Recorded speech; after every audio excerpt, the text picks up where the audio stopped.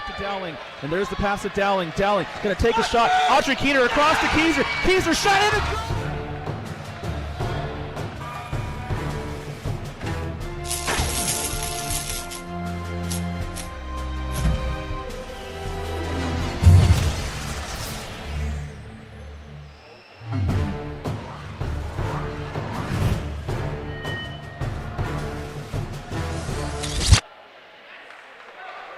And we are live here at the 2023 Conference Cup Series, Championship Series. We have the Tidewater Piranhas of Virginia versus the NEP Wildcats of New Hampshire. My name is Peyton Sefik. I'm joined at the desk with Britton Nemesek. Britt, happy to be here with you. Good to be here to call some exciting power soccer action today. All right. We're getting right into it. The Tidewater Piranhas find themselves in an early offensive position. Quick kick by P.J. Shaw. All right, Britt, I know you're new to the game of power soccer, but you were able to catch a few games yesterday. What struck you about the games? You know, there's a lot of passing back and forth, really kind of tic-tac-toe. That really impressed me. All right. Just ball control was very impressive. Yeah. Yesterday was Founders and Presidents level. Those are the lower two divisions. This game is a Champions Cup level division. And we're starting to get into the really skilled teams here. And evident real quick on the first minute of this game. We have head referee Jonathan Newman on the call today, legendary power soccer coach or referee. He's been doing it for a long, long time, so I expect a clean game from both sides. P.J. Shaw seems to be taking quicks early and often here for Tidewater.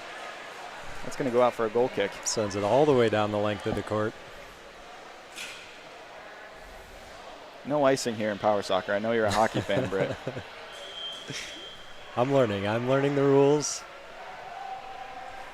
Very similar to able-bodied soccer with some key differences, including spacing, like the 2-on-1 rule. We have William Johnson here taking a kick in. Nice play design by NEP Wildcats to gain a lot of floor there.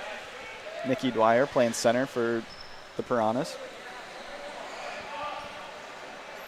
Lucas Carrier shepherds the ball out of bounds. It's going to be Wildcats' ball. Really end-to-end stuff so far in early goings of this one. Yeah, it looks like both teams are trying to feel each other out. And, posturing, seeing who might make a mistake early. Yep. That's what it's all about early in these tournaments is just it's not necessarily playing the best soccer so early on in a tournament, but just making sure you limit the mistakes.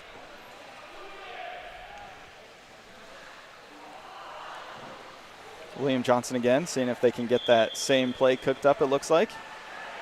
They send their center straight down the court. Jonathan Newman blows his whistle for a 2-on-1 on Tidewater. They got a little too close together. Again, great play design by the Wildcats.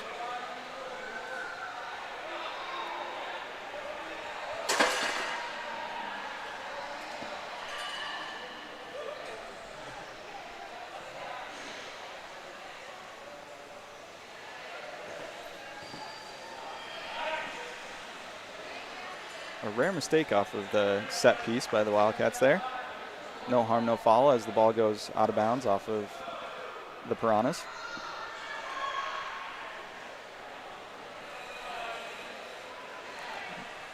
Nice dish and back. Really good ball movement here.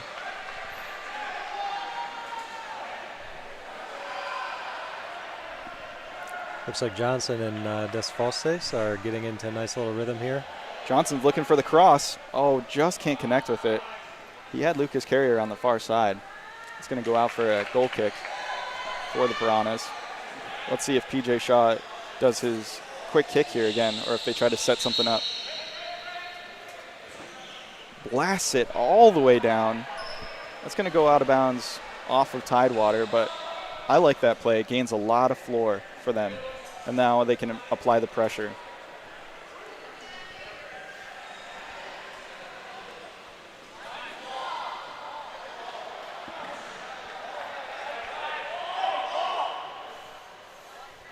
Seems to be a little confusion on who that was off. Jonathan Newman checks with his sideline ref, Allison Hayes. And they get the decision right in the end.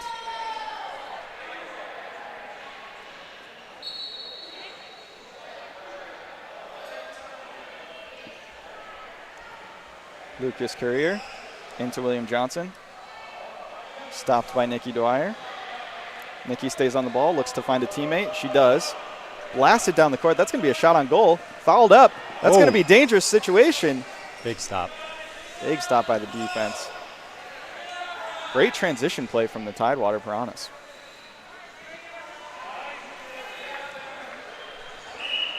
Another a 2-on-1 going against the Wildcats there. Could have gone either way. I think the Wildcats got a little tighter initially. William Johnson reads the quick kick from PJ Shaw, and that's going to go all the way down for a goal kick, but could have been a dangerous situation as they didn't have anybody back on defense quite yet. Shaw seems to be favoring the hard spin kicks here. Yeah. Sending it very far down the court. See if they can pull it off again. He goes out wide. Oh. Just missed by Sam Sawyer.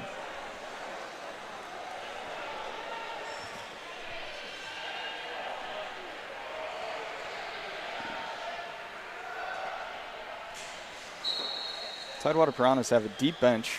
Wouldn't be surprised if we see some substitutions in this game.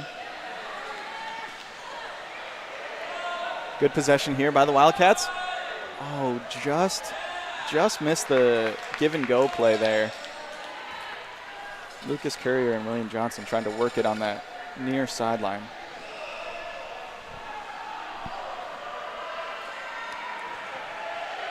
Shaw now. Nobody, the goalie's up taking the kick, so that means no one's protecting their goal.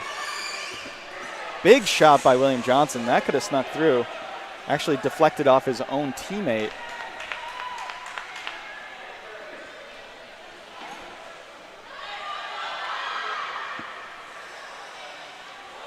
Tidewater playing very aggressive here, 4 up. Nikki Dwyer floating in that deep center position, but they have nobody on their half of the defensive court. Just one wrong bounce, and that could be trouble for them. Could be risky. Good play by Nikki Dwyer to keep it in the offensive zone.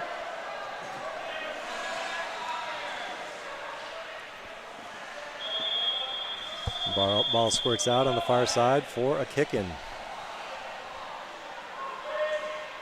NEP looks to go quick. Give and go. Just a little too weak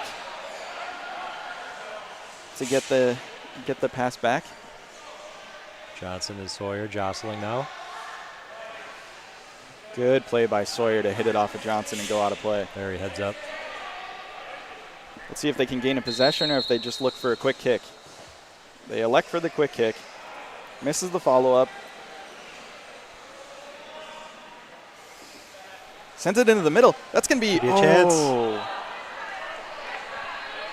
Just missed by the number 10 for the Tidewater Piranhas. That could have been a dangerous shot. He was going for that spin kick and just came up shy. Glanced down at the keeper. Keeper was trying to figure out which way that shot was going to go. Great play down to the sideline by the Wildcats. Passed into the middle. Takes a shot. Nikki Dwyer's there, but Johnson with a follow. Big save, Shaw. Wildcats are getting a little bunched up there. They need to space out, and they do. Johnson now in the deep corner. Sends it into the middle. Dwyer's there. Sends it all the way down the court. It's going to go out for a goal kick. Good pressure by the Wildcats, but not quite sustained yet.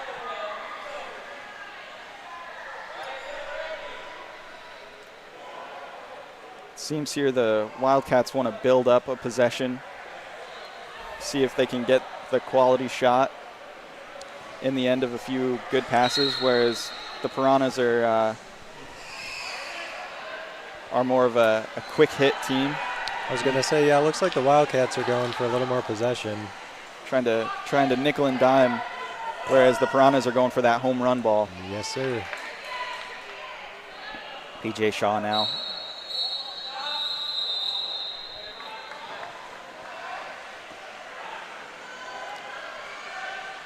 Piranhas appear to be substituting.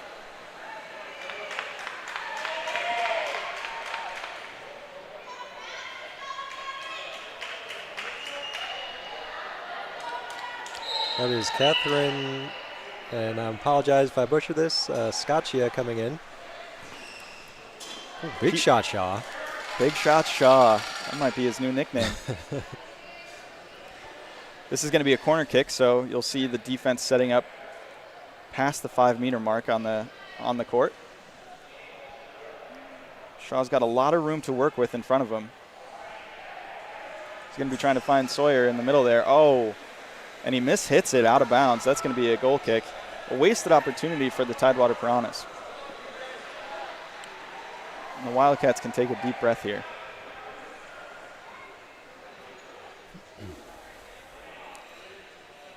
Wildcats setting up in their classic.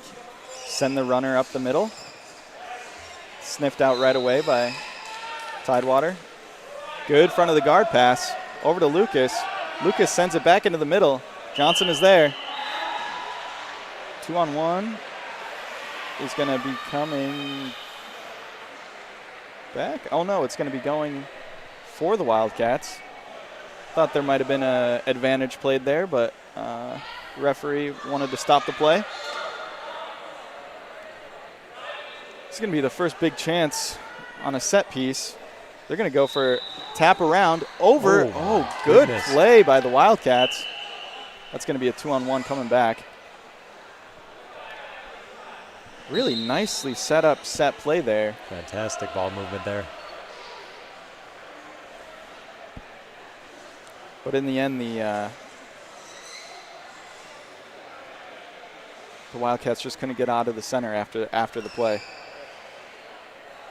Now, Peyton, for those at home who might not know, would you mind going into explaining what the 2-on-1 rule is? Yeah, 2-on-1 is it's a rule designed to keep the spacing apart on the floor. So you can't be within a certain distance of your teammates. I believe it's 3 meters of your teammates. So it's designed to keep open floor and promote passing.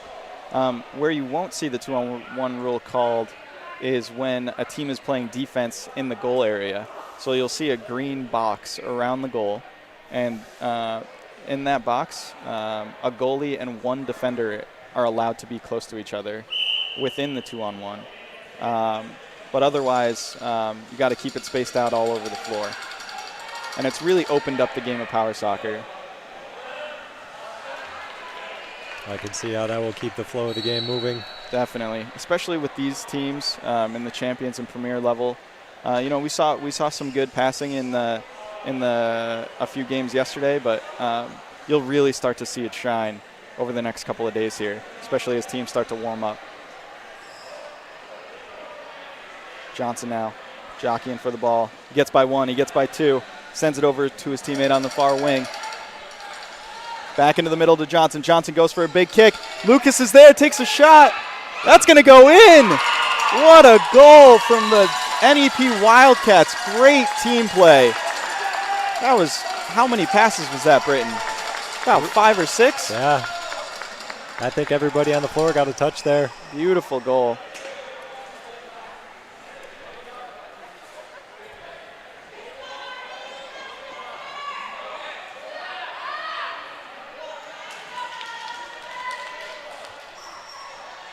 Now, you were just talking about the spacing. The Wildcats had great spacing on that play there. Definitely.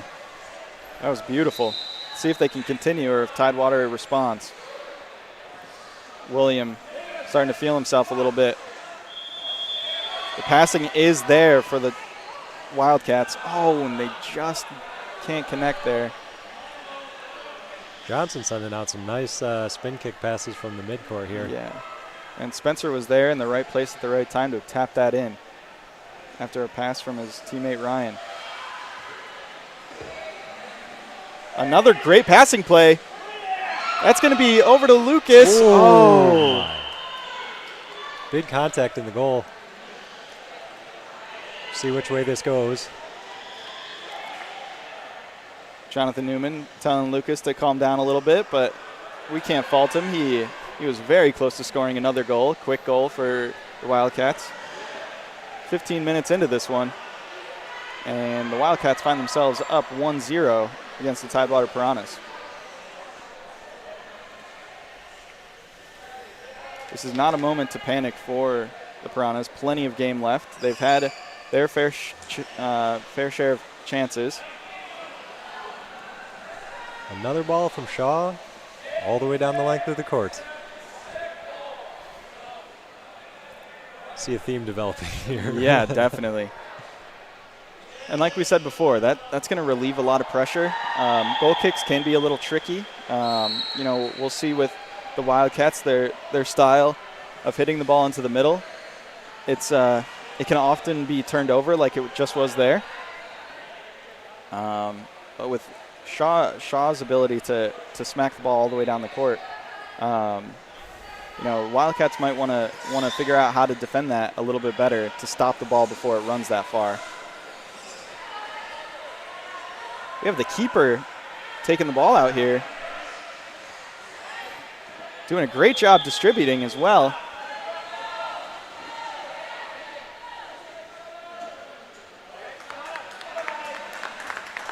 Great play from the keeper for the Wildcats.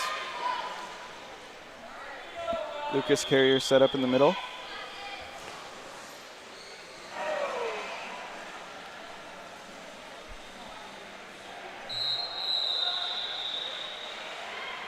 It's going to remain Wildcats ball.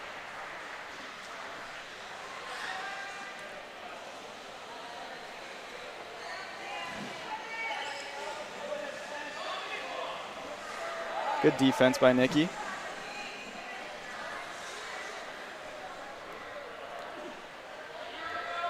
I want to take this time to thank our sponsors, MK Battery, Biogen, Peyton Sefik, and Britton Nemisek on the desk here at Power Soccer Shop.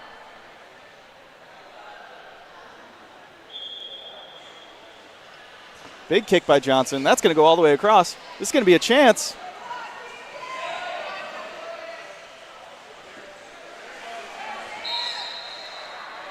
Sniffed out by the Tidewater Piranhas defense. Remains Wildcat ball. They're really dominating the possession here in this half. Pressure is mounting at the end of the first half here. About 2 minutes to go, plus stoppage time. William looks like he's winding up for a big kick. Seeing his options.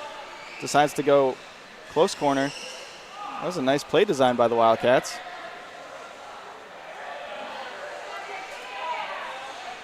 Great pass. Just sniffed out by Johnson. Good D.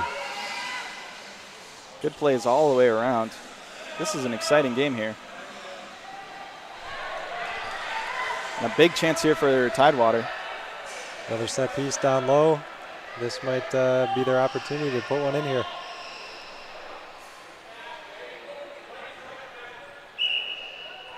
DJ Shaw on the kick. It's pretty tight in there. William Johnson looks like he's trying to bait the shot. He does. PJ's just going to let that roll out for another kick.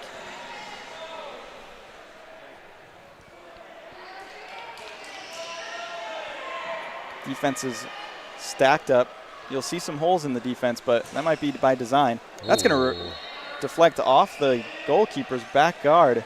That was a dangerous situation. It's going to be a corner kick now.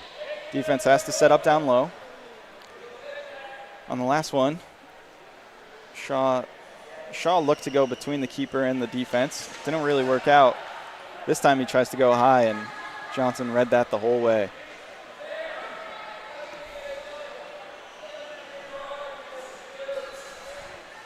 Into stoppage time now. Tidewater really pushing to get a late equalizer here in the first half. NEB Wildcats seem to be comfortable just letting it deflect off of them. They've kind of set their haunches here back on D. That's right. Looking for any kind of space. Johnson denies them yet again. And with that, the final whistle of the first half. I'm Peyton Sefik. This is Britt Nemisek. Tidewater Piranhas down to the NEP Wildcats 1-0. We'll be back for the second half.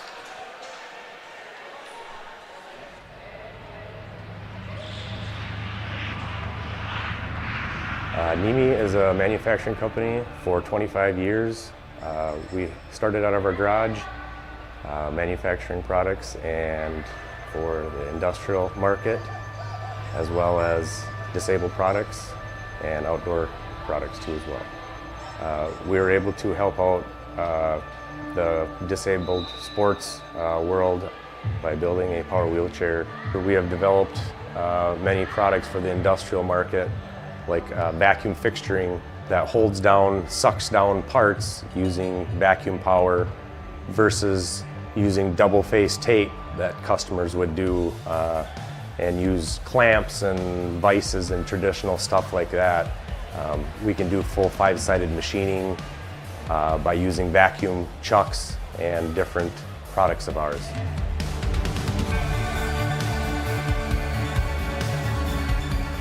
The Strike Force has redefined power soccer game, giving the individual the ability to express inside of him how to play the game without holding back. We have built a chair, the Strike Force, to be low profile, fast, quick, and take over the game.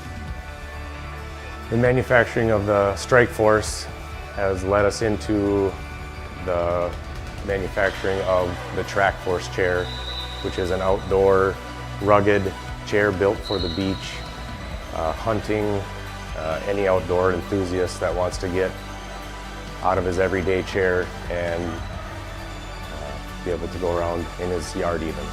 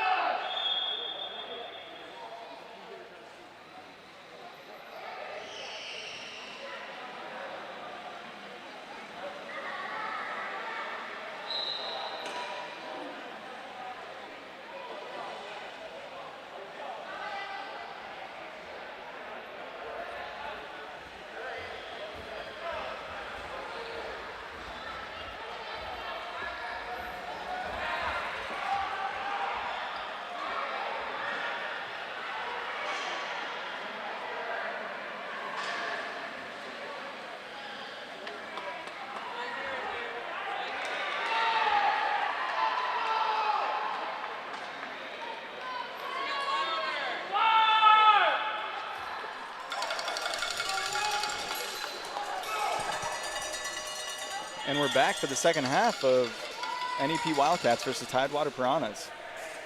If you're just joining us, NEP Wildcats scored a beautiful team goal about halfway through the first half. I'm Peyton Sefik, joined by Britton Nemesek, my broadcasting partner. This game was wide open in the first half. What'd you see? Yeah, so I think the Wildcats really kind of controlled the ball. They seemed to have more possession. Kind of like we were saying, Piranhas were kind of going for that home run ball. Shaw had a lot of big boomers out of net. Right. A lot of free kicks down near the goal, but not too much came out of it. Wildcats were playing great D down low. And we wanted to apologize for any Wildcat fans watching. We had a name mix-up there with Ryan Vignier and Lucas Courier. Names were never my strong suit, Britton, so I hope the audience out there forgives us. But Ryan, the son of head coach Mike Vignier, and they've built a really good program up there in New Hampshire. And looking hopefully to make a big run for the ever-elusive Finn Cup for the Champions Cup here.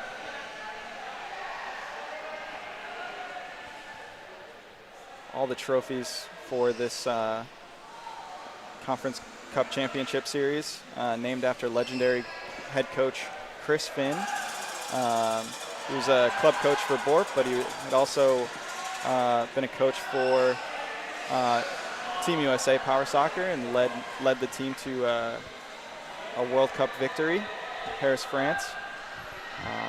I was lucky enough to play for Chris over the years, and he was a pretty incredible person. Definitely deserves the honor of having the trophies named after him. All right, let's see some Power Soccer action. Whoa, big kick. Huge shot from Tidewater Piranhas early on here. They look to be bringing it to the Wildcats here in the second half, early on.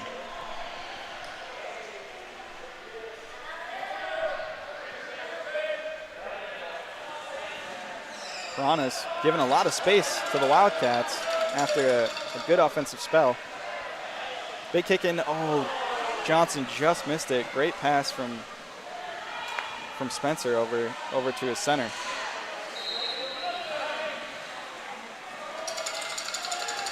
Lucas Courier has put the goalie penny on. Seems like we had changes on both teams for the keepers. We'll see Nikki Dwyer playing in the center with the keeper jersey on as well. That leaves PJ Shaw back in net with no keeper penny. So that means only Nikki and Lucas can be the ones playing in the box with with another member of their team. Good pass from Ryan over to Lucas. Back to Lucas, who looks for a big kick. Just missed Ryan on that far side wing.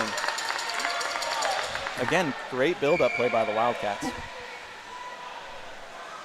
Yeah, good looking shot there. Just couldn't come all the way around on it, put it a bit wide.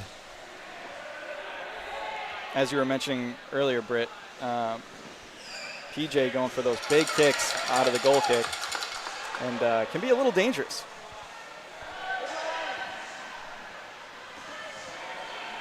It seems like if the defense gets a hold of it, they could just send it right back down back towards Shaw. And that's the danger of a big kick like that coming out of goal when you don't have a goalie playing back there as well. Got to be very confident that you're going to put it by the goal kick defense. Tidewater looking to establish themselves early in this second half.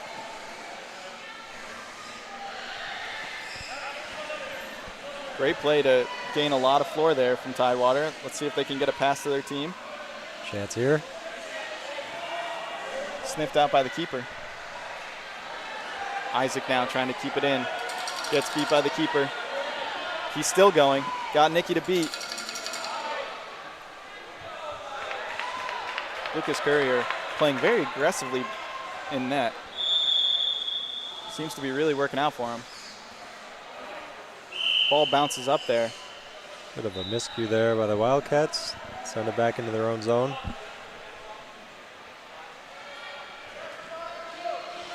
For those who don't know, in power soccer, we like to keep the ball on the ground. So if the ball bounces up over 15 inches, I believe, it's going to be a set play. And it's like a neutral dead ball. So 2 players park a meter away from the ball and come at it. No crashing. Spencer with a good clear out. That's going to deflect off of Nicky and go out of bounds.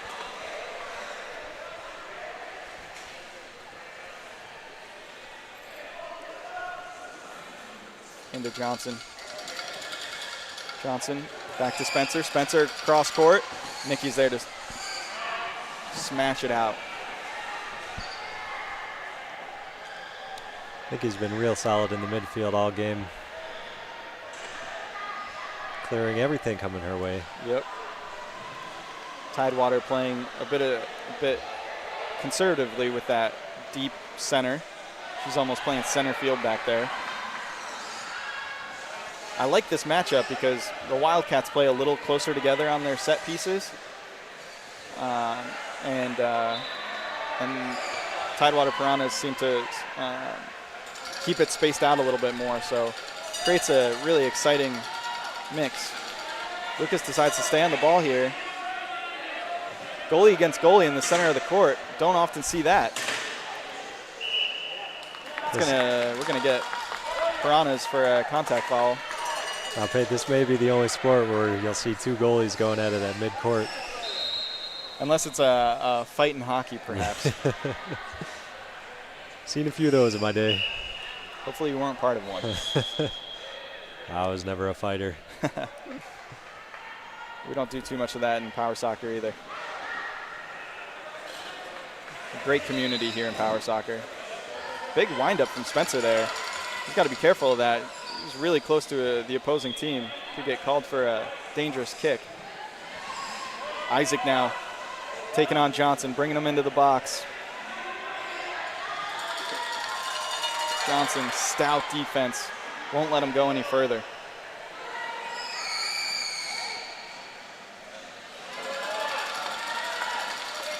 Wildcats on the break now.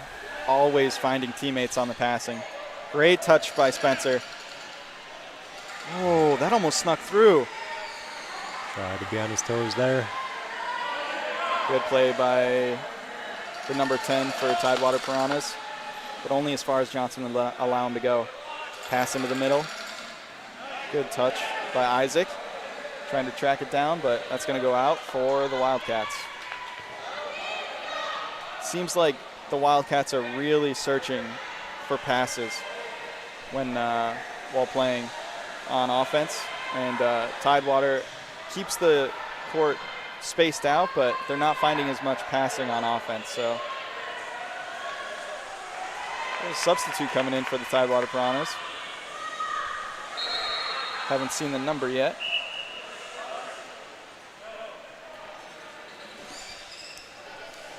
Number 13 is Connor Hurst. Young gun coming in for the Piranhas.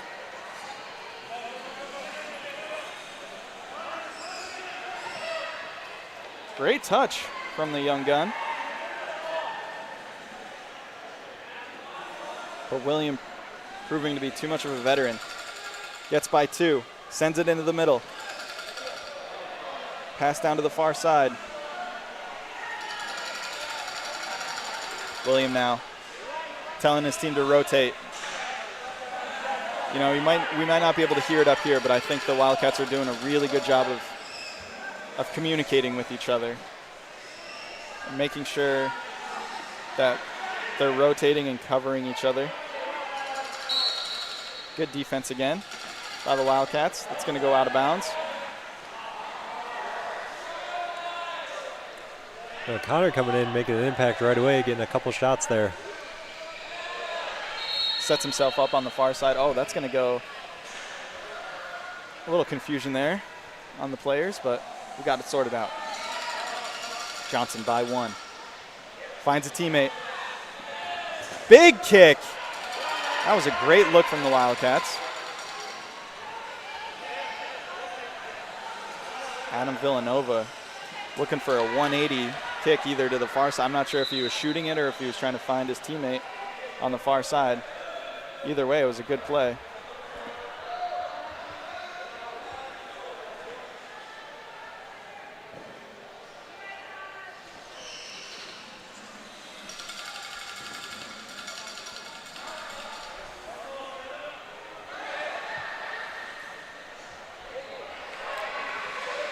Ten minutes into the second half here.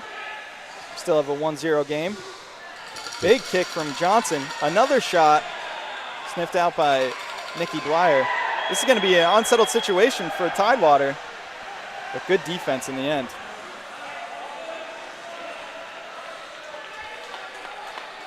Game's starting to open up again. Sam Sawyer with a quick kick. Johnson was read it the whole way. Seems to have Tidewater's number on those quick kicks. Little give and go here. Ryan and William. Looks like it's going to go out for a goal kick, and it does.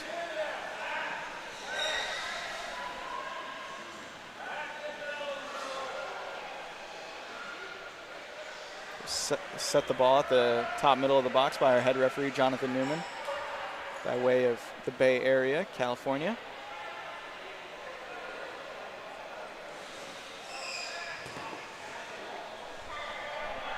Tidewater gets a turnover off the goal kick.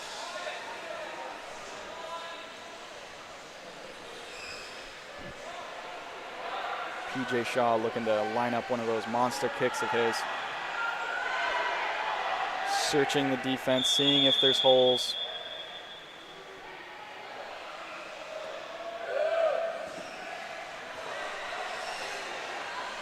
Johnson again reads it. Johnson has been standing in there very tall.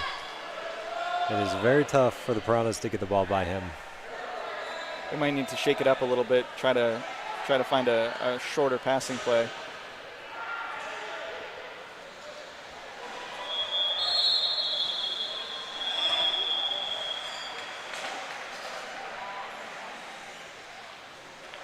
The Wildcats had early success with those goal kicks with the center running through the middle. Haven't had much since the early goings of this game. It looks like the Piranhas kind of figured out how to play that on D. We're going to have another substitute here for the Tidewater Piranhas. As soon as we see that number, we'll let you know.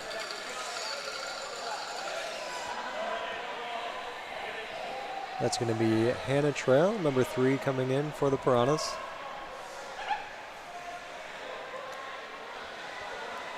That far side wing for the Piranhas, whether it's Connor or Hannah, they're setting up pretty deep, thinking offense only.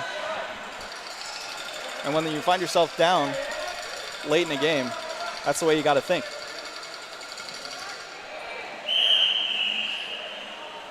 Looks like Jonathan Newman thought the ball came up just a little too high, and we're going to stop play and do a set.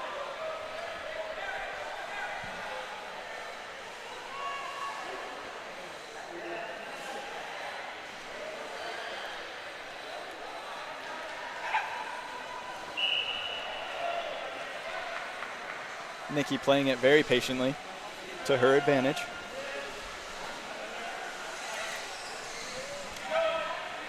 Keeps it on that sideline. That ball stays in. My goodness. What a touch from William Johnson. Don't think I've ever seen that. Nikki Dwyer thought she had him dead to rights. And William, they're kind of laughing about it together. Great to see that sportsmanship.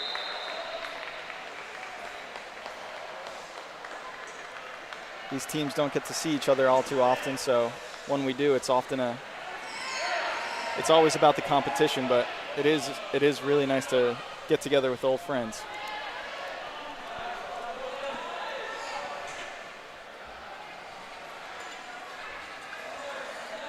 Let's see if Tidewater Piranhas can lock in the Wildcats here, generate some offense.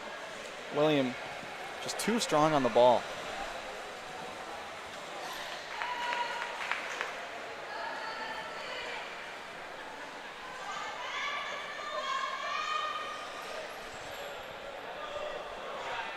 Fans of the Wildcats urging their team on here.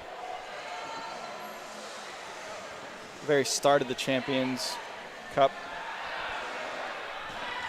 Starting out early with a big win, 1-0 against a team of equal skill, goes a long way for that morale.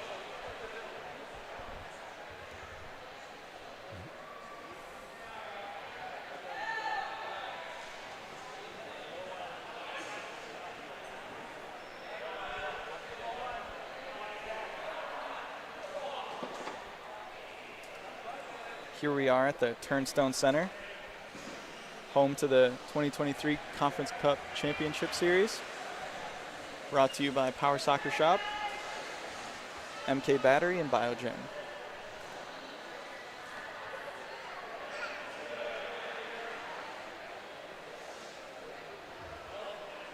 I'm Peyton Sefik here with Britton Nemisek. Britt, we're almost through this first game of Champions Cup. What are some differences you see between yesterday's game and the early goings of today? Well, we've seen a lot more shots on goal today, especially in the second half here. As William Johnson is going to get a shot on goal. And that's going to go between the defense, just as Britt says it. A lot of shots on goal. William takes 2 defenders with him. That might be the nail in the coffin. They say you miss 100% of the shots you don't take, so they're just ripping them on there. That's right. That's right. You know, Britt, you were saying you've seen a lot more shots, and I think that is due to a lot more passing, opening up the floor, finding teammates in space, and allowing them to just take a chance, you know?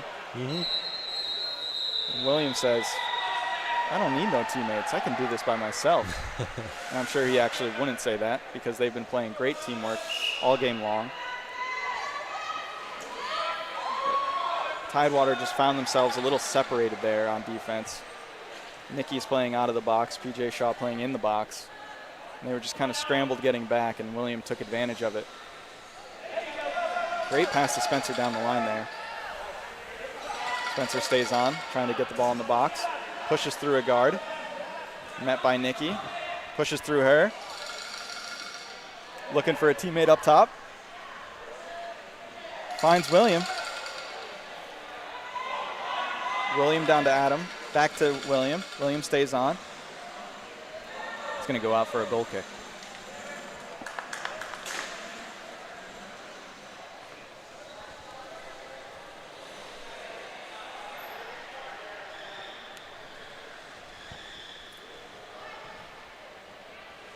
About 2 minutes to go here. Getting 1 goal back for, obviously they'd like to get 2 goals back, but even getting 1 in the late stages of this game would go a long way. In these tournaments, it's a round robin style. I know yesterday you were talking about goal differential being a big part of the tournament here. Exactly, exactly. Obviously you want wins, but if you can't get them, you know, you wanna at least make games close, because it really comes into effect when seeding comes down the line and the knockout stages start tomorrow for these teams. Big kick from PJ. Might be taking a little aggression out on that one as he sends it all the way down.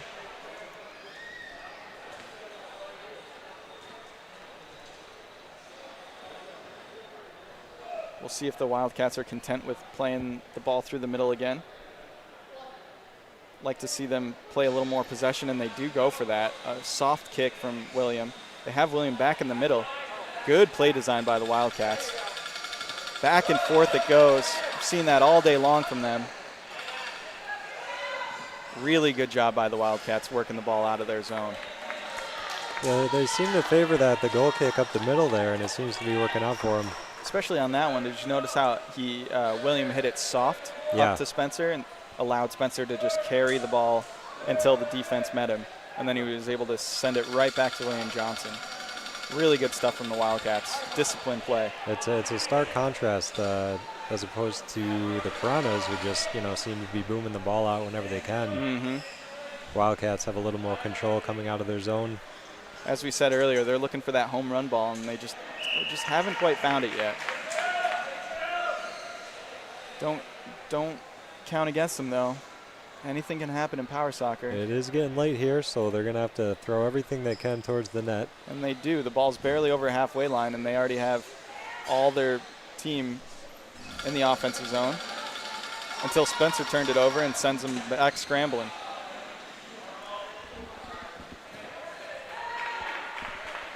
We're in stoppage time here. I would say it's maybe similar to when you pull your goalie in hockey. Bring everybody up the floor. Pretty similar. Got nothing to lose. Except that goal differential, of course. There's absolutely nobody in goal. William can take a shot here. He elects to go for the pass. Jonathan Newman blows the final whistle. We have Wildcats 2, Piranhas 0. Great game from the Wildcats. I think we'll still see the Piranhas make a good push later in this tournament. They're going to connect on some of those big hits, but for now, the Wildcats' discipline paid off for them. I'm Peyton Sefik here with Britt and Nemisek. Britt, any closing words? Yeah, thank you everyone for tuning in, and we'll catch you for the next game. Coming up soon. We're Power Soccer Shop. The home of the Conference Cup Championship for the USPSA. Thank you again to MK Battery and Biogen. We'll see you next one.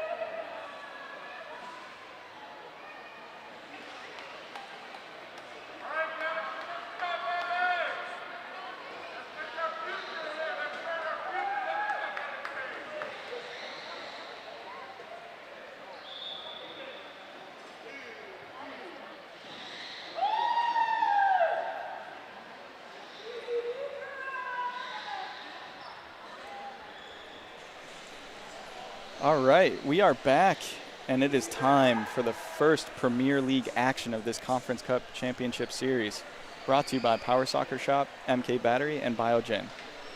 My name is Peyton Sefik. Along with me is Britton Nemisek. Britton, what do you got for us?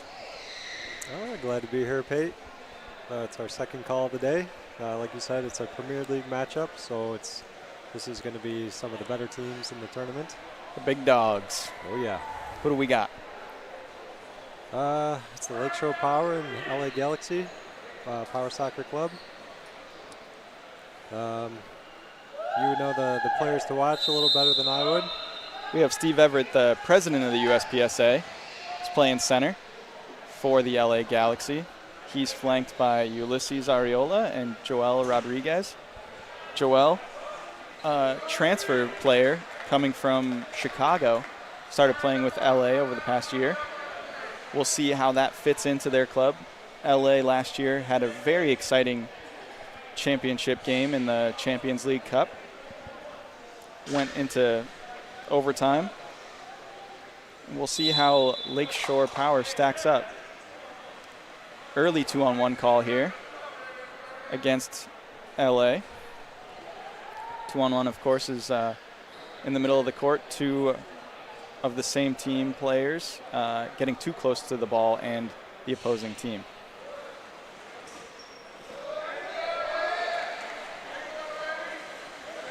Lakeshore playing with the goalie out.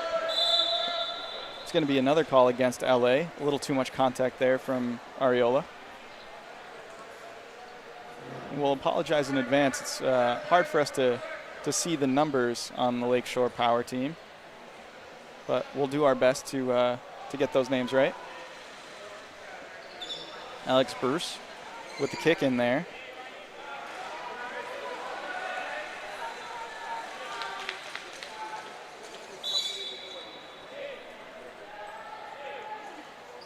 Nikisha Adams chasing it down and actually hitting it off of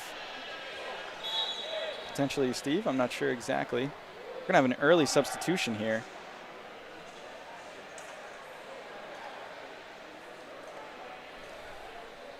Seems to be a bit of confusion on LA's part.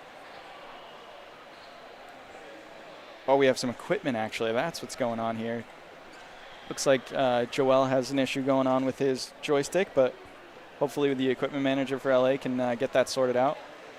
He's going to come off. And LA brings on an early sub.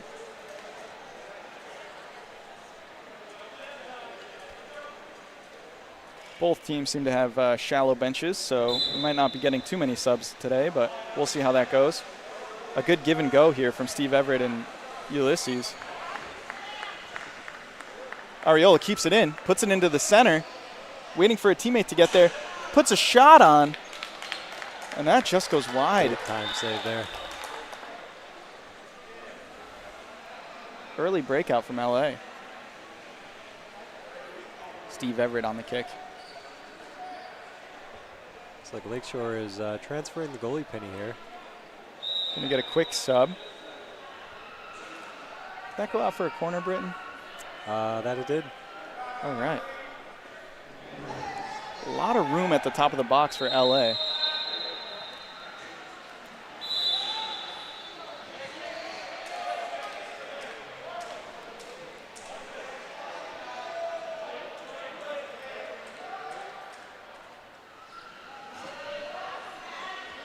Running a motion offense there.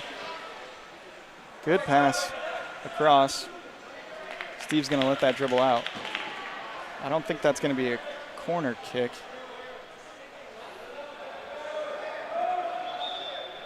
Oh no, they said it went off the end line, so that will be a corner kick.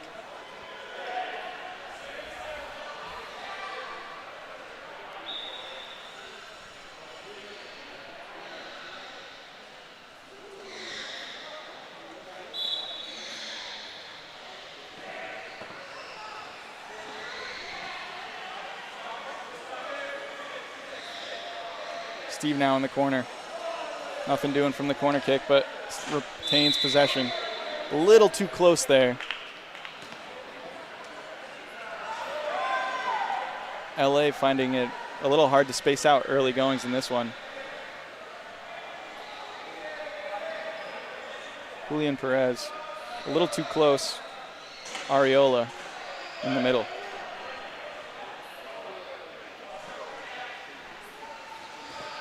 Not exactly sure what's happening on the sideline for LA, but it seems like Joel is getting some equipment rearrangement. That might be speaking to their spacing issues early going in this one. Lakeshore deep in their end.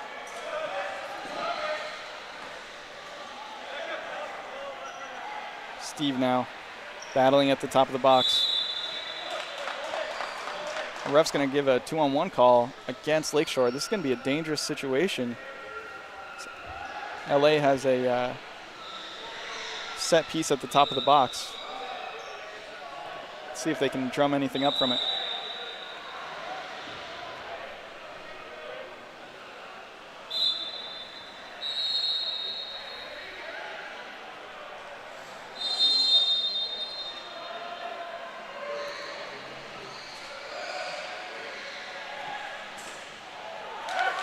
The motion offense doesn't quite work for LA. That ball's come screaming down.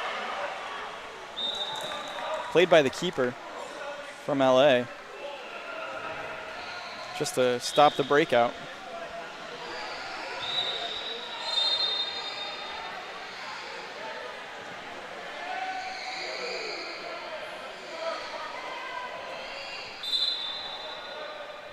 Ever having a few words with the ref here as they get ready for the kick in. I want to know anything about that, Britt. Heard he can be a firecracker on the floor sometimes. That's why they put me in the booth.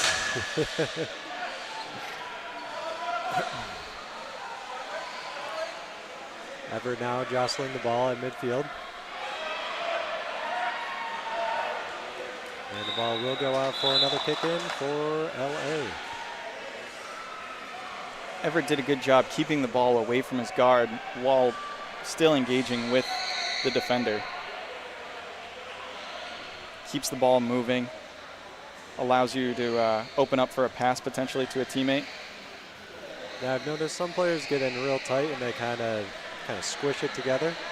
Mm-hmm. And you're saying to keep a little space is probably a little better to maybe find a pass out of it. Yeah, exactly. You know, a few years ago, the play was always to get the ball as close as possible and try to push your way through the opposing team. But just with the quickness of the chairs and how everyone's skill is constantly advancing in power soccer, passing really seems to be the way to advance the ball up the court. And the best way to do that is to keep a little space off the ball. Everett again with the kick in. Over to Areola, back to Everett. Everett controlling the ball on the side. Back to Areola, looking for the cross. There's a shot, big time save there by Lakeshore. Off the post, great ball movement from LA. Big chance. Cosmo Rudd on the far side was ready for that one. Opened up and tried to 90 it in there and then got the ricochet. Put it off the front of his guard, but just wide in the end.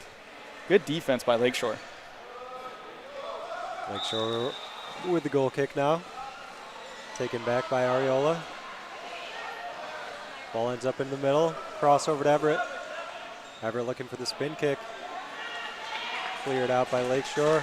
Oh, big deflection in front. Oh, and it just goes wide. LA's finding those deflections early in this one. They look to capitalize on that soon. And that plays into what we were talking about earlier with keeping the ball a little further outside of your guard to look for those deflections. Direct the ball where you'd like it to go. Adams now on the wing. Might not have connected with that one, but gained a lot of floor. I'd like to see that from Lakeshore. Let's see if they can lock it in on defense here and get a turnover in the offensive zone. Yeah, sometimes when you're under pressure for an extended amount of time, the best thing to do is just get the ball down the court. Definitely, especially with a big kicker.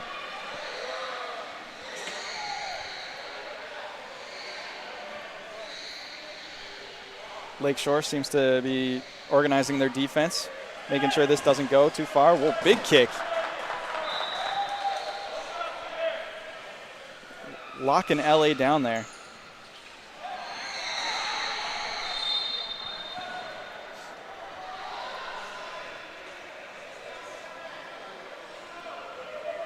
Steve Everett directing his team. A rare occurrence where he is a starter on the court. He's also the head coach of the team. Oh, and let's not forget, he's also the president of the league. So a multi-talented man, that's Steve Everett.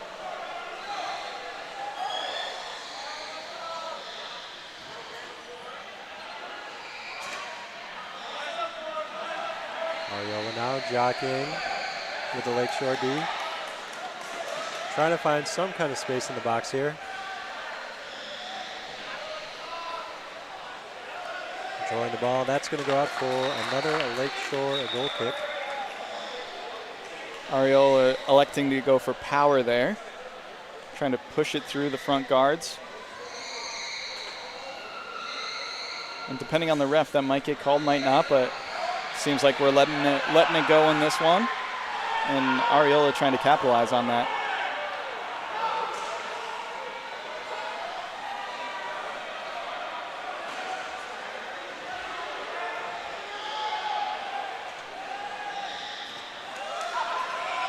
Ariola looking for the center ball now. Oh! Big spin kick by Steele.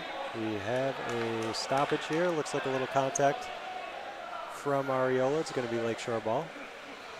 If you're at home wondering which way that call is supposed to go, the ref inclined to think that the player had already initiated the spin kick before Ariola jumped in there. So if a player is already spinning, you can't just jump in and draw the contact foul. Ooh. More contact. And that's going to come back the other way. LA looks to establish some offense.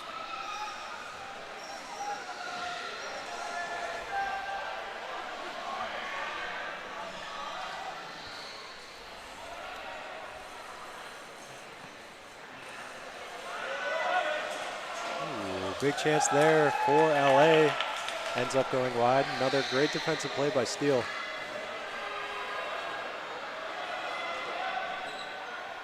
Steele has shown up big time. 12 minutes into the first half, we have a 0-0 ball game.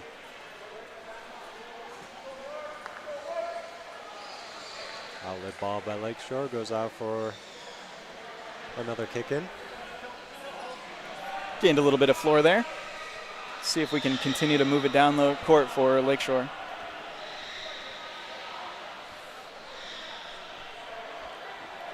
Lakeshore is a beautiful facility outside of Birmingham, Alabama. Olympic and Paralympic training facility that has a lot of different programs, including power soccer. I was lucky enough to play down there while training for a World Cup back in the day. Head coach Chris Finn, who the trophy is named after that these two teams are chasing, the Finn Cup.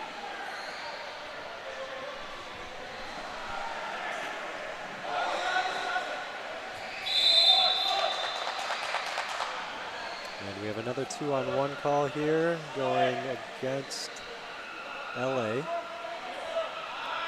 Just not enough spacing between the two wings there. And if you tuned into our previous game, we had talked about communication with the NEP Wildcats in the Champions Cup. And they did a really good job talking to each other, making sure everybody was spaced out. And I think you know, it's early on. This is one of the first games for the Premier League team, so it's early in the tournament. You know, got to warm those voices up, just like us. All right. While we were talking about that, it looks like we have a substitution for LA. Joel Rodriguez comes in to play goal. Talking about communication, Joel is one of the best communicators when it comes to encouraging his team and directing his team out there. So expect to see communication spike in the right direction for LA here.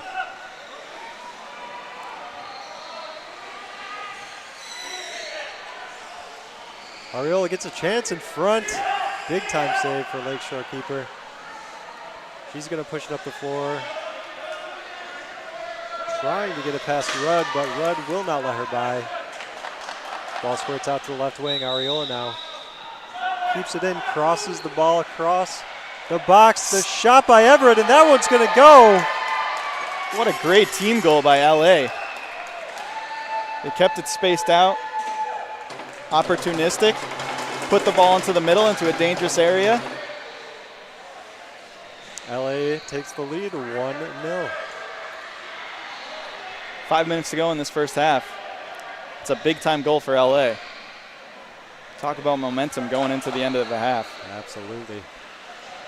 Yeah, they were pressuring all half, and they finally got the break for them to go their way.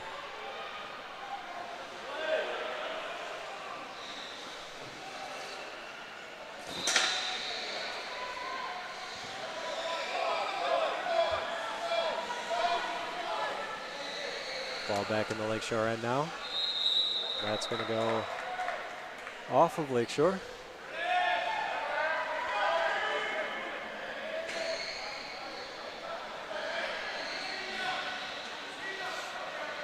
Everett looking for the kick in now, commanding the troops from the sideline. Moves Ariola down or back up to the top of the box to give him a better angle for a shot. Big kick across. Ooh. Gets intercepted by Rudd, and that's going to trickle out for a corner off of Lakeshore. Cheeky little touch there by Rudd. Didn't look like he was in position for a shot, but somehow ended up putting it towards the net. Lakeshore swapping goalie pennies. And they do that seamlessly. Didn't even ask the refs for a substitution. But I'm going to let it slide. It was a slick play. Oh. We have a Lakeshore player up on his back wheels here. Whoa. We're going to have an equipment stop here. Never like to see that.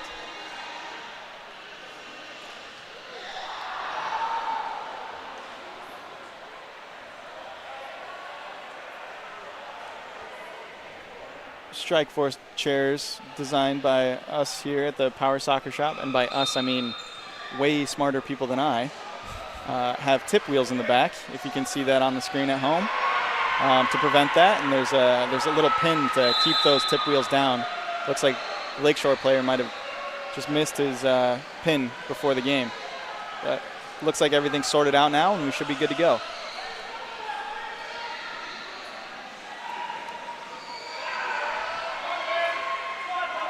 Ball back in the Lakeshore end. Steele jostling in his crease. We have contact here again on Ariola. Again, Ariola electing to go with the power route. And the ref's not going to have it this time. Just want to touch on the Strike Force chairs real quick. They're obviously designed for competition and elevating the play of power soccer across the globe, but I think one of the best features of the Strike Force chair that has been introduced to the game is player safety. We never see players going over. That was a big thing back in the day of players playing in everyday chairs, just rolling up on the ball and flipping over. Now with the Strike Force chair, player safety is a huge thing, not only in the rules of the sport, but also how equipment is designed as well.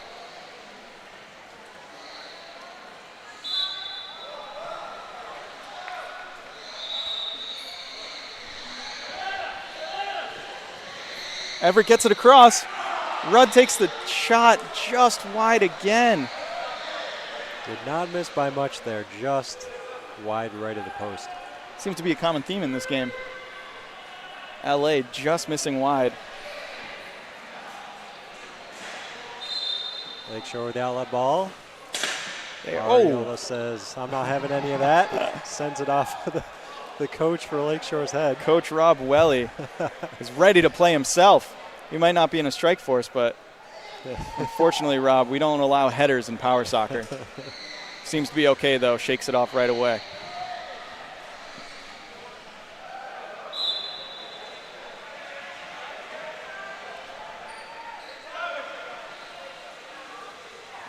Everett in his own end. Challenged here by Steele. Ball out for Lakeshore kicking. All right, this is a big possession for Lakeshore. They haven't had much. We are in stoppage time here. Let's see if they can get one last chance at it before the half. This is a big moment for them. They haven't had any chances, and unfortunately that goes straight out for a goal kick, but encouraging still from Lakeshore Power.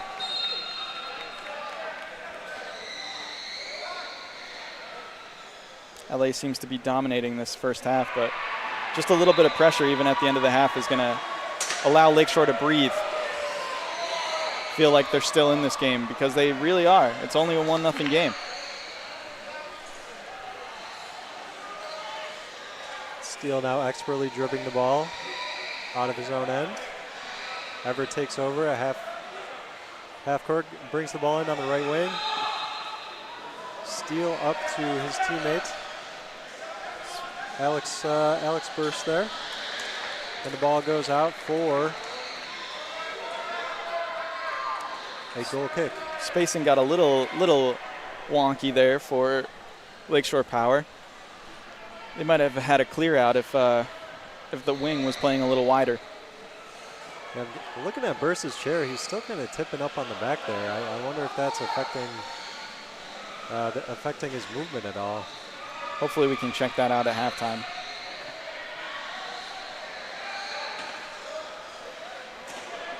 LA searching for one more before the end of the half here. Not going to be able to go through the defensive guard. Better to find a pass here to a teammate. Tries to, but doesn't get any good power on the pass. Great move here out of the Lakeshore end. Keeps the ball on the guard. That's going to be the end of the half, but encouraging stuff from Lakeshore right at the halftime whistle. Here we are, halftime. LA Galaxy Power Soccer Club find themselves up 1-0 against Lakeshore Power. I'm Peyton Sefik with Britton Nemisek here. Thanks to MK Battery, Biogen, and of course, us here at Power Soccer Shop. We'll be back for the second half after this.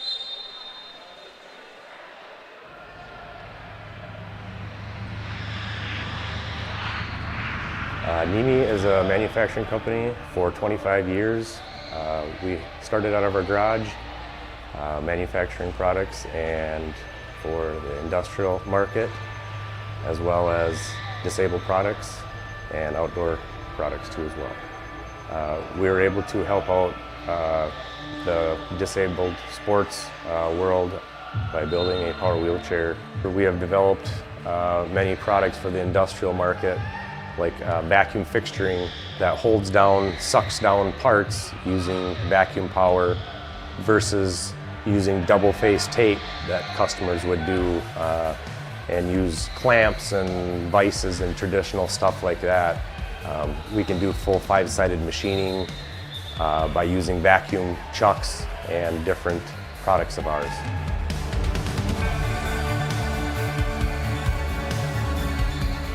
The Strike Force has redefined power soccer game, giving the individual the ability to express inside of him how to play the game without holding back. We have built a chair, the Strike Force, to be low profile, fast, quick, and take over the game. The manufacturing of the Strike Force has led us into the manufacturing of the Track Force chair, which is an outdoor, rugged chair built for the beach, hunting, any outdoor enthusiast that wants to get out of his everyday chair and be able to go around in his yard even.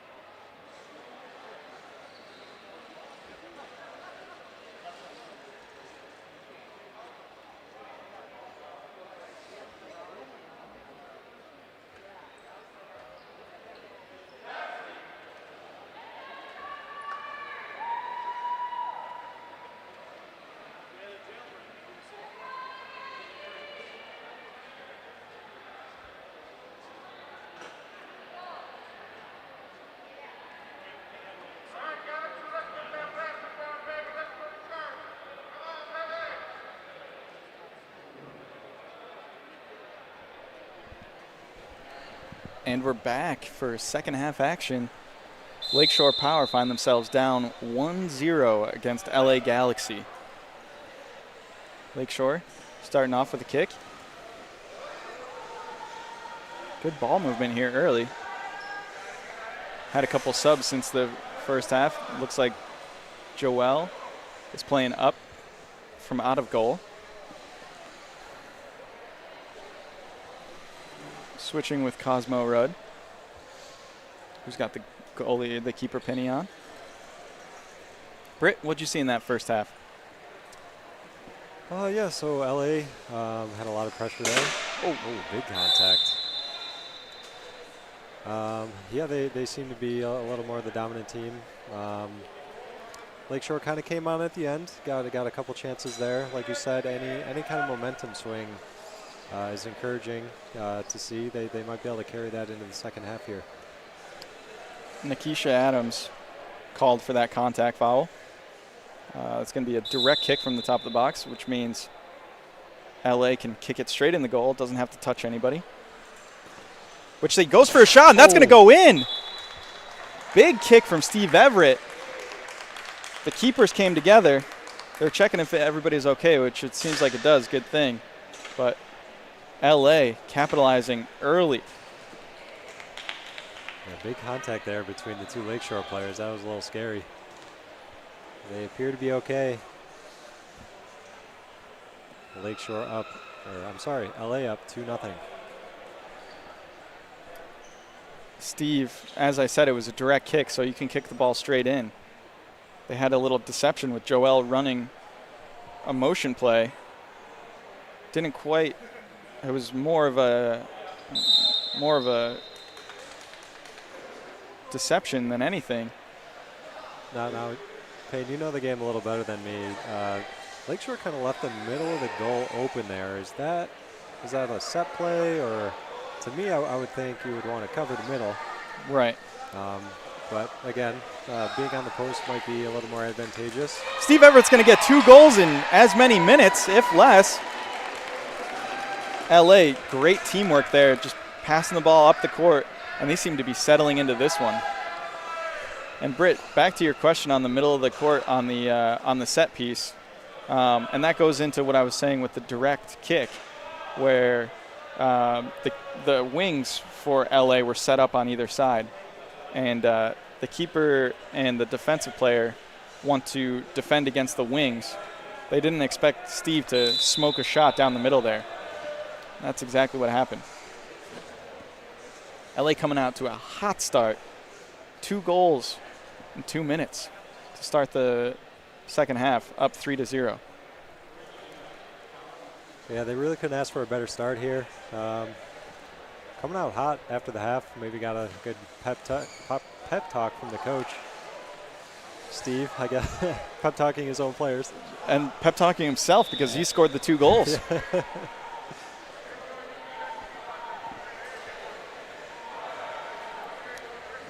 Ariola at midcourt now. A lot of contact there. Contact with Steele, no call made. Now the call comes out. 2-on-1 against LA. It's going to be Lakeshore ball. Shavar Steele is playing that central role for Lakeshore. He's not going to be on the kick here. Let's see if he can spark the offense with the big kick in from Alex Bruce. Steele directing where he wants the ball. Gets it exactly there. Oh. Good look there from Steele. Good look. Unfortunately, the far side wing just wasn't in position. Adams came flying in just a little too late. Encouraging, though, from Lakeshore. It's good to see them not quitting on this game, even though they gave up a couple of early second half goals.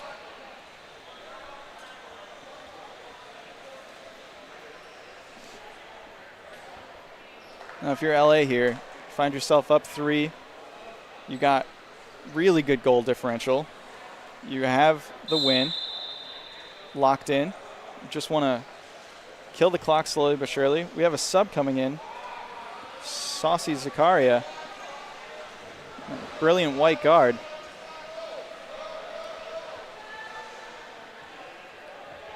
Joel now looking to pass to Steve.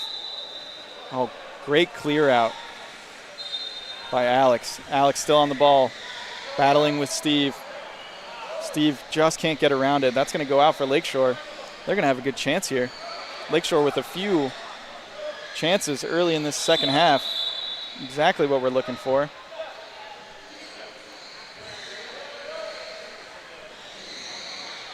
Going to get a sub here for Lakeshore.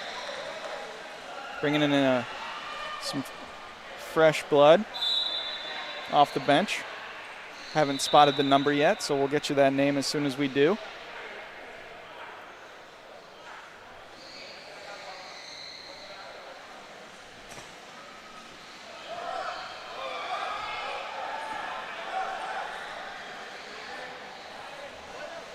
Don't have that number on our score sheet, so we apologize to any Lakeshore fans.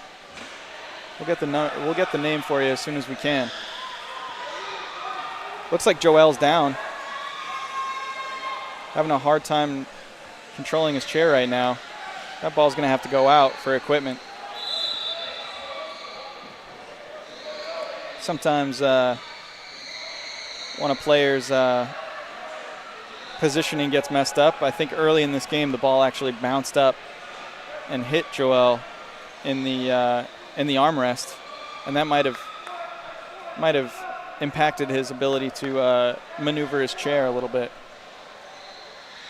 Sometimes our equipment really needs to be the perfect spacing for us to be able to continue. And unfortunately for Joel, he's dealing with some issues ever since that happened. LA has a deep bench though here.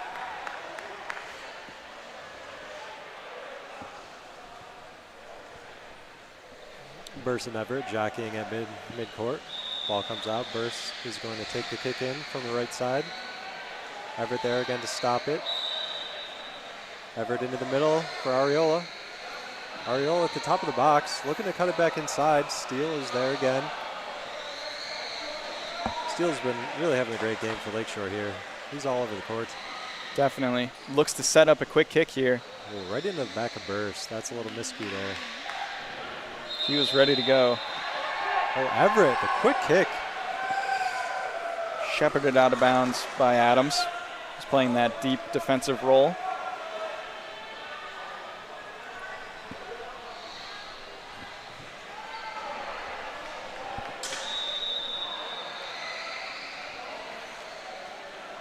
Steve Everett now on the kick.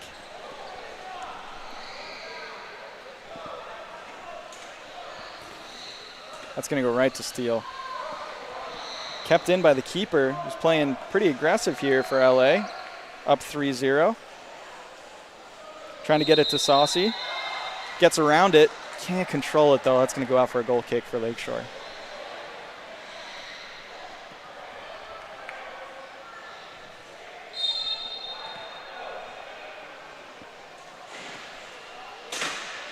Big contact. Seemed like it could go either way on Steele and Zakaria, but yeah. Ref electing to give it to LA. Everett directing his team now.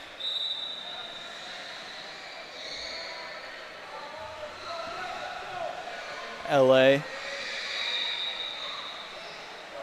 not electing to go conservative here. They know that goal differential could really play a big part in this tournament, and they want more.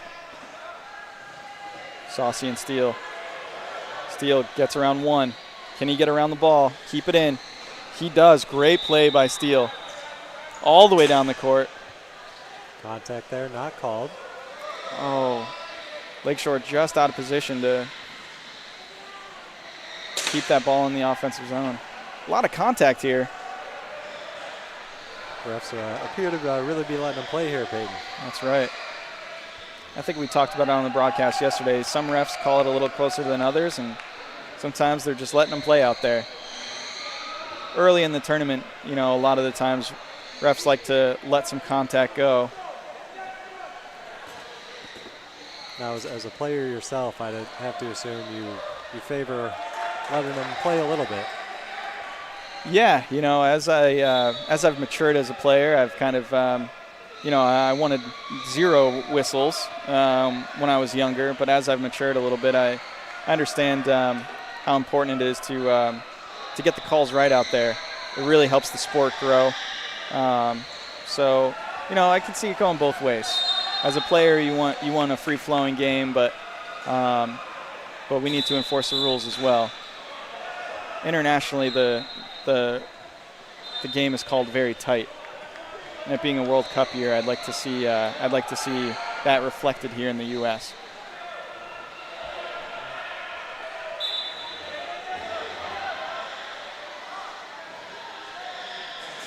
Everett now the kick in from the side. Ariel brings the ball top of the box, looking for Everett in the middle. Spin kick from Everett. This one's going to go on goal. Big save, Adams. But that one's going to go in for Saucy Zakaria.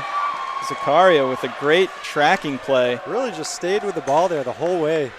Good passing between Ariola and Everett in the middle of the pitch. Found their weak side wing to bury it home. 4-0. LA really pouring it on here, looking good. 9 minutes to go, and as we said, that really important goal differential, they are chasing that down.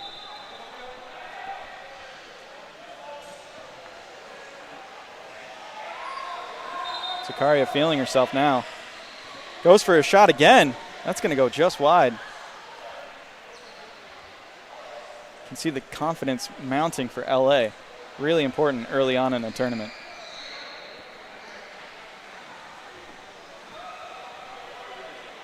Speaking of early on in a tournament, if you're Lakeshore, this is not the time to panic, Stop the bleeding, on to the next game.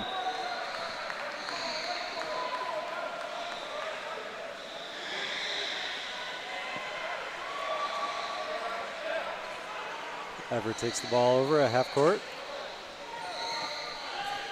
Gets the ball over to Ariola, looking for another shot, but Steele meets him there. Over to Zakaria. Zakaria's going to look for a shot. Turned away by Adams. Ball back to Everett. Oh, off the post, off Adams and in. Oh my goodness, what a play. Beautiful passing from Steve Everett there. Found Zakaria on the far side wing and just took a chance at goal. Initially it went off the post. I think it was coming out, but Adams was still rotating to try to make the save and ended up hitting it in. That's a good unfortunate bounce for Adams there. As a goalie myself, that's kind of the worst feeling in the world when it comes off you and goes in. The post can either be your best friend or your worst enemy, huh, Britt? That's absolutely right. Goals coming in bunches here for the LA Galaxy. Zakaria finding 2 in as many minutes, just as Steve Everett did at the start of this second half. LA has certainly found their groove, and they are vibing, smiles on all the players' faces. And on the other side of things, Lakeshore just want this one to wrap up at this point. I've been on both sides of these. I got to tell you, the LA side is way more fun. I can imagine. To start a tournament down 5-0 late in the second half is not what Lakeshore was hoping for. But credit to them, they're staying together. They're staying with it. Good little breakout play from Lakeshore. Good job. Kind of chasing the ball there. They got to be careful with that. The wings need to stay a little bit more spaced out.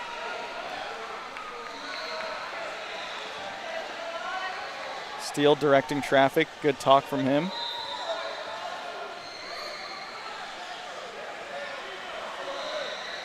Lakeshore doing a good job of spacing out here. And just as I say that, they get called for a 2-on-1. So Caster's curse, I guess. You hit him with it. I don't think they've been called for one all game. Maybe one in the first half, but like you're saying, their spacing's been pretty good. Steele's been directing traffic pretty well.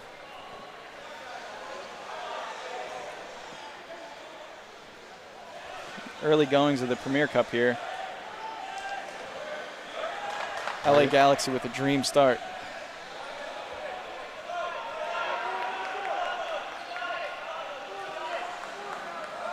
Lakeshore being encouraged by their fans on the sideline. It is not time to give up now. Just time to stop the bleeding. Cosmo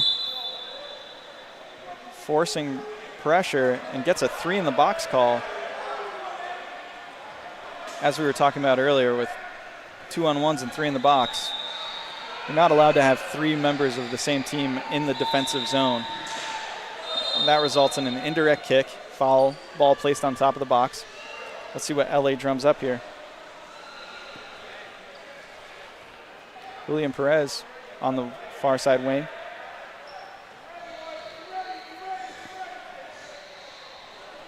Ulysses Ariola directing traffic. The ref making sure the spacing is correct on the defensive zone. Adams can't be creeping in any more than they are right now. Kick over to the far side wing. Oh, it's just too low for Cosmo. LA shaking it off.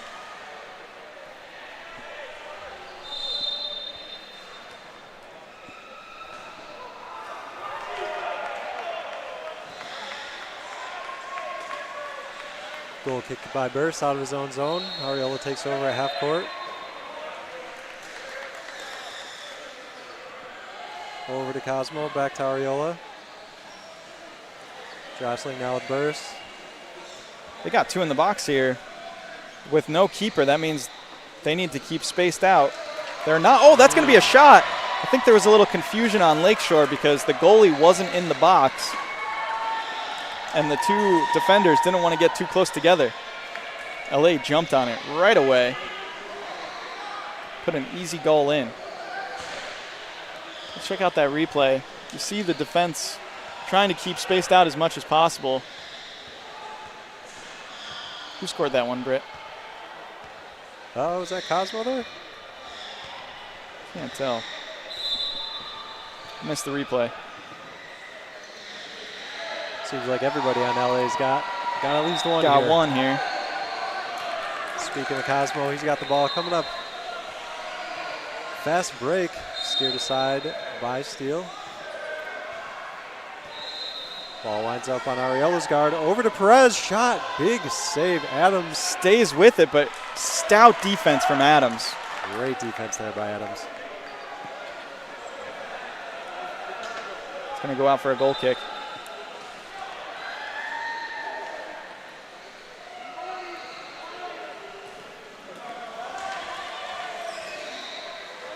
Another shot by Perez. He puts it through the D.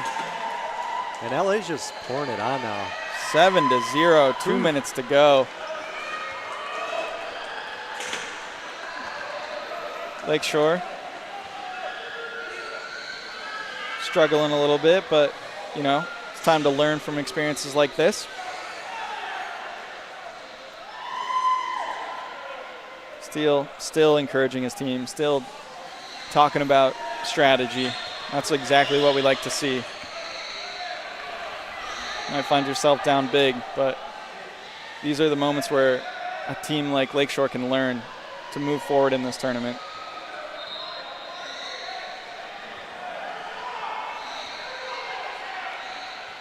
And on the side of LA, it's always exciting to be up big early in a tournament, but you don't want it to go to your head. It's a long weekend here in Fort Wayne. Anything can happen. Zakaria now against Steele. Steele wins out, but only just. Zakaria looking for 360, getting a little wild there. Ball ends up on Steele's guard. As per usual in this game. They might be down 7-0, but Steele has been playing some really good defense. It's just a little bit of miscues here and there. We're entering stoppage time here. First Premier League match, the 2023 Conference Cup Championship Series, brought to you by Power Soccer Shop, MK Battery, and Biogen. And ladies and gentlemen, the action is only going to get more exciting from here. The teams really start to ramp up. We're going to get some playoff games for the Founders and Premier League teams later in the day.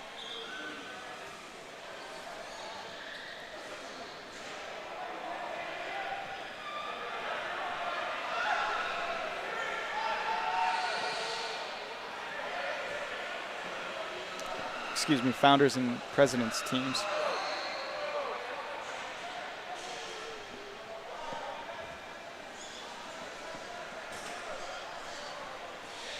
Steele happy to just hit that out of bounds and kill as much clock as possible.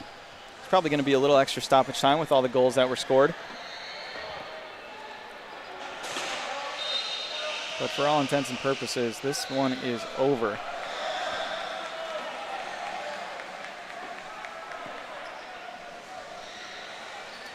Yeah, both sides just kind of looking to play the ball out now, and like you said, get through this one. Great effort from LA. Tough loss for Lakeshore, but like you said, it's only the first game in the tournament, and there's always room to bounce back. That's right. As far as LA goes, don't let it go to your head. And we get the final whistle here, 7-0. LA Galaxy dream start to their Premier League Cup campaign. Lakeshore has some work to do.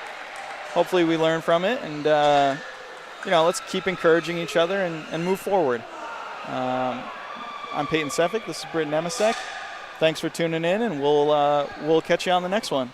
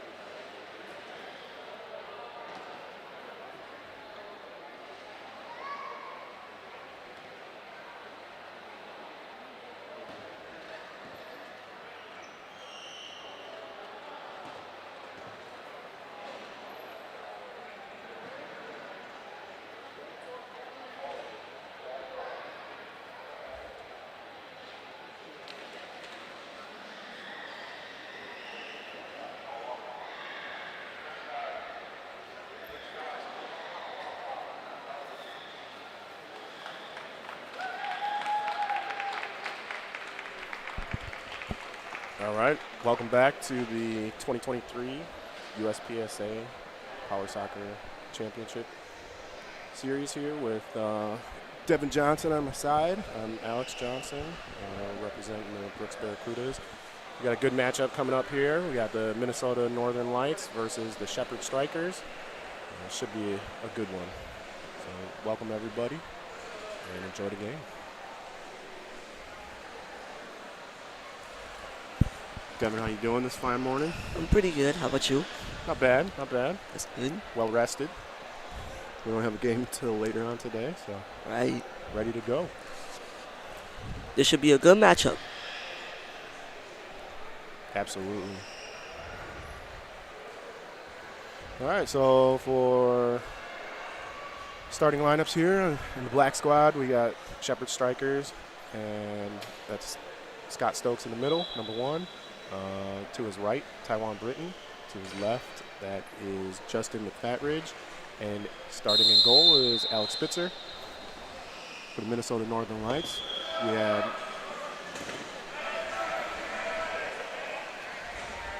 Renee Larson in goal. Grant Larson. Also, number 9, Michael Sack. And number 10, Jason Vitsky. Sorry if I messed that name up. So some early action. We got a side out for Minnesota.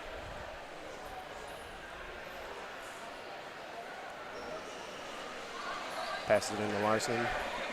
And that ball drifts all the way to the other side. Now it's going to be a Shepherd side out.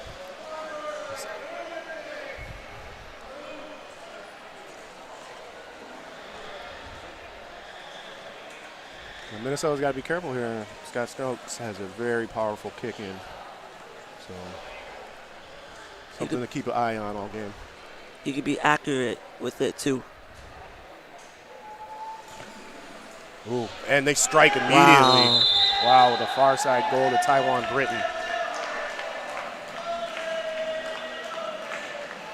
And the Shepherd striker is off and running.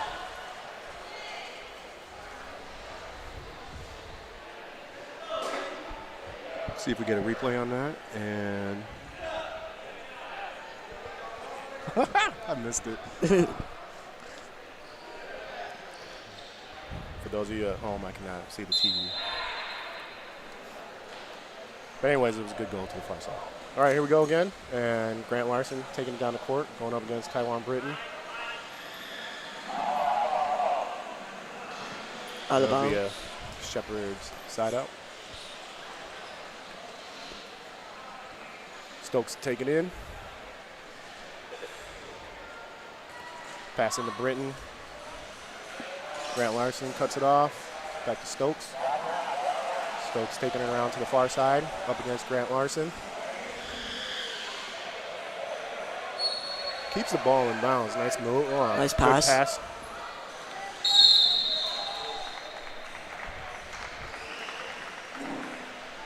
And then we got a 2-on-1 call here against Shepherds.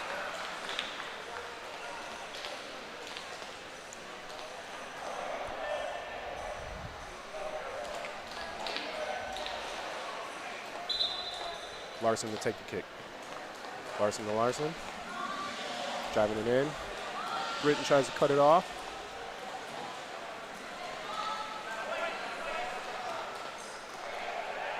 Down in the corner.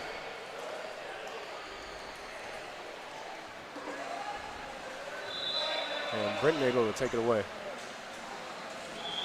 But it's going to roll out of bounds for a Minnesota side out.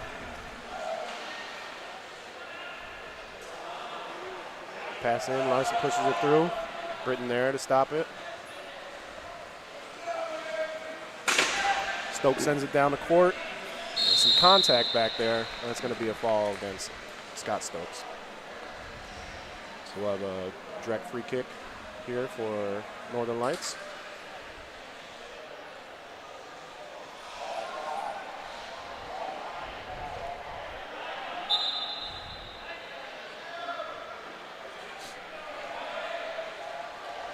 Larson hits it over to Larson, and it rolls out of bounds. Lost control of the ball. Came off the guard wrong.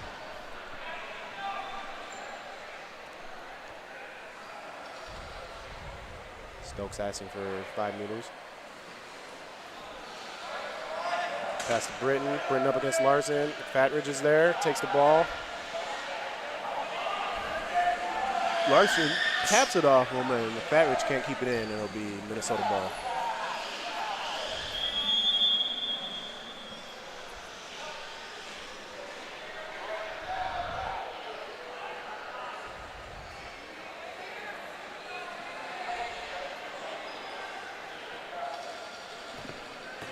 Larson off of Stokes, keeps it in, plays it over to Larson. Stokes deflects it. That's going to be a side out in a dangerous spot here for Minnesota. Let's see what they can do with this opportunity. Can they score? That's the real question. Very tightly compacted in there. Let's see if we can get it through. Taps it off of Britton. Another tap, and it just goes off of Larson, and that's going to be Shepherd side out.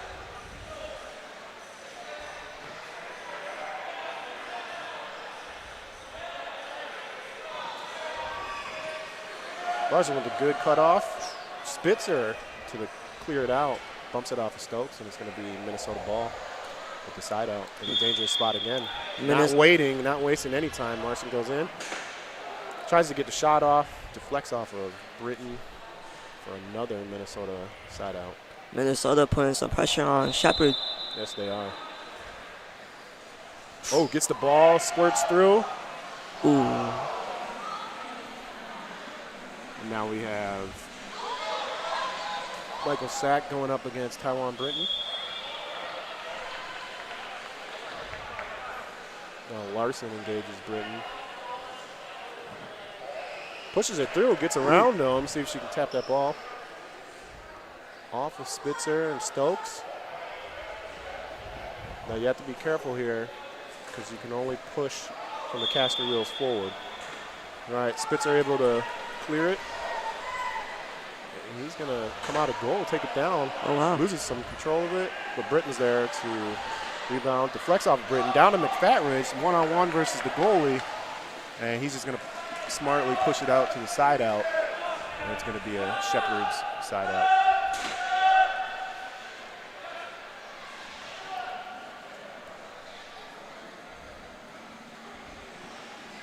We got a substitution.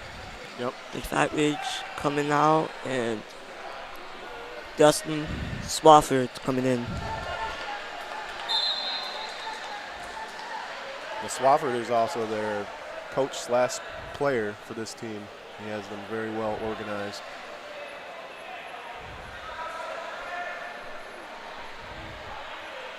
Down in the corner to Stokes. Larson's able to cut it off.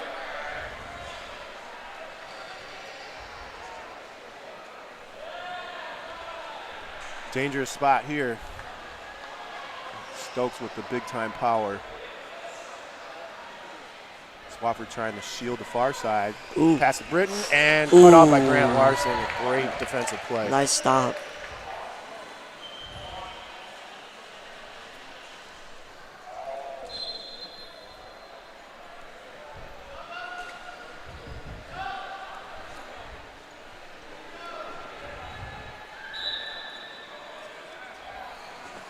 Back to the far side. Shot stopped by Larson. Shepherd putting pressure on Minnesota. Yes, lots of pressure right now.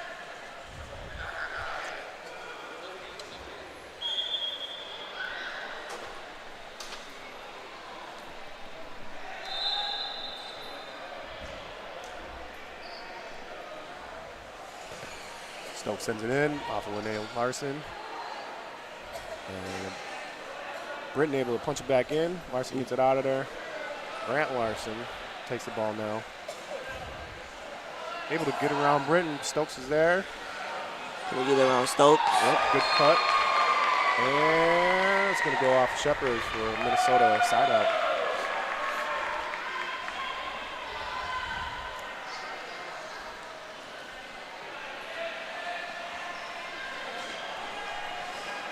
Larson taps it off of Larson, and Stokes knocks it back out, and we'll do it again.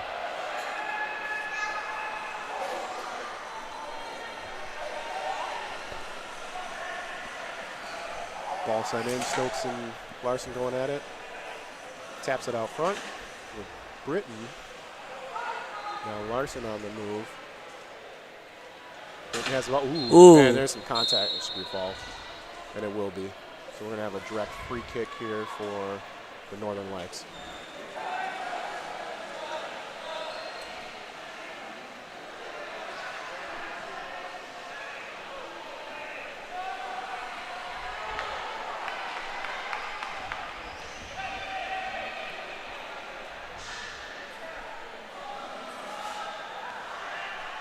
Northern Lights asking for 5 meters.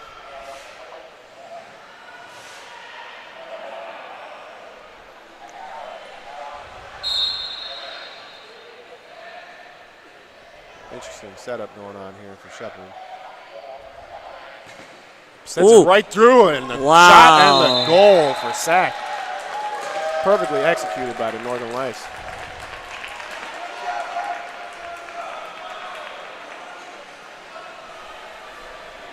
And here's the replay.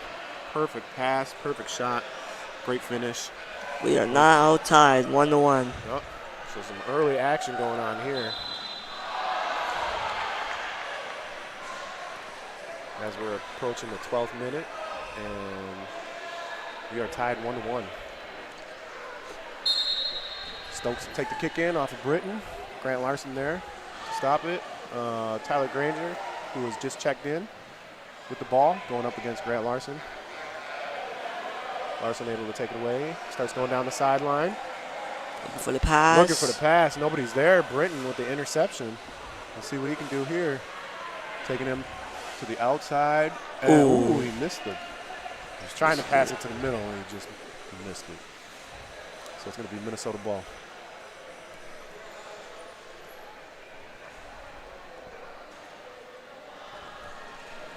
Kick in goes to Renee Larson. Goes up against Stokes. And it just taps off of Stokes, so it's going to be another side out for Minnesota.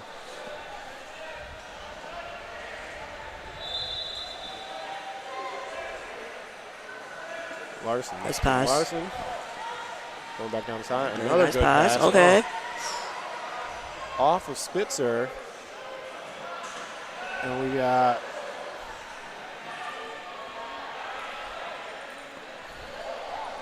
Spitzer battling with Northern Lights. He gets it out of there. He's dribbling down the court. Oh, nice strip away. All right, Grant Larson with a great pickoff coming down the sideline. Goalie's still out, so you got to be careful with the 2-on-1. Off of Spitzer, that's going to be a Northern Lights side out.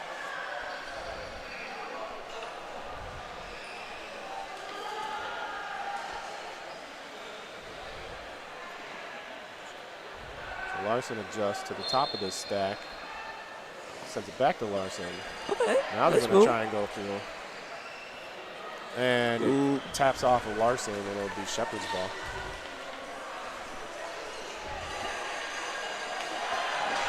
Good game so far. Yeah, a lot of early action, a lot of good scoring opportunities. Stokes sends it in off the back of Britton.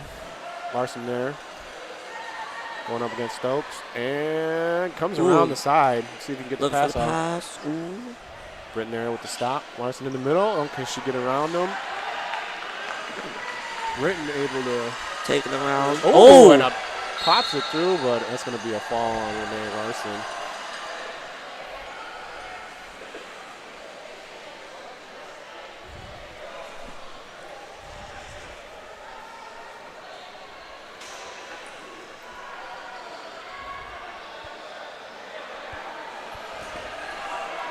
Stokes just sends it out. I don't think he was trying to do that, but now it's going to be Minnesota ball right at about half court. Larson into Larson, and Stokes able to intercept. Larson couldn't quite keep it in. Nice shot, though. Yep, it's going to be Shepherd's ball.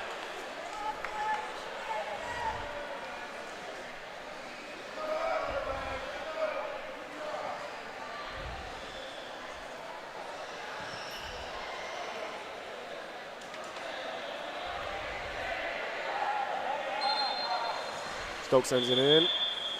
Good pass to Nice. Britton. Can you keep it? Yep, come down and tried to plane in. Good stop by Larson.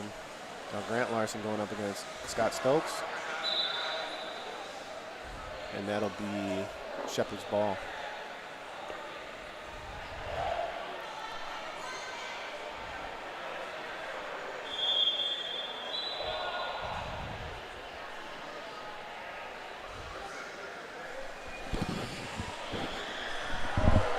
Shot and it goes off the backside of the post, and it's going to be a goal kick.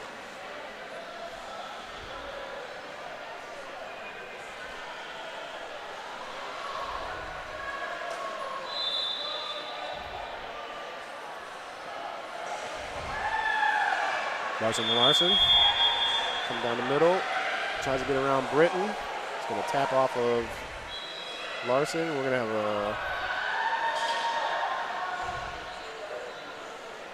substitution as Granger comes off, and it looks like McFatridge is going to come back on.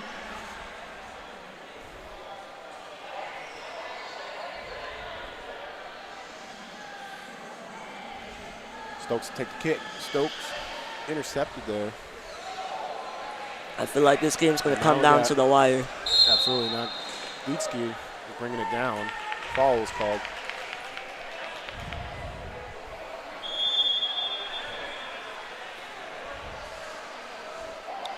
Good opportunity here for Minnesota.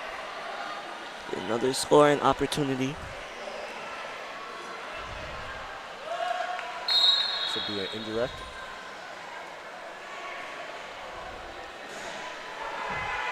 Rolls it into the middle, and Britton just clears it. Minnesota's ball once again. Yep.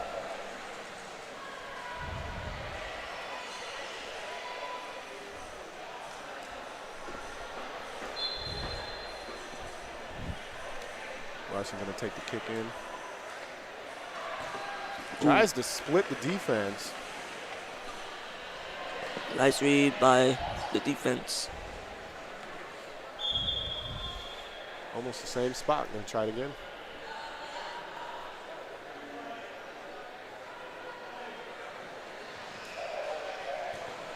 Larson off of Britton. Pops back out. We're just inching the ball down the court here. We're going to send Renee Larson to the corner. Trying to get a better Now they're opening up opportunity. to the far side here. Oh, we got Ooh. off of Spitzer. He's keep on inching and inching down towards the corner.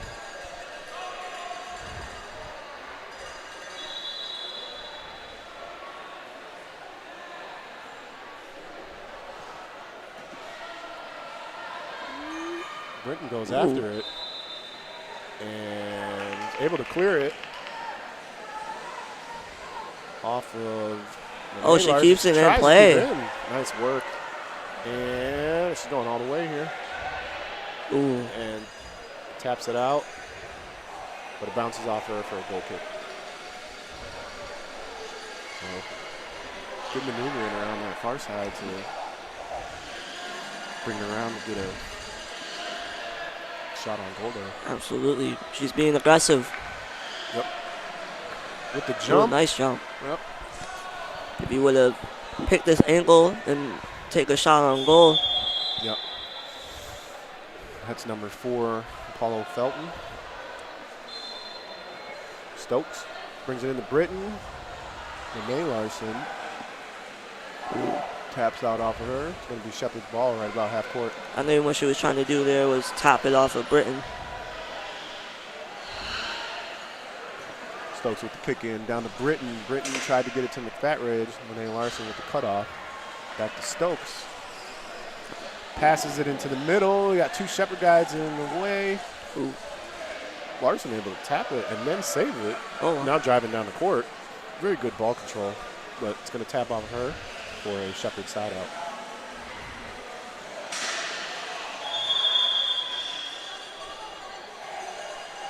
Stokes taken in.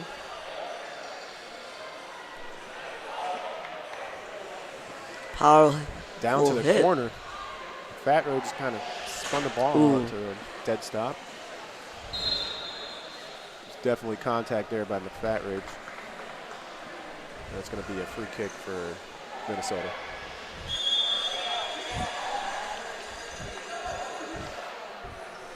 We're approaching halftime here. See if get a late strike here.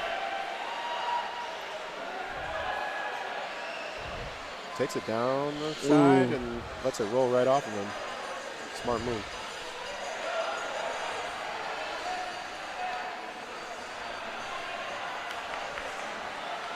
Larson plays it in.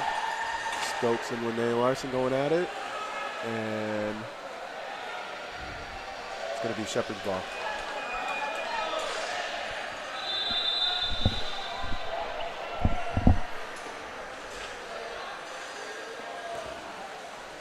Pass it to Britton. Nice. Britton taps it down low. Renee Larson there to clear it. Grant with the tap off of Britton.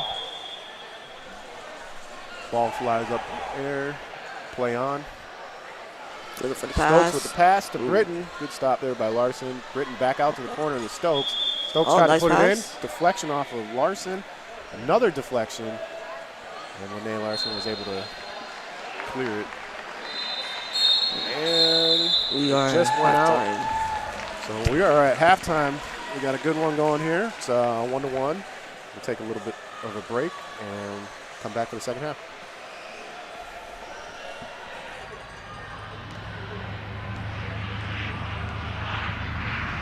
Nimi is a manufacturing company for 25 years. We started out of our garage manufacturing products and for the industrial market, as well as disabled products and outdoor products too as well. We were able to help out the disabled sports world by building a power wheelchair. We have developed many products for the industrial market, like vacuum fixturing that holds down, sucks down parts using vacuum power versus using double-face tape that customers would do and use clamps and vices and traditional stuff like that. We can do full 5-sided machining by using vacuum chucks and different products of ours.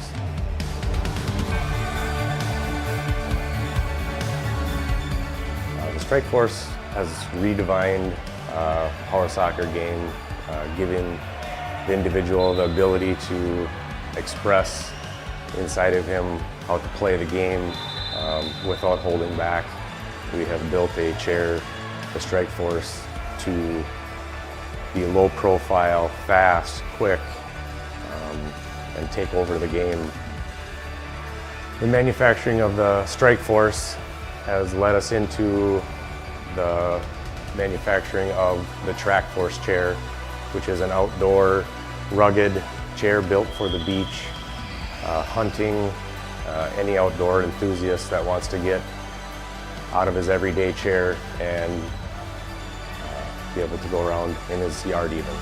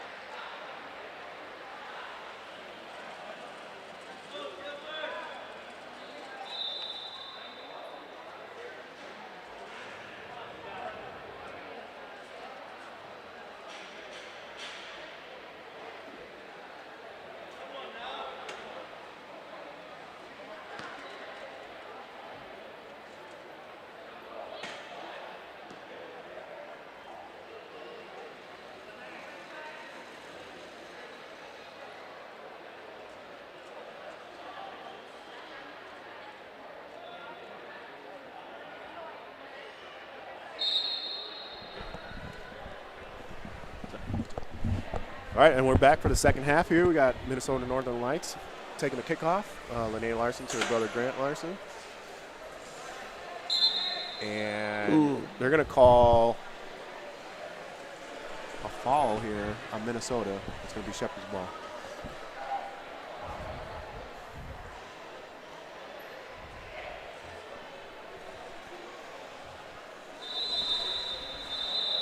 Stokes into Britton.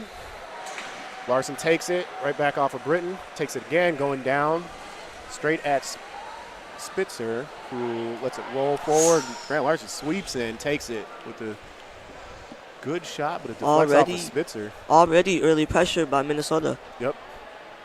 So you can see early halftime adjustments and what each team is going to try and do against the other team. So Minnesota must have been talking about speeding up and putting some pressure on them. Larson to Larson, taps it in, almost sneaks it through that little gap. Now Larson versus Spitzer, brings it around to the corner, taps it off of nice play. Spitzer for the corner kick.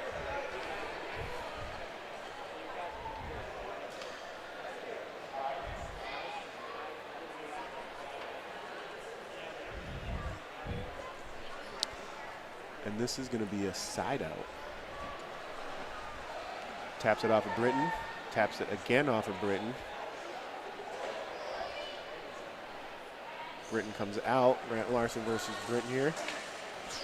A little bit of contact. Nice. Larson able to take the ball back. Britton re-engages. Okay. And they're coming down the sideline. Now nice tap pass in the middle to Larson. Oh. Larson with the... Oh, wow. Just missed. Larson sends it to Larson. She taps it over to Sack and just misses wide. Great aggressiveness. What a great play.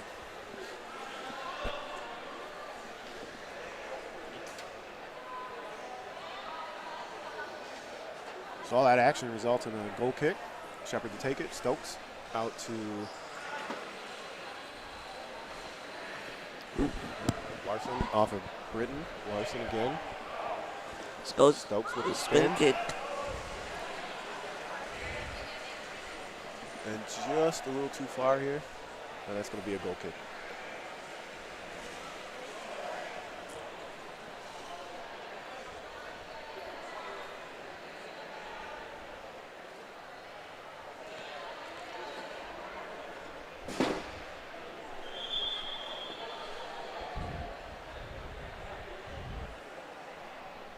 Looks like he's going to spin it. Yep. And Minnesota tries to cut it off. Deflects out for a Shepherd side out.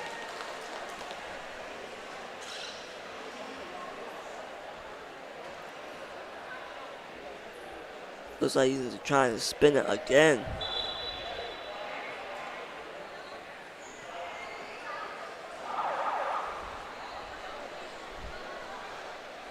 Never mind. This side strike. Yep. Oh, gets intercepted. Yeah. Good interception there. Spitzer out. 2-on-1 there because the goalie's all the way out.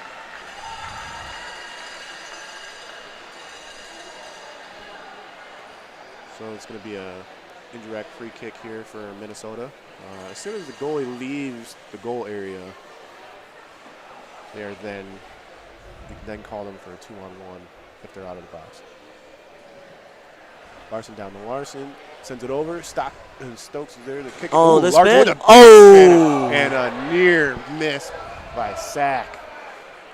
Great power there by Grant Larson. If he would have connected, that probably would have been a goal. Yeah, with that much force, you're not going to stop that. Yeah, no. You're not. Here we go again. Stokes with the spin kick. Sack cuts it off. You tap it off him.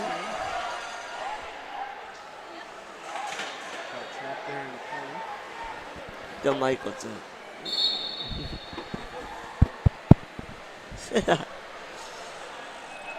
How's the day going, Dad? It's going. That's good.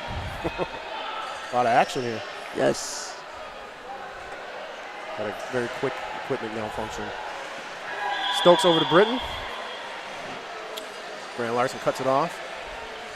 Stokes and Larson going at it. Larson trying to take him down to the corner. He's been doing really good at this here. Pulls it right out, and that's going to be a corner kick. They're both really good teams. I know we play them a lot this year. They're fast, especially on set pieces. Stokes is a really hard hitter. Yes. So when they get it down in the offensive zone, you have to be very careful with his power. he can embarrass you sometimes. And then with Northern Lights, we don't really play them. We don't play them at all. I know when I was with Wisconsin, we played them. But that was like years ago. Pass in and taken out by Britton. Larson and Stokes going at it. But I would say this for Minnesota, very well coached, very well organized. Right. Always been a solid squad. So. We got a 2-on-1 here. And it's cool to see the brother and sister on the same team. Yes, they've been a very good combo for a long time. A really good duo. So indirect right here. Grant Larson to take it. Pops it off of Britton. Stokes backing up. Larson backing up. And they both get it to it at the same time. A little bit of contact. Larson able to strip it away. Going at Britton. It goes all the way through to Spitzer. Taps it off of Britton. And it's going to be a side out for Minnesota. So Minnesota has had them down in their zone a lot in the second half. Right. See if they can capitalize on one of these opportunities. Off of Britton.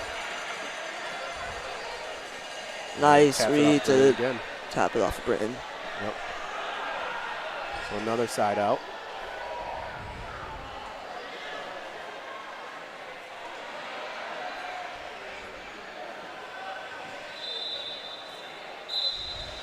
So they tried to pass it back and forth, and ball ends up popping out of bounds, and now it's going to be a Shepherd side out. Stokes passes into Britton. Sack and Britton go at it.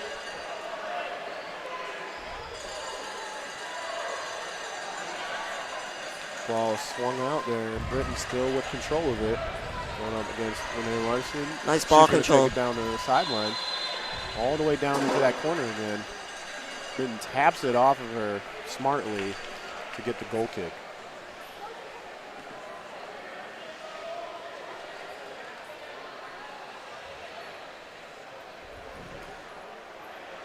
Stokes to kick it in. Sends it to Britton. Ooh. Sends it over to McFatridge. McFatridge trying with the return pass. Stuffed by Larson. Stokes gets it back out wide to Britton. Larson again with the tap. Ball rolls back into the Shepherd zone, but it will be a Shepherd side out.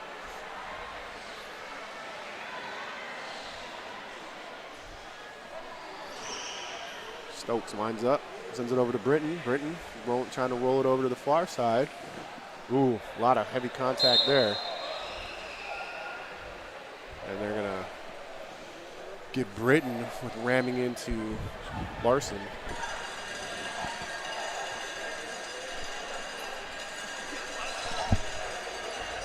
We got a free kick here from Minnesota. Larson into Larson, off of Stoke. Larson trying to drive it down. Ooh, and ball kind of stalled out in the corner there. And let's see what Grant Larson's trying to do here. Trying to look for that pass. Yep, looks for Larson. Oh. Oh, sends it back. Ooh. Crossed, down the middle. Tries to split the defense. Great defense there by Britton. And again by Britton. And winds up in a goal kick. I would say Minnesota does really have good ball control to get it down court into Shepherd's defensive side. Yep, and they're really putting a lot of pressure on them. But let's see if they can come away with an opportunity here. Meanwhile, Stokes sends it back down. Larson plays it back in. We got a 2-on-1. It'll be Minnesota's ball again in Shepherd's zone. They just keep on pressuring them. Hopefully they can. See if they can dial up the right play. Right. Hopefully score. Larson down to Larson. Ooh, Across to. Oh, and that was super close. just missed.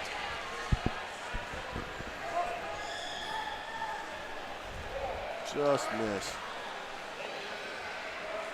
We got 10 minutes left in this game. We got a substitution here. Sack's going to come out, and we got Felton coming in.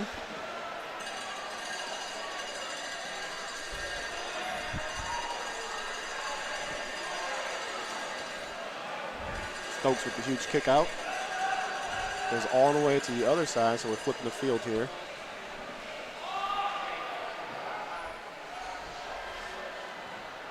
Vitsky to take the side out. Sends it into Renee Larson, sends it back to Vitsky.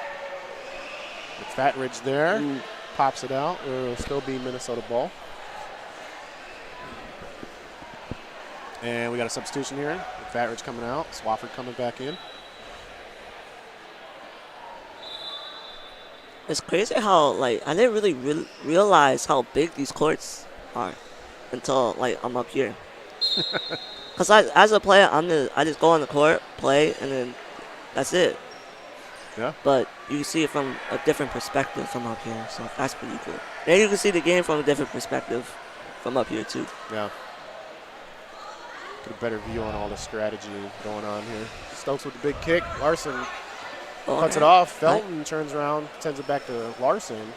Taiwan Britton and Larson going on it. And Britton able to get around him, but Larson able to recover. Gets the ball. Oh, nice Comes move. around Stokes. Taps it around Britton. Now he's on a breakaway. Going at Spitzer. Tries to send a pass out. Spitzer jumps in. And Lene Larson sends it through for the goal. And they break through. So let's take a look at this again. Grant Larson driving it all the way down, going directly at the goalie, Alex Spitzer. Spitzer pops it out, but Lene Larson in position sends a perfect strike right down the middle for the Minnesota goal. Great play. Yeah, and they finally break through here in the second half. See how Shepherds responds. Oh, they're going, sending the pressure again. Yep. Larson tried to get it down to Felton, just couldn't quite catch it. Shepard's under some pressure here. Let's see if they can regroup. Have a little equipment issue. Taiwan Britton. Yep. So he's good to go. Stokes to take the goal kick. Britton going out way wide.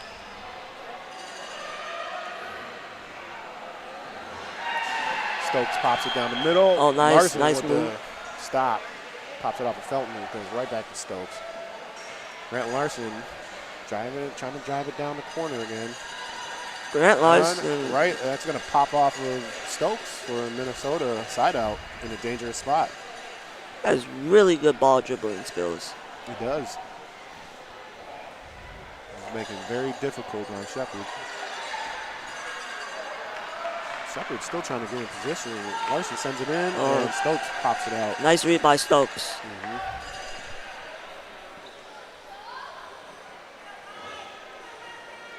Grant Larson to take it in, sends it down to Lene. Lene tries to send it in, and Taiwan Britton there to send it right back out.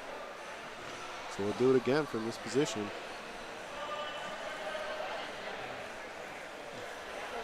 Trying to navigate around this wall.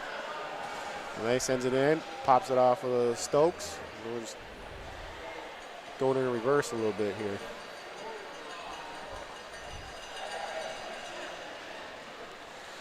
So now more towards the top.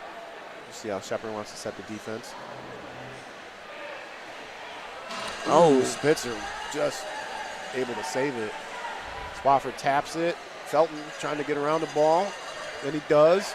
nice. Pops it off of Stokes. Stokes and Swafford trying to break for it.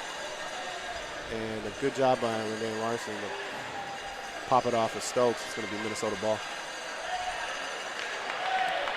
Grant Larson just sends it right down the court, right back at Spitzer. And Britton with the spin kick.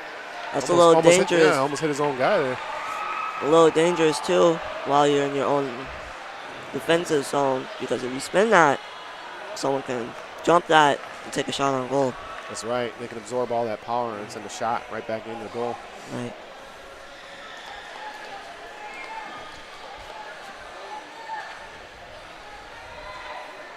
They've had a hard time getting out of their own zone here. Yeah. These goal kicks. Sends it all the way down. Renee Larson tries to keep it in, just goes out. So now we have an opportunity here for Shepherd. They're going to be in the Minnesota side of the court here with an opportunity to set something up.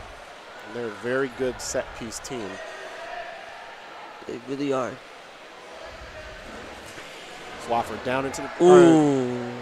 Stokes down in the corner, tried to get Swafford there, but just missed.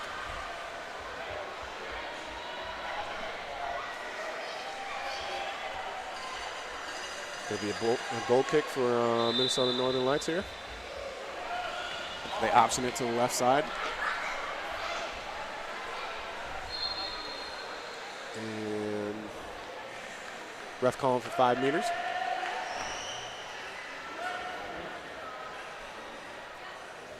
Larson sends it in to Larson. He goes all the way down the sideline. Taps the ball back to Renee. Okay. Sends it through the middle. Spitzer's all the way out of the box. Oh. What's he doing? Oh. He's driving backwards and I thought she was going to get control of the ball again and try to go behind him. yeah. Or at least bounce off of him for a corner. That was definitely an opportunity there for Minnesota. Shepherd pretty far out of the box, so right at the edge of the box. We're going to have some substitutions. Swafford's coming out, McFatridge in.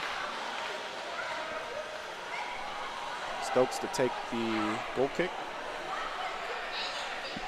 Very tight in here.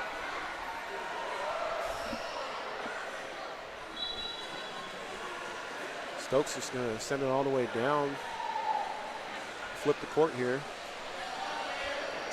Minnesota, they have the lead here. We're in the 38th minute, and, you know, they might just try and milk this lead, Devin.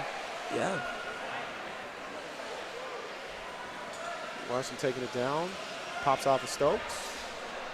And it's going to be Minnesota ball.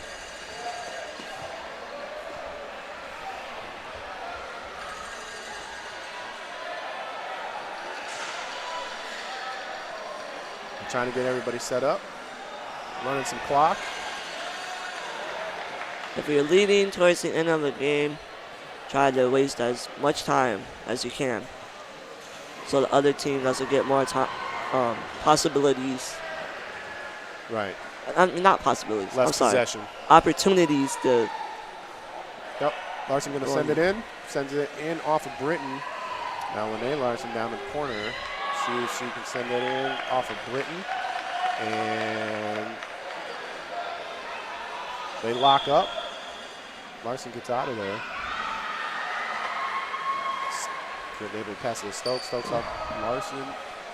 Ooh. Felton hits it off of Spitzer, who's out of the goal area. Britton goes in to recover. Now Spitzer trying to dribble it, but loses control. It's going to be Minnesota side out.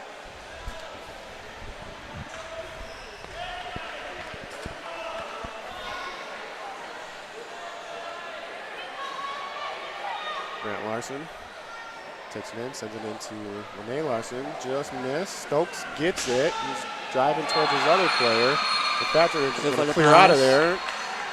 Looking for someone in the middle, possibly. Ball gets locked up.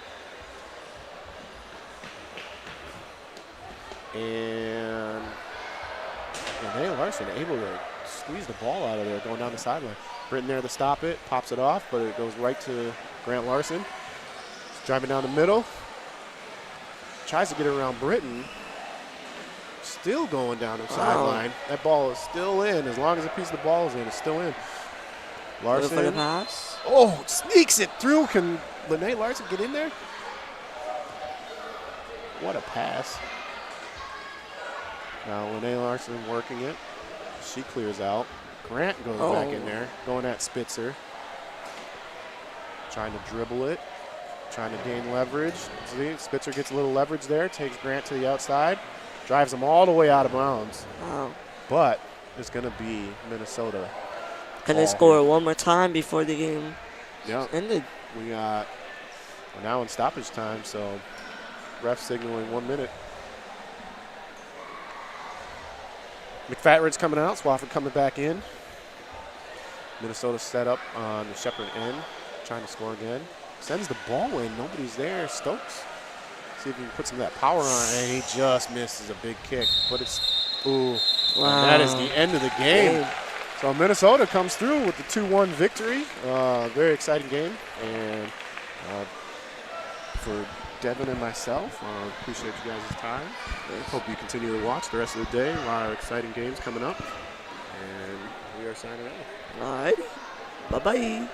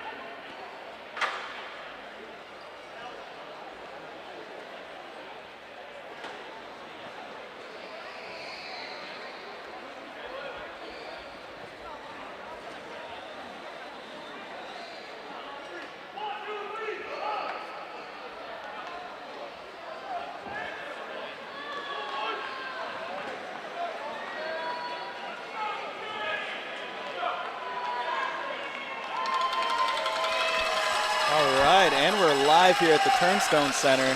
We got a very exciting Premier League matchup coming here. Atlanta Sting versus the Turnstone Flyers. We got some high power offense versus some high power offense. Atlanta Sting you'll find in pink, Turnstone in the traditional black and blue. I am Peyton Sefik, joined here by Britt and Nemesek. Britt, this is going to be a great game. Yeah, glad to be here. Looking forward to some intense action here. Yeah. We are the Power Soccer Shop. The Conference Cup Championship Series for the USPSA is brought to you by Power Soccer Shop, MK Battery, and Biogen. Right out of the gate, we're going to see some ball movement real fast between Zach Dickey and David Dowling. They're going to be playing centers for their team, both U.S. Power Soccer national team athletes. And these are the big boys, Britt. Premier League, expect both of these teams to be able to make a run late into the tournament. I will buckle up for this one. Oh yeah, my seatbelt has been tightened. David finding his teammate on the wing with an early shot. You're going to be hearing a lot of cheering from the hometown squad here in Turnstone, especially if their offense stays up like that.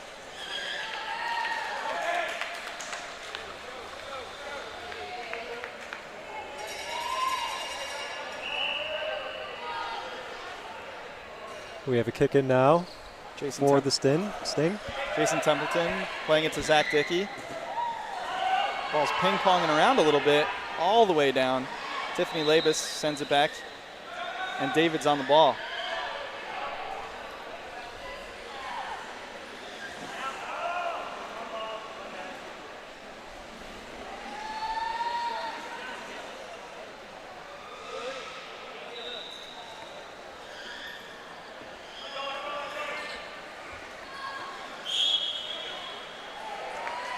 Get an early 2-on-1 call from head ref Mike McCoy.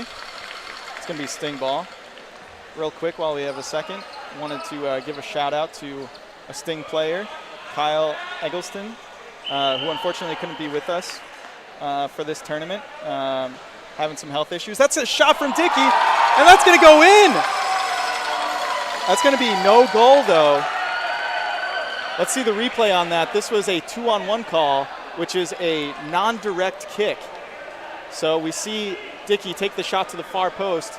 It doesn't go in, or it does go in, but it doesn't count because it needed to touch another player beforehand. Anyway, shout out to Kyle. He's not feeling too well, but I was talking to a couple Sting players, and he's been on the mend a little bit here, so we're wishing Kyle the best, and hopefully his teammate can continue to pour the pressure on. I know they're all thinking about him, and we here at Power Soccer Shop and across the USPSA are as well.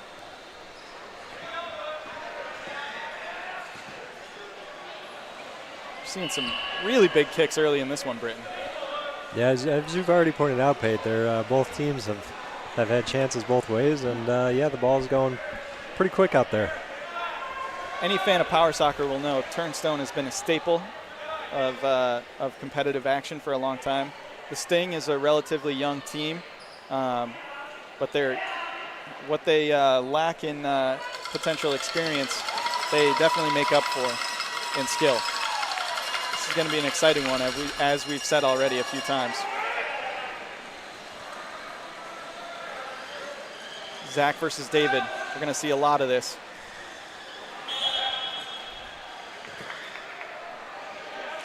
Mike McCoy calling a 2-on-1 against Turnstone. Looked like they were developing a nice little team play there, but stopped short because of the spacing issues.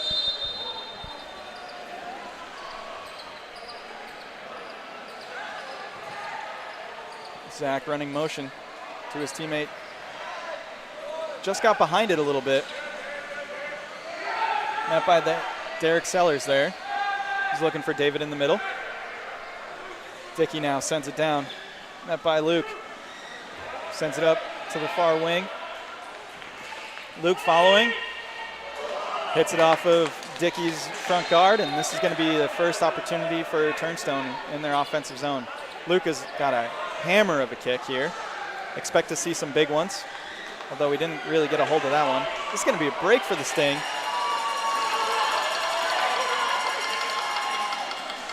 Tiffany Labus in goal. She is always looking to make a good play. Coming out of net, she plays very aggressively. Took a big shot from Dickey there. It's actually going to go against Turnstone here, but we're going to take a moment for equipment. She got shifted in her chair from that contact. Yeah, scary collision there.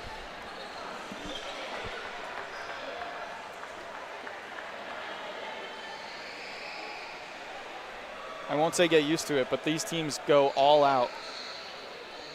Tiffany, David, Zach, some high-powered teams on both sides. Looks like Tiffany's feeling comfortable. Gets a round of applause from the hometown crowd.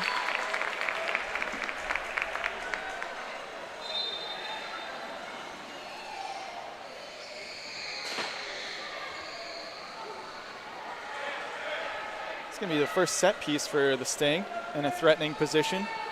Let's see what Zach Dickey can drum up here. Some of my two favorite teams to watch as they all bring a really intense amount of passion for the game. Bashing and crashing early. We're going to get a whistle.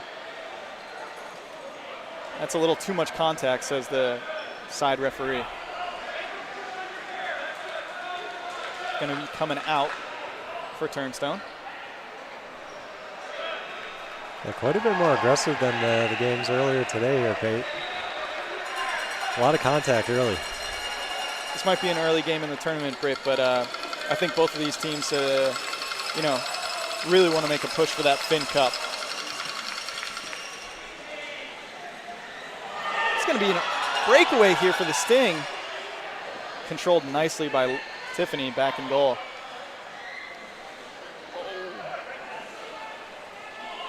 You can hear me wincing as Luke almost backed into Zach. Both players practicing really good chair control there, though. Avoids the contact. Big kick by Dickey to the far side of the court. Just missed the give and go.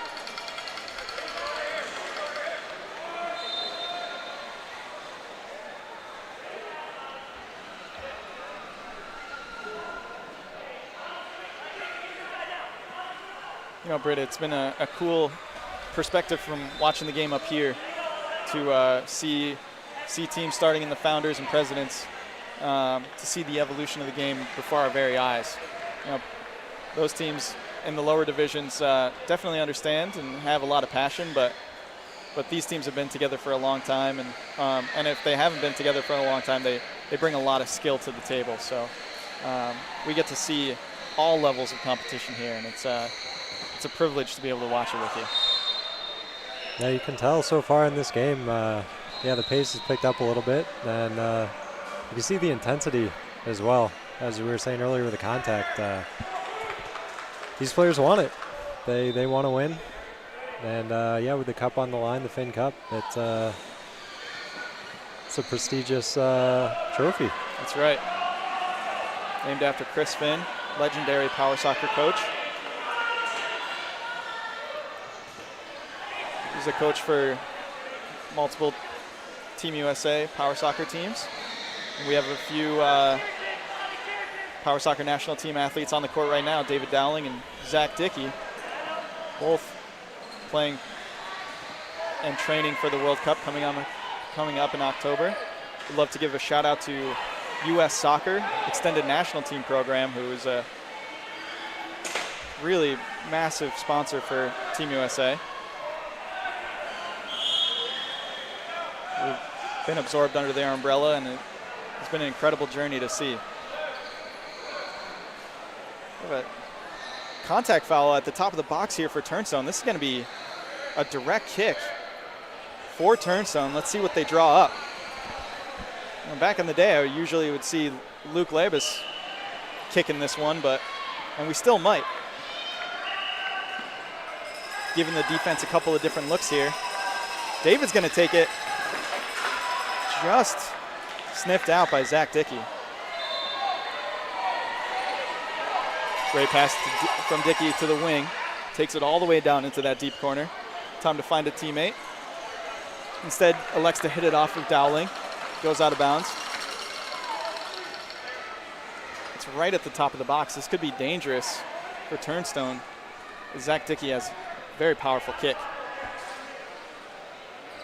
Tiffany and Luke facing each other, creating a wall of defense. They are, despite having the same last name, they're actually brother and sister-in-law. Tiffany is married to the head coach, Sam. Got a modern-day love story here in Power Soccer. Great shot by the Sting, sniffed out by David Dowling. Big contact. That's going to be a 2-on-1 on the Sting. Just getting a little too excited as they get their first real opportunity on offense. 10 minutes into the first half.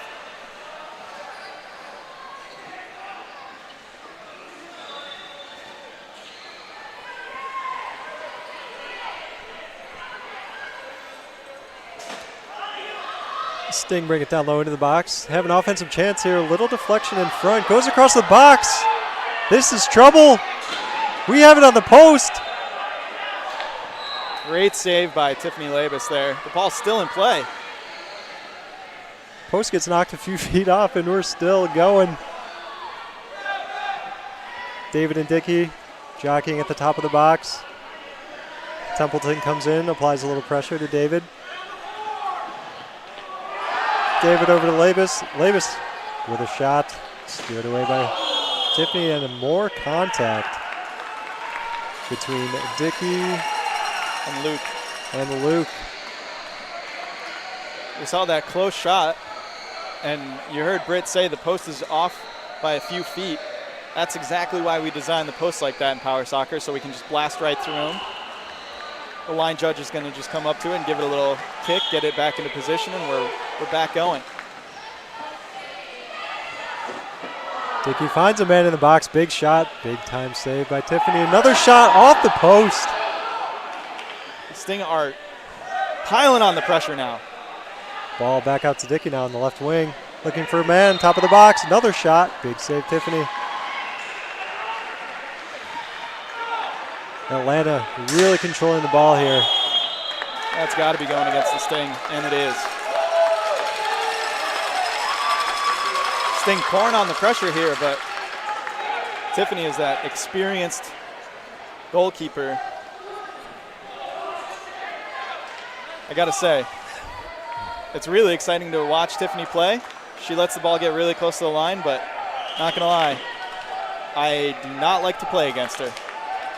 She's been a brick wall back there so far. She's been a brick wall back there her whole career, Britton. This one is getting, as we thought, getting very exciting with big kicks all around. David doing a really good job reading the Sting. Gets backed into, and they're going to get a set for contact foul. Just a little too aggressive from the wing on Atlanta.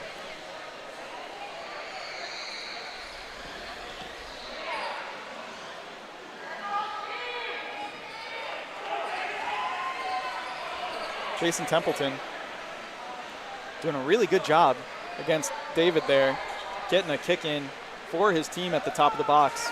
As we've said, this can be a very dangerous area, especially if you have a good kicker like Zach Dickey. Looks like they're going to run a motion set here where the near side wing runs with the ball.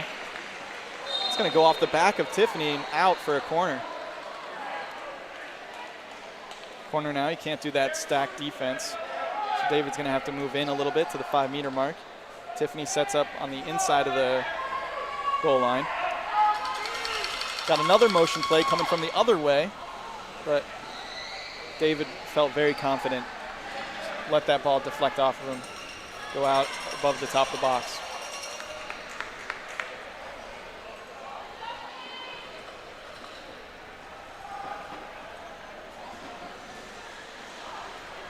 Dickey again with the kick in. Doesn't find anybody, and that one's going to go out for a goal kick. If I'm Turnstone, if I'm Sam Labus, the head coach, I'm just looking to release a little pressure here. I'd like to have seen that go to the sideline instead of back into the middle. For sure. I think they need to try to get the ball away from Dickey. He's really been all over the court. Really controlling the pace of the play here. From experience, it's hard to get the ball away from him. He knows where he wants to be. He wants to be right in the center of it all. He's going to let you hear it too. Kick in, deep in the zone. They're going to play very, very tight defense here. The Sting turn it into offense, which they do. That ball's going to go across the box. Shot back into the middle, and that's a goal for the Sting. 15 minutes into the first half here. A beautiful pass from Zach Dickey.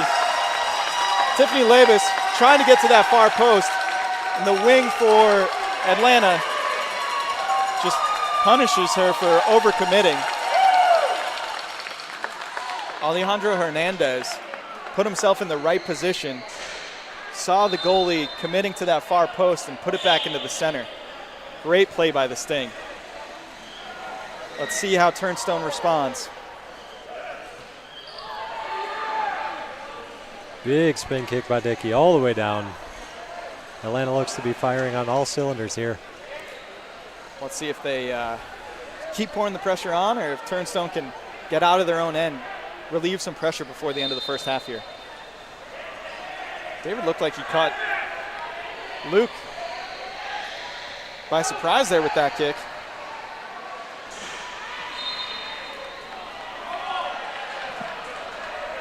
Turnstone now. Kick in. Halfway up, out of the box. See what they can drum up. Dickey playing very aggressive, leaving the open middle of the floor. David goes that way anyway, and he intercepts the give and go. Atlanta grouping up a little bit too much on the wing there. David's going to take advantage of it. Got a bit of an equipment issue. Great sportsmanship from David Dowling there as he just shepherds the ball out of play when he saw his opponent lose the ball. Let's see if Sting should just give it back to Turnstone here. And he does. He's just going to blast that out for a goal kick. Great sportsmanship from both sides. David Dowling, seeing that his opponent was having some chair trouble, pushes the ball right out of bounds. And the Sting give it right back to Turnstone, almost as a thank you for understanding. You know, these are big-time competitors, but the thing that I like about them most is that they want an even playing field. And that's exactly what we here at Power Soccer Shop bring with the Strikeforce wheelchair, an even playing field for all players.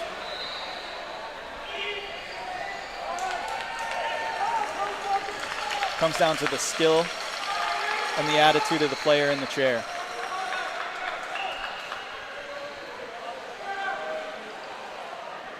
Turnstone get a much needed clear out. Hopefully they can take a breath here after a bit of a blunder on a goal kick. Let's see if they can turn some defense into offense in the late stages of the first half here. Great looking play coming out of the Sting. Sniffed out by David Dowling, who's playing a center field role. That's going to roll across the top of the box. Luke's going to have a shot at it. He's going to take a big kick. He's going to get the rebound shot on the far post, near post. Just wide, Britt. Very close there, very close. Encouraging from the Turnstone Flyers as they've been on their back heels for most of this first half. And Luke did a good job of getting a shot, following his own rebound, and looking at that near post, trying to catch the goalie sleeping, but Dory in net did a good job staying on the post.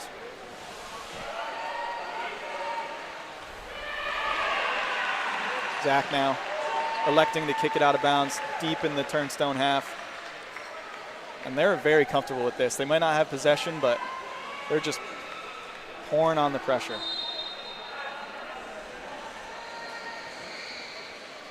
Zach communicating with his team, stepping up.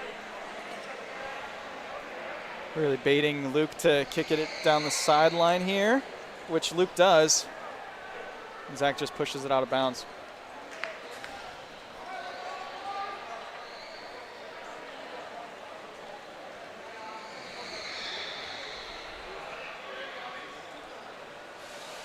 With Andrew Eggleston at home,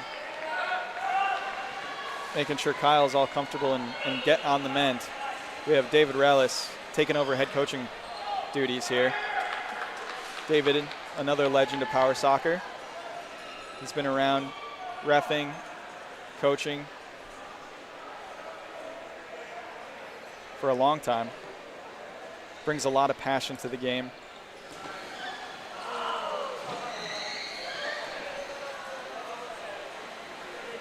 A little miscommunication there between Dickey and Hernandez. Stepping into stoppage time. Looks like the ref just gave a signal for 1 extra minute of stoppage time here. That's going to go all the way through. Let's see if Turnstone can create an offensive chance here. That's going to go out of bounds. Luke Lavis is stepping up to take a big kick. Let's see if Derek Sellers on that far side can get involved. Luke swings it into the middle. Going one-on-one against Zach. Puts it off of Zach. Oh no, it's going to come off of Luke. That's going to go the Sting way. He's probably going to be wrapping up the first half here any second now.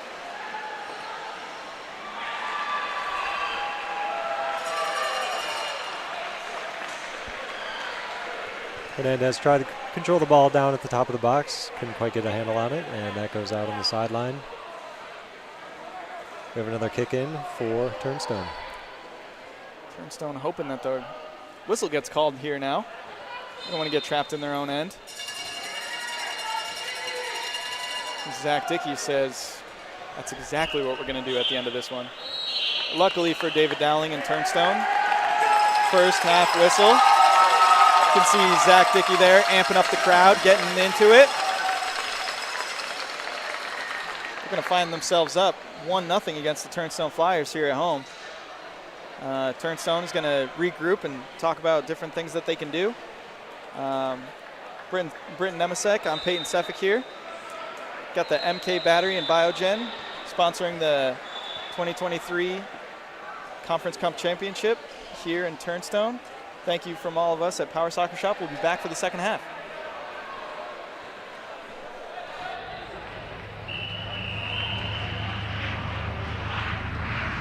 Nimi is a manufacturing company for 25 years. We started out of our garage manufacturing products and for the industrial market, as well as disabled products and outdoor products too as well. We were able to help out the disabled sports world by building a power wheelchair.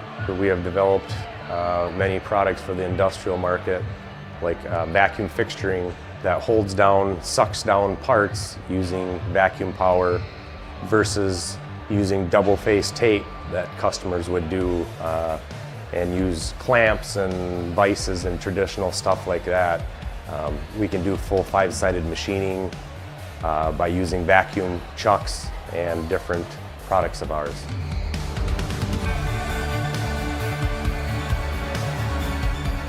The Strike Force has redefined power soccer game, giving the individual the ability to express inside of him how to play the game without holding back.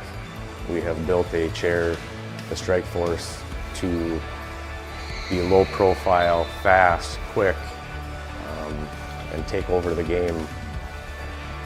The manufacturing of the Strike Force has led us into the manufacturing of the Track Force chair, which is an outdoor, rugged chair built for the beach, hunting, any outdoor enthusiast that wants to get out of his everyday chair and be able to go around in his yard even.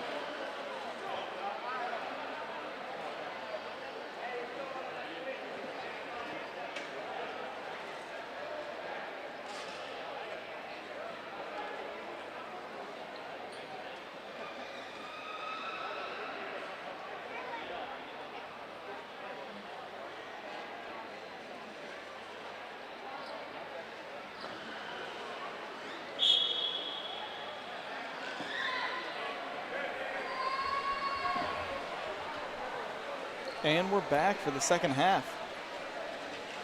Atlanta Sting leads Turnstone Flyers 1-0. I'm Peyton Seffick on the call with Britton Nemesek, trusty broadcast partner.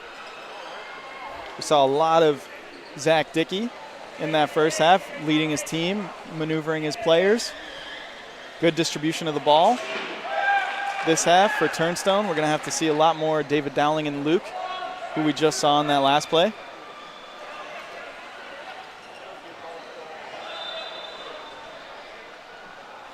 Turnstone wants to get back in it on their home court. Going to need to see a little bit more out of the duo who've played so many games together over the years. Looks like we have a sub happening for the Sting.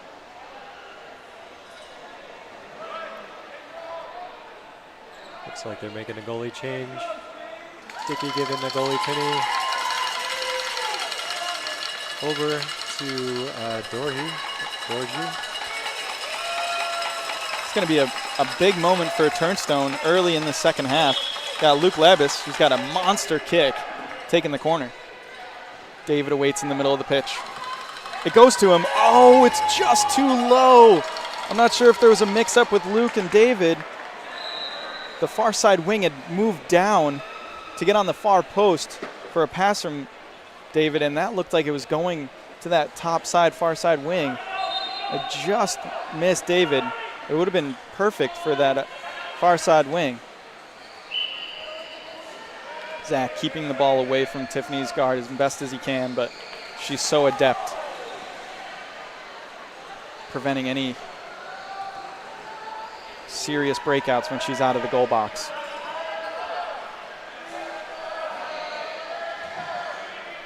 Jason Templeton now looking for Dickey. Tiffany Labus says, I don't think so. Not going to get too easy of a possession on my watch.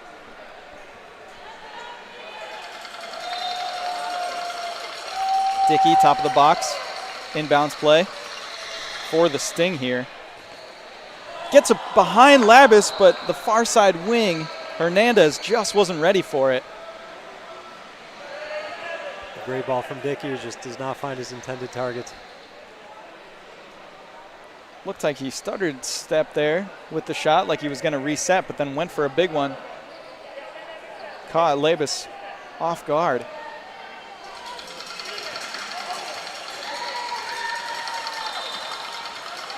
Short kick in here from Turnstone. Gain a lot of ground there. Atlanta Zach Dickey takes it all back.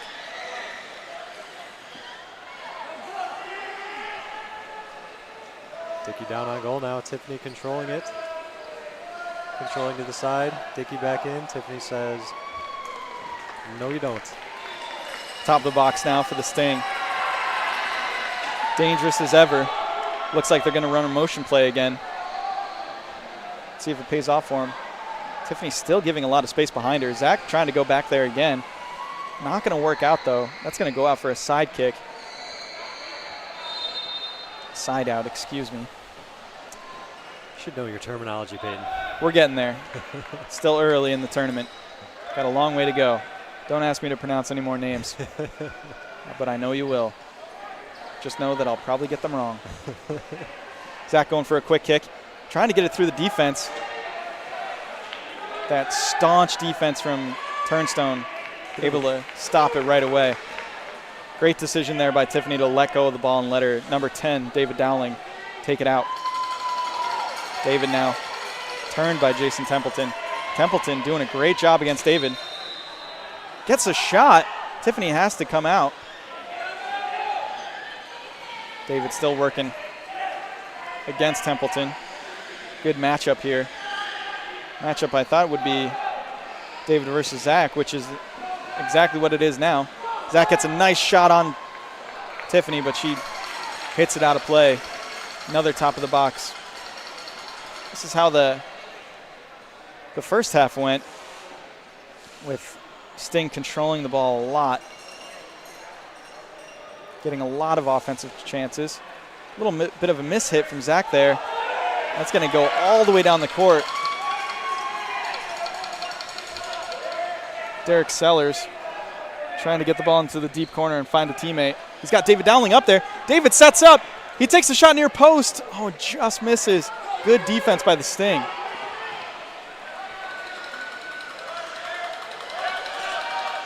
David and Templeton. Dowling and Templeton, excuse me. This is going to be a top of the box kick in for Turnstone.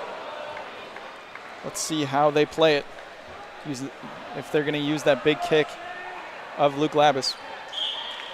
Sam, his brother, giving him instructions from the sideline. He might see something. Luke with the big kick. That's going to go off the keeper. Out of bounds for a corner. Heads up play by Labus there. We're going to switch pennies again here.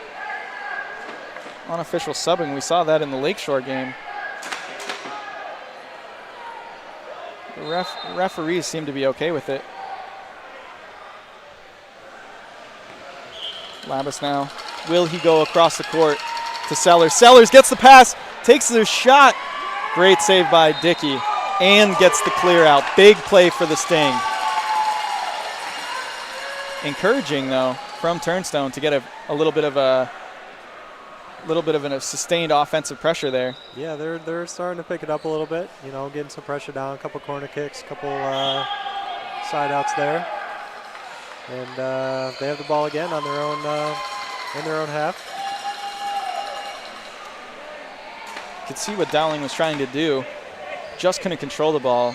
Potentially too strong of a kick from his teammate on the inbound. David wheeling and dealing. Trying to take it to Zach Dickey. Zach, though, too strong of a defender. It's going to be Sting ball.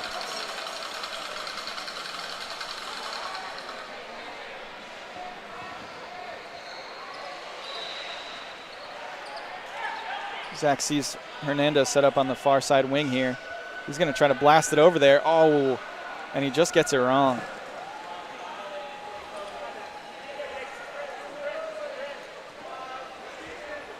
Luke goes far side, can't get it past Dickey.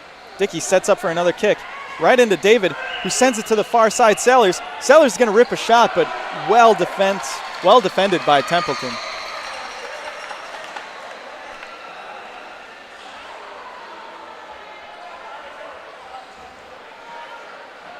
David to Luke. Back to David, working that sideline. David Dowling now, trying to find a little bit of space. Chairs come together through the ball. The referee thought it was a little too much contact.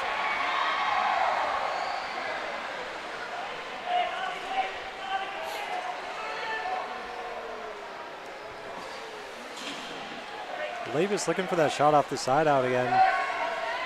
And it was covered expertly there by the Sting. Yeah, we saw that last time, the ball go out for a corner. This time, the keeper saw it coming. Decided to keep it in and let Zach dribble it out.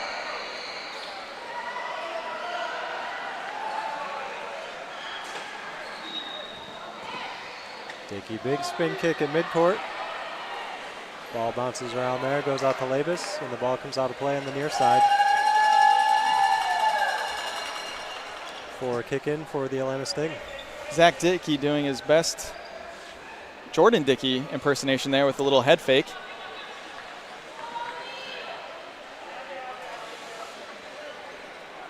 The brothers have a completely different style of play, but they are both some of the top athletes in the U.S. Chairs come together. Dickey wins out. Chairs come together again. Things are getting spicy. David just can't find Luke in the middle. Dowling now, still on the ball. He's got Zach facing the way he wants. That's going to go out of bounds. 10 minutes into this second half, 10 minutes to go. Turnstone still searching for their first goal.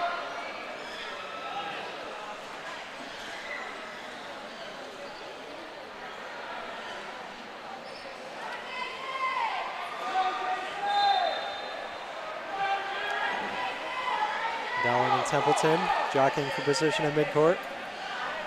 Templeton pushes the ball up the field. Dowling takes over again, and the two come together again. A little bit of contact there. That's gonna go against the Sting as Templeton backed into Dowling there. Good call by head referee Mike McCoy. Luke winds up a big shot. Didn't really do exactly what he was hoping for. I think he just wanted to clear the ball down the court, but Zach Dickey read it the whole way. Zach puts it off of David Dowling's front guard. Something we haven't seen in a little while.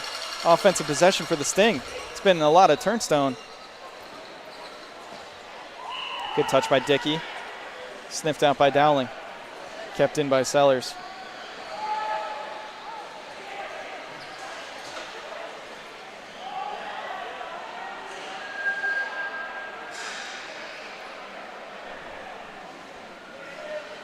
Hernandez trying to get the ball past Dowling. Dowling playing staunch back there. Coming together with the ball a little aggressively here. More contact between Templeton and Dowling. I don't know if tempers are flaring a little bit or we just have some really tight competitors. My guess is the latter. A lot of tight play out there.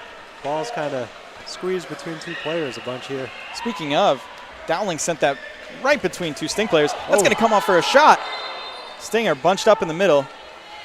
Referee's going to give advantage still. If I'm the Turnstone head coach, I'm calling for a 2-on-1 there.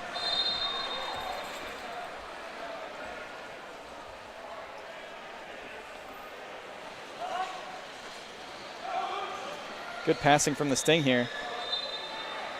Templeton coming in to the middle. Good rotation from Hernandez. He's got a long rotate to get to that far side. All players content to just let the ball rest here. Templeton working slowly to get it out. Gets it over to Dickey.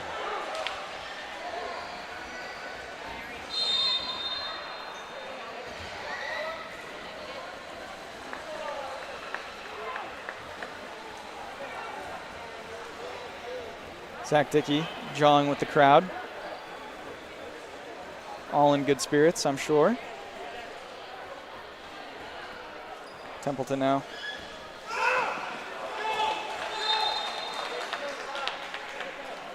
Dowling and Labus. Let's see if they can get the two-man game working a little bit. Dowling fired up here. He knows there's not much time left. He knows Templeton has to make a push. Dowling sends it over to the far side. Sellers just can't get there to help his team out. But Turnstone has their opponents trapped deep in their own end. Let's see if they can cause a turnover, turn some defense into offense. The Sting just too adept at clearing the ball out. That's going to go out of play off the Sting, but they gained a lot of floor. If I'm David Rallis, the interim head coach for the Sting, I'm really excited with that play right there. You know, time is ticking down, only about 6 minutes left. Zach pleading his case with the referees.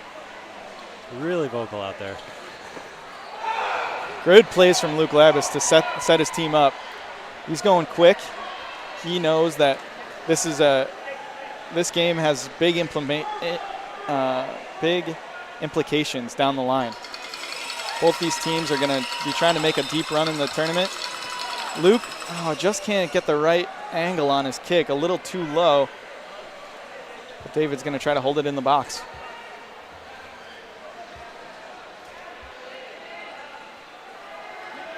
David using the front of his guard, the back of his guard.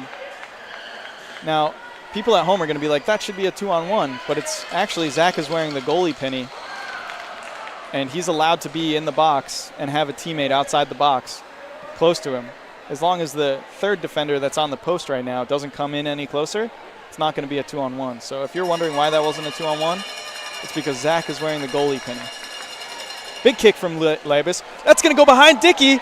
That ball's on the line. David Dowling working at it. Can't get it across. Great adept defense by the Sting here.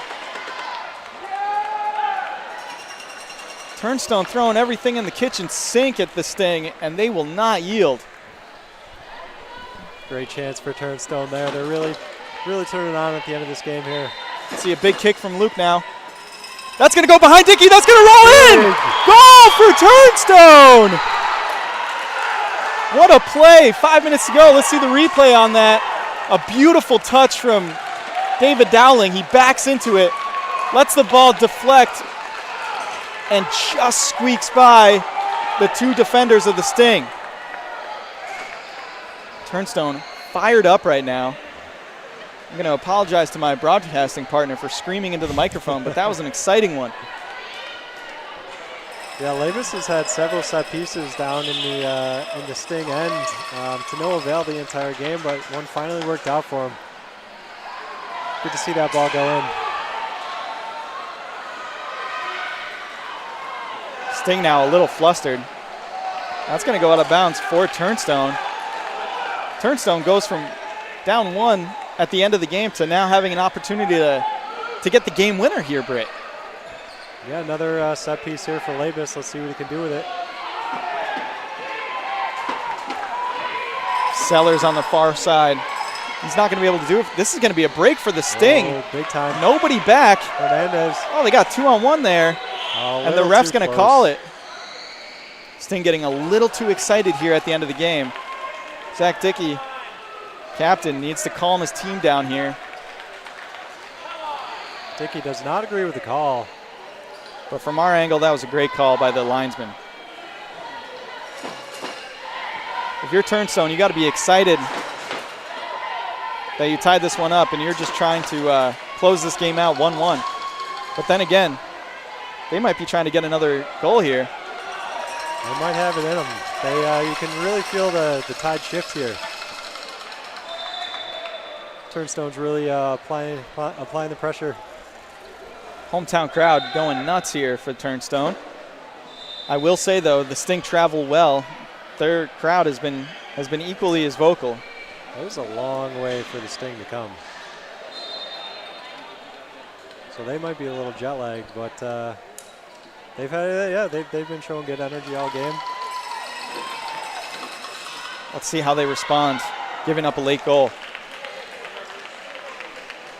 As we've discussed, this game has implications later on in the tournament. Zach setting up very close there. Might have been inside 5 meters, but Turnstone didn't seem to be bothered by it. David with a beautiful play on the sideline to keep that ball in. Luke now sending it back to David. Beautiful combination play here from Turnstone. David sends it back to Luke, who gets it over to the far side on Sellers. Can't get a shot away, though. Turnstone really pulling out all the stops here as we tick away to the final minute plus stoppage. Sellers setting up a little too low down there, but Luke content to just hit it into the box and chase. Setting up, trying to get it to David. Zach saw that coming the whole way. David waits for his teammate to rotate. Luke gets up to the top of the box. That's going to go out for a corner. Oh, no. The ref thinks it goes off of Turnstone last. It's going to be a goal kick. Sting get to take a deep breath. They get bailed out by the ref.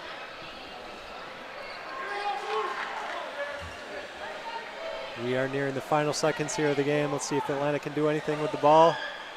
The ball's going to bounce up. It's going to be a set piece. Comes a little too high, hits one of the Sting players harmlessly in the shoulder. But for those watching at home, if the ball bounces up, it's going to be a dead ball and neutral ball. Players come together to avoid any dangerous plays. I was maybe hoping to see a Ronaldo header out there. Not in power soccer, Britt. Those balls are weighted a little extra to avoid the bouncing. And believe me, they can hurt if they hit you square in the face. Good touch by Zach Dickey to relieve a little pressure.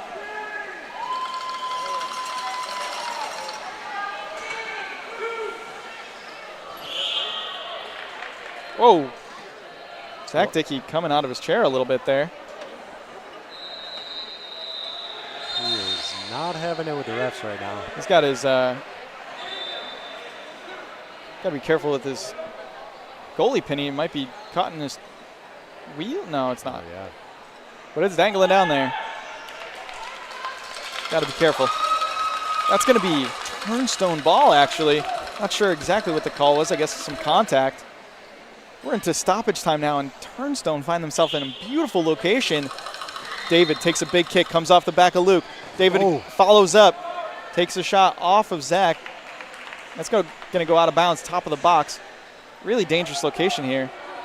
Again, Luke's going to try to find Sellers on that far side, see if we can get him involved. That ball's going to come all the way across. Sellers not set up in the right spot, but regardless, gets a good pass to his teammate in the middle, and that's going to do it for the game. We had a thrilling one. Sting scored in the first half. Then it was kind of back and forth for a while. Turnstone turned it up at the end of the game, tied her up 1-1, and that's how it ends. Atlanta Sting 1, Turnstone Flyers 1.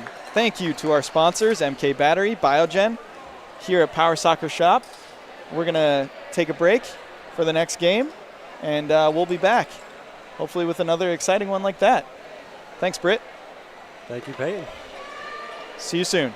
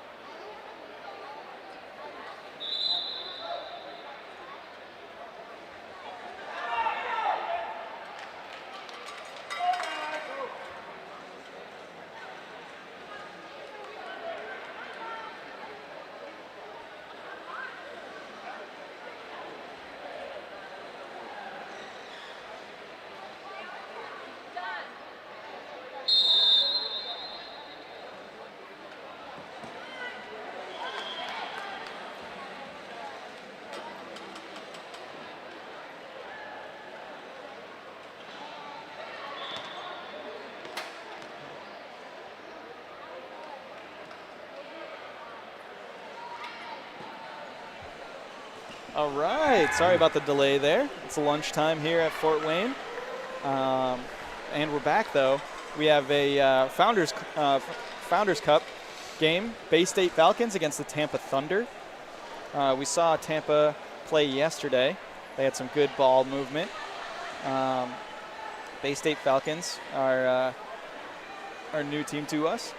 We'll see how they fare. Peyton Sefik here on the call with Britt Nemesek as always. Britt, how you feeling? Feeling good, yeah. It's as you just said, it's lunchtime, so we're trying to fuel back up here, getting a little energy going again, and excited to call this next match here. Yeah, and the last time we saw Tampa Thunder, we saw this Gavin Shield taking a lot of the kicks, and Alan Tremino playing center. I'm guessing we're going to see that continue today, and we'll see what the Bay State Falcons have to offer.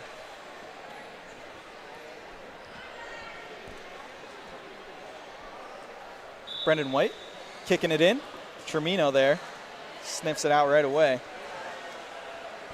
Tremino on the dribble, such a daft dribbler. Very good control from him. Brendan White, I should say.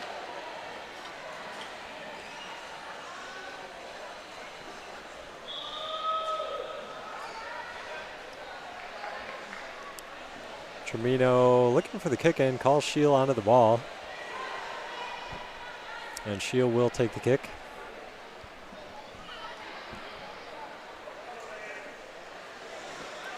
Shield over to Tremino, tips it in the box, cleared out there by White. Another kick in for Tampa. Oh no, I'm sorry, it's going the Falcons' way. White breaks up the floor. Tremino is there to keep the ball in midcourt. And we have a 2-on-1 against Tampa. The Bay State Falcons will have a free kick right near center court here. For those of you who don't know, 2-on-1 is a spacing rule in power soccer. You're not allowed to have two of the same teammates within 3 meters of the ball when a opposing team member charges in. So you got to keep it spaced out for make sure passing is a big part of the game that way. And so we don't get a big jumble of chairs in the middle of the court either.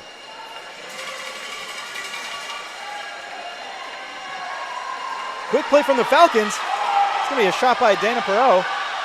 She just can't get the angle on it, but that was a really good look from the Bay State Falcons. Brandon White took a quick kick there, and it looks like we're going to be in on an exciting game. Two players come together pretty hard there. Brandon White wins out, goes for the quick kick to Dana. She's going to rip a shot, but Tremino is there. This ball's coming back. It's going to be a 2-on-1 on Bay State Falcons. This one is active early, Peyton. This is exactly what we want to see from the Founders Cup. Actually, excuse me, this is going to be Bay State Falcons ball at the top of the box. This is a dangerous early in the game for Tampa Thunder. Bay State really crowding the middle of the box. It's going to be hard for them not to have a 2-on-1 here. The way they're spaced out. There are 4 people in the box, real tight here. Shot comes in. Kicked away by the Thunder. Head ref electing not to call a 2-on-1 there. They must have just had enough space. Yeah. Tremino and White now on the far side.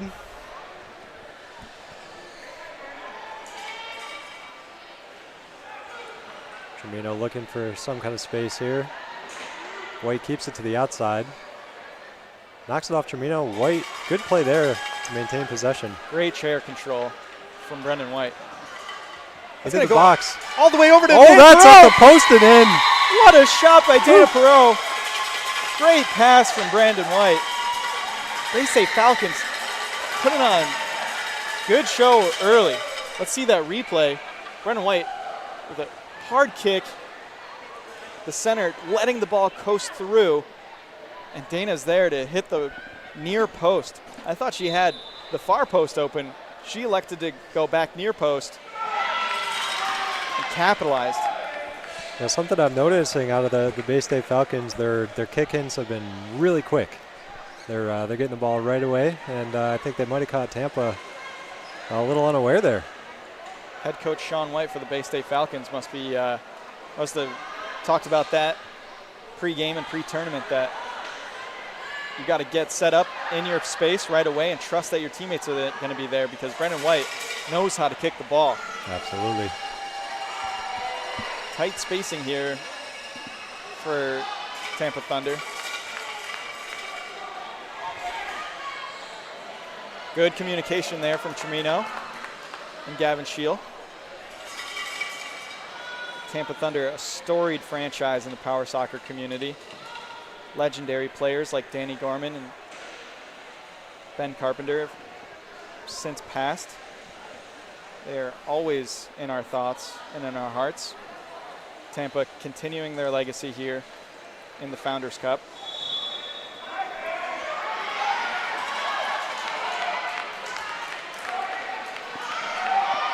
Bay State looking dangerous here. Perot, near post. Can't quite get a handle on it.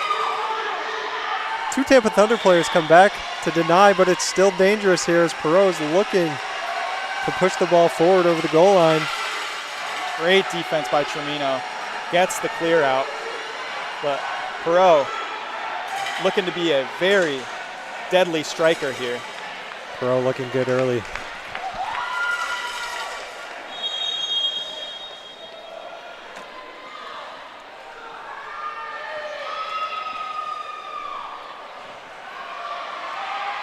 Gavin Scheel on the kick.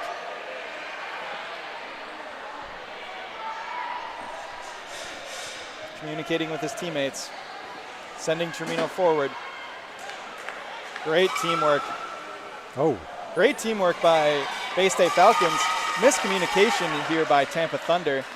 That's going to be another set piece. This time for a corner. Let's see if Brendan White can draw something up.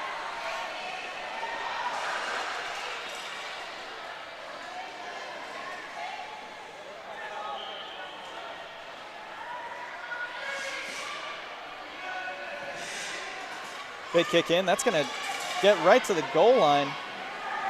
Tremino, adept play to get it out of there. Richard Phillips on that far side for the Bay State Falcons. He's playing near side. He's been playing in the center for these set pieces. Baiting Tremino. But Tremino, other than the goal, has been playing really good defense. Good play from Brandon White to his teammate, Phillips. Phillips now looking to pass it to Dana Perot. Oh, they just catch each other a little too close. That's coming out for Tampa Thunder.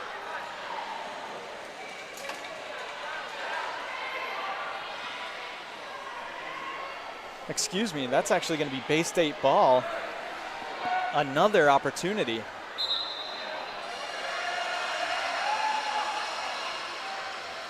Brendan White with that strong kick of his. Tremino plays it hard. Aggressive defense from Tremino pays off. Goes right through Brendan White's guard. Gets around it, gets in good position. This is going to be a good look for Tampa. Tremino looking for Oliveira in the middle. That's going to go off of Brandon White and out of bounds for a kick in for Tampa. Let's see what Tampa can drum up here. A quick kick. Just a little off the mark as Oliveira wanted that ball up top.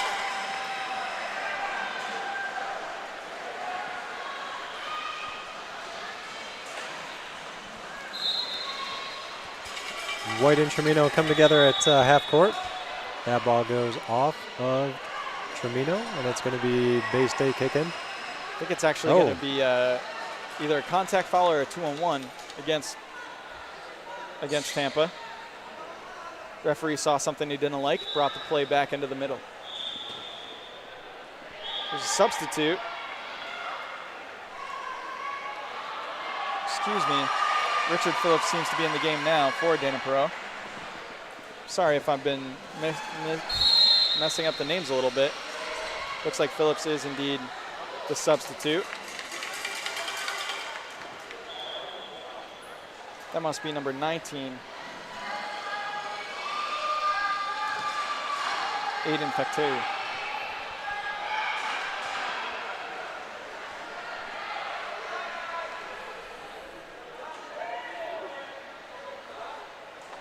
Bay State's going to have another crack at it here.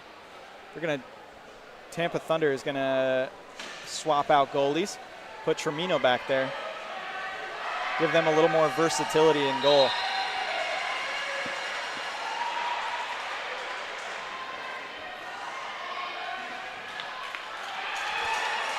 White lining up the kick. He fires it in there. Right back to White. Phillips and White. Tremino. Aiden. It's number 19. Oh, okay. Yep. Aiden is in now on Tremino. Apologize for that. We're all screwing up names here a little bit. We're learning. We'll get it right. A little hard to see the numbers sometimes. Tremino doing everything he can to clear the ball out here.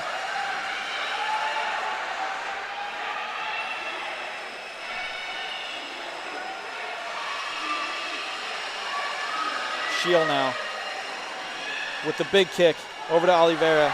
Plays it back to Tremino. Tremino on it. Coming close to two Bay State Falcons. No call for the 2-on-1. They're just keeping space out there.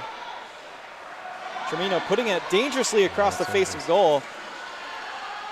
Aiden wrapped up with Tremino. Tremino wins out. But only just as Aiden recovers very well.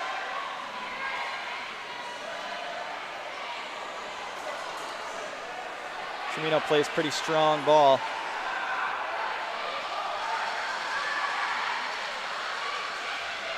Gavin Scheel on the kick in. Looking to hit the ball hard here, but I'm not sure if he's going to be able to find Oliveira. Just goes right into the Bay State Falcons defense. That's going to be pinch between two chairs. Oh, Tremino just doesn't have the chair control to hold on to that. Brendan White now looking to extend this lead.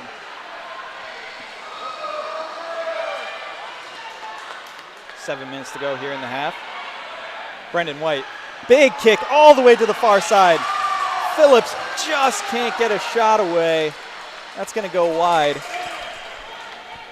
Again, Brendan White showing that he has what it takes to put the ball anywhere he wants to on this court.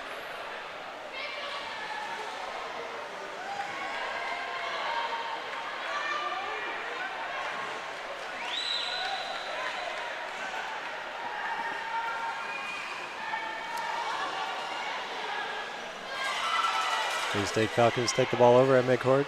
Tremino is there at the top of the box to regain control. Great play by Tremino. Posturing himself to move the ball up. Hits it off of Brendan White. We're just seeing a great matchup here between Tremino and White. I'd like to see a little bit more possession from Tampa Thunder off these kick-ins. They seem to be just kicking it into the same spot, right into Aiden's guard. And the ball keeps coming down. Good pass from White. Aiden gets it into the middle. Gets it back to White. White puts it across to Phillips. That ball's going to go in.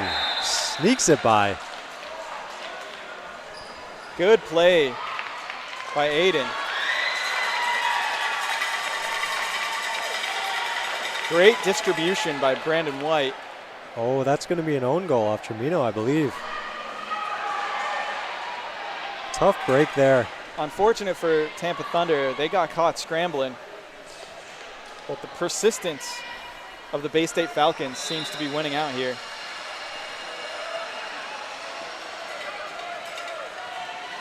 Tampa seems to have some good skill with the ball, but their game plan seems to be just hitting it right into the Bay State Falcons defense, and it's not really working out for them. They need to play possession a little bit more. Yeah, they're playing the defensive end has been pretty good. You know, they've had some passes back there, but once they get it past the half-court line, it haven't really done too much with it. In the first game we saw Tampa Thunder play, Oliveira was a lot more involved. Tremino and Shield seemed to be playing a good two-man game and getting the ball distributed to the far side wing of Oliveira. So far in this one, Bay State has been clamped down on turning defense into offense. This is going to be a rare look on offense for Tampa. Let's see if they can make something happen. Brandon White sits in the middle of the box. Gavin could have let that ball roll behind him. He just didn't make the decision quick enough. That's going to go to Brendan. Big kick down the side of the field. Oh, beautiful passing here from the Bay State Falcons. And Phillips just can't catch up to it, but Aiden with a really nice touch to the far side wing. And good distribution again from Brandon White. Dana Perot subs in for Aiden, the goal scorer early in the game. Finally, Tampa playing a little bit of possession here, but Tremino just can't get enough control. Perhaps Brandon White a little too strong on the ball. They come together. Tremino wins out after a big collision. Tremino still on the ball. Brennan White shepherds it out of play. North of the top of the box. Makes it a little tougher for Tampa Thunder to get a good look, but a nice spot from the sideline ref. Big kick from Gavin into Tremino, who finds Oliveira on the side. Oliveira overplays it just a little bit.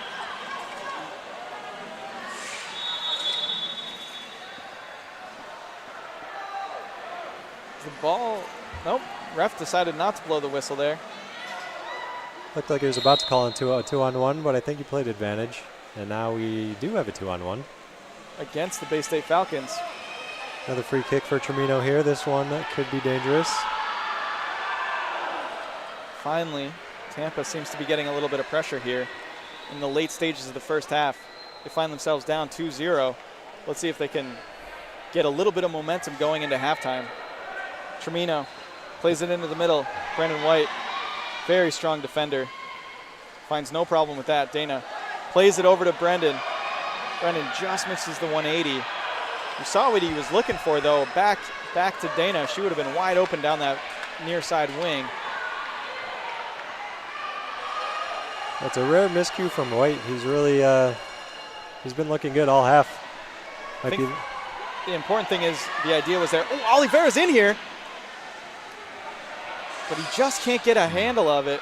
Got a little too excited. One of their first looks of the game. And he drove at it a little too quickly. He could have let that ball come into his guard a little bit more and gone to the far side post over here, but elected to hit the ball as soon as possible, and it's going out for a goal kick. Brendan White now, big kick, sniffed out by Oliveira right away.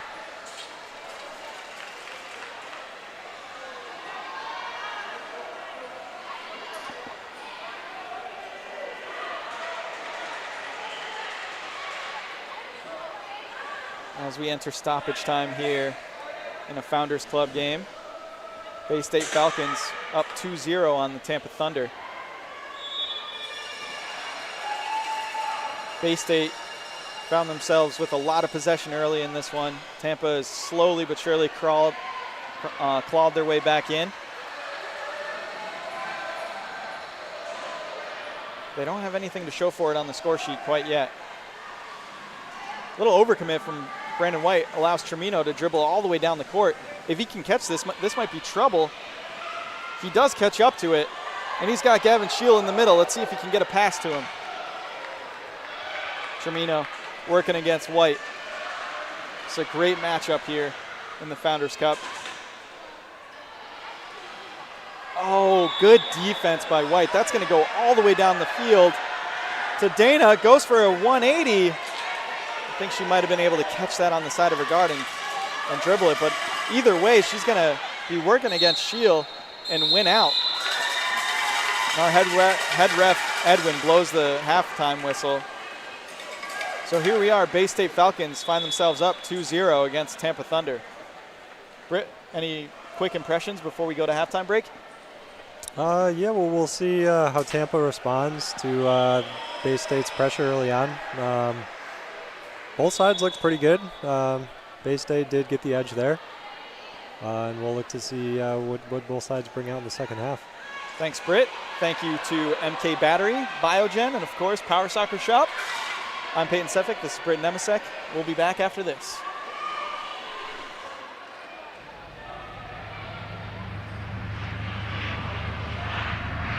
NIMI is a manufacturing company for 25 years. We started out of our garage manufacturing products and for the industrial market, as well as disabled products and outdoor products too as well. We were able to help out the disabled sports world by building a power wheelchair. We have developed many products for the industrial market, like vacuum fixturing that holds down, sucks down parts using vacuum power versus using double-face tape that customers would do and use clamps and vices and traditional stuff like that. We can do full 5-sided machining by using vacuum chucks and different products of ours.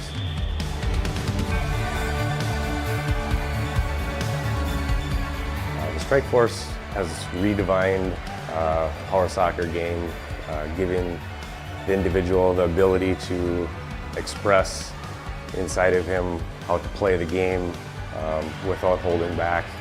We have built a chair, the Strike Force, to be low profile, fast, quick, and take over the game. The manufacturing of the Strike Force has led us into the manufacturing of the Track Force chair, which is an outdoor, rugged chair built for the beach, hunting, any outdoor enthusiast that wants to get out of his everyday chair and be able to go around in his yard even.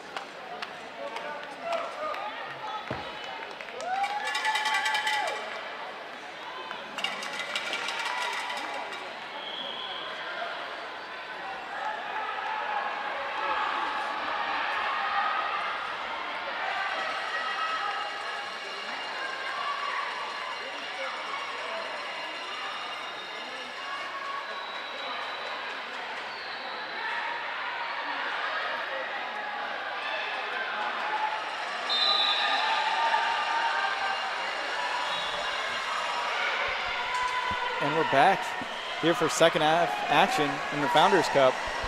Bay State Falcons up 2-0 against Turnstone.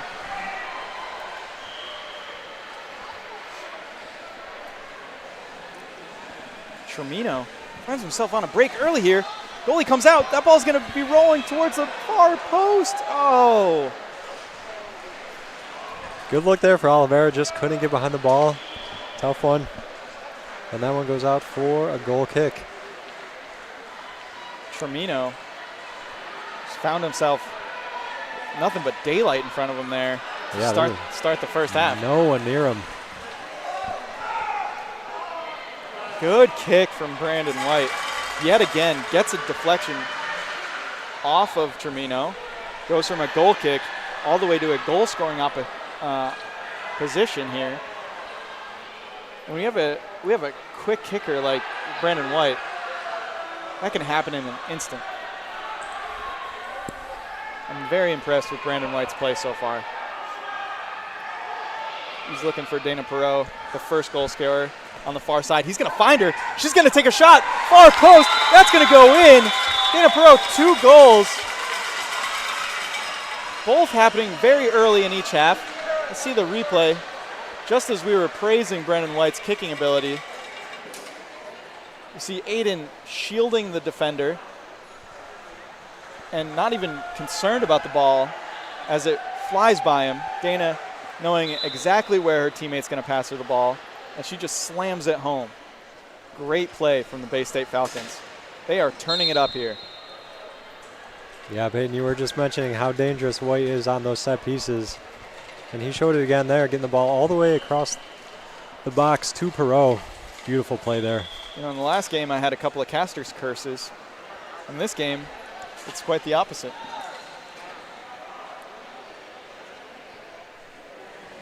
Brennan White winds up, finds Perot. Oh, she lets it roll by, actually, and that almost squeaked in. Perot now trying to control the ball on the goal line, cannot. That's going to be Tampa ball, who are probably very relieved. That was a little too close for comfort from an otherwise very safe zone. Yeah, White and Perot are clicking now. Looks like they're trying to find each other on those set pieces. Another great set piece there from White. He's just going to keep them coming, I believe. Winds up and smacks one. Looking for Dana Perot on that far side. They just missed connecting on there. And you're right, Britt. They are clicking right now. Well, White's just hitting everything coming his way. He is ready.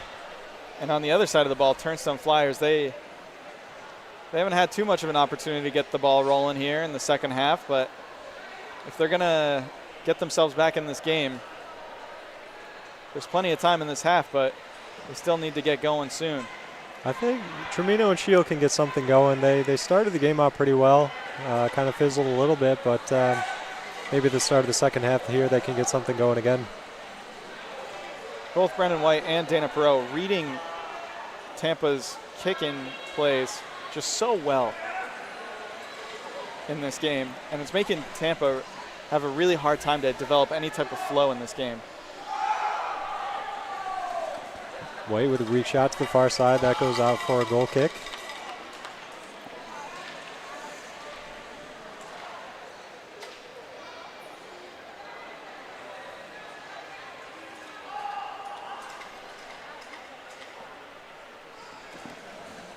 Tremino looks to bring it in here.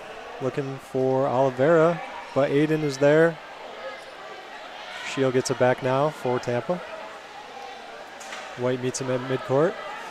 Looking for the contact foul, but doesn't get it. White brings it up the near side now. Looking to corral it on the goal line. And hits it off Tremino. I believe this is going to be a corner kick. Great play by White there to bring it up the near side. And another set piece here for White. Let's see what he can do with it. Shields seems to be pleading his case with our head referee, Edwin Romero. Edwin, a young head ref, but he's been around the game for a long time. He's not going to take any guff from players. And we'll proceed. Brendan White all the way across to Dana. Great save by Tremino. Oliveira now looking to break. He gets around it. This is a good spot to be in for Oliveira. He's got it on White's chair now. Tremino drifting in behind, trying to set something up. Good pass from Oliveira. That's going to go across the box. Dangerous here for Tampa. Perot tries to get it out. Little mishit there, but they get it back. Aiden brings it up the left wing. He's got White in the middle, Perot on the far side. Gets it over to White. White looking for Perot again. Puts the shot on net. Big time save from Tampa there. Beautiful pass from Brandon White. Man, they're just moving the ball so well right now. He is flowing. Tremino, though, has some flow of his own. Stops the ball from White, trying to clear it out. Keeping it on the side of his guard. Looks for the pass. Shield gets it over to the far side, Oliveira. Shield's got to watch his spacing there. If Oliveira connected with that, that might have been a 2-on-1.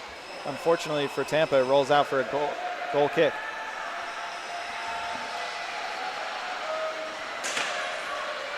Oliveira and Perot come together. An innocent hit, I would assume. I don't think there was any malcontent in there.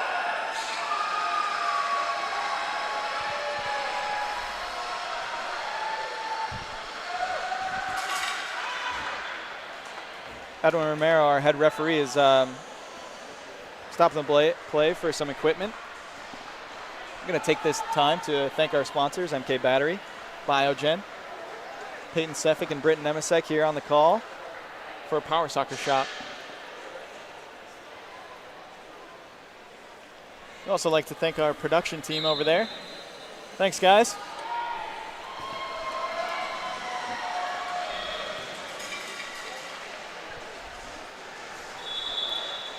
Power Soccer Shop's always bringing high-quality Power Soccer action right into your living rooms. And thank you to the viewers.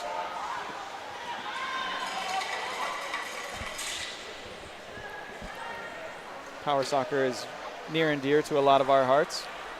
Whether you're a player that couldn't make the trip or otherwise a fan, we all know how special this game can be, both from a community standpoint, but also a competition standpoint. One of the only sports out there for power chair users that requires teamwork. There's a couple other ones, but Power Soccer is my personal favorite.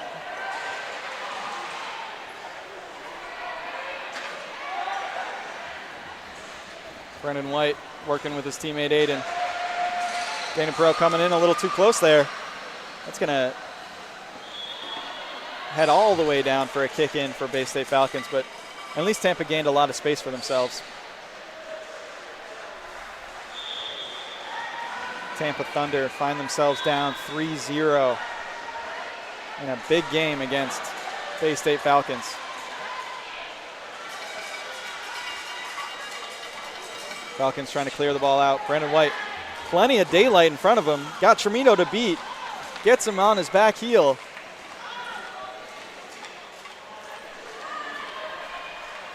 Brendan White now against Tremino.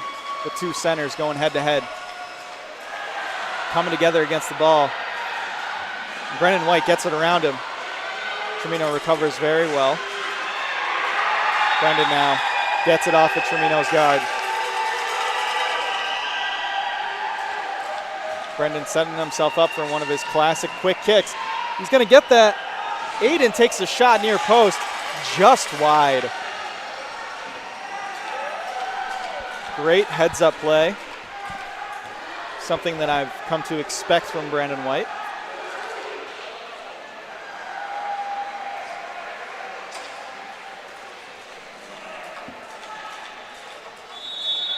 Tremino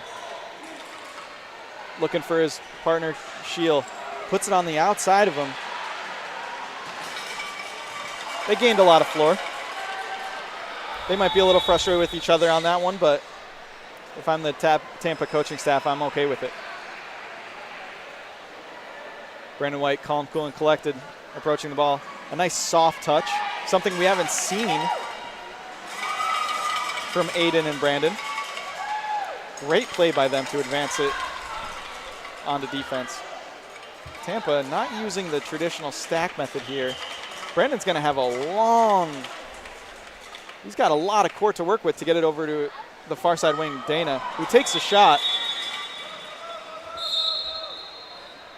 Edwin Romero is going to stop that for the bounce. Good call by the head ref. Going to bring it out closer to half court.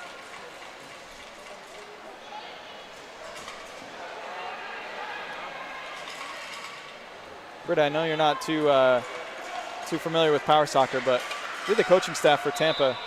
You know, what are you thinking? What are you hoping for from your team with 10 minutes to go here in the second half, down 3-0? Yeah, you're really just looking for your players to dig deep and find any kind of spark, really. They have had the balls down the court, past half field, but they haven't had much possession past that. So if you could get anything going past half court, really, and obviously get anything towards net is ideal. But yeah, just if they could get any, a couple passes, connect, 2-3 touches in a row, that would be big. Richard Phillips comes in for Aiden. Substitute here. About 8 minutes to go.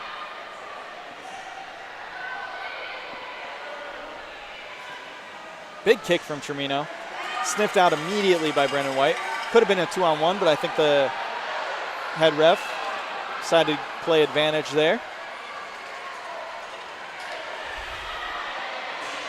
Now, something we've talked about a lot, Britt, is goal differential. If you're Bay State Falcons, you're really excited about that. But not so much if you're Tampa Thunder. It looks like Perot and Oliveira come together again. Edwin, head ref, said that's enough, guys. It's happened twice. I'm going to be watching for it from here on out. Big kick from Tremino. Bigger kick from Brandon White. Dana Perot's on top of it. Good chair control from Dana. She lets that one go, and that's going to be Tampa ball.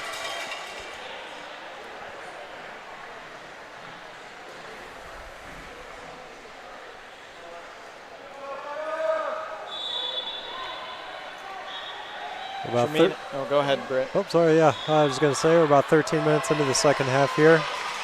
Tremino with another inbound ball. Looks like he was really trying to direct his teammates to get a little closer to him. Didn't really give him any options there. Here we go. Grouped up a little bit too much from Tampa. Yeah, Oliveira have to look for the 2-on-1, and it does get called. Shield looking a little frustrated. That's something that some communication could have really helped there.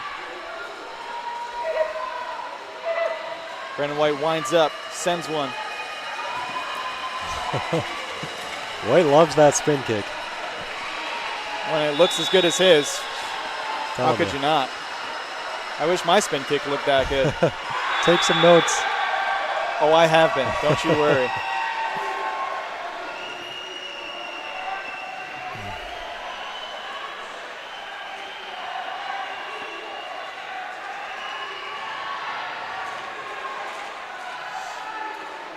Tremino doesn't have much of a look with his teammates. Brandon White looked for the big kick, but I think he felt Oliveira behind him and decided to hold back.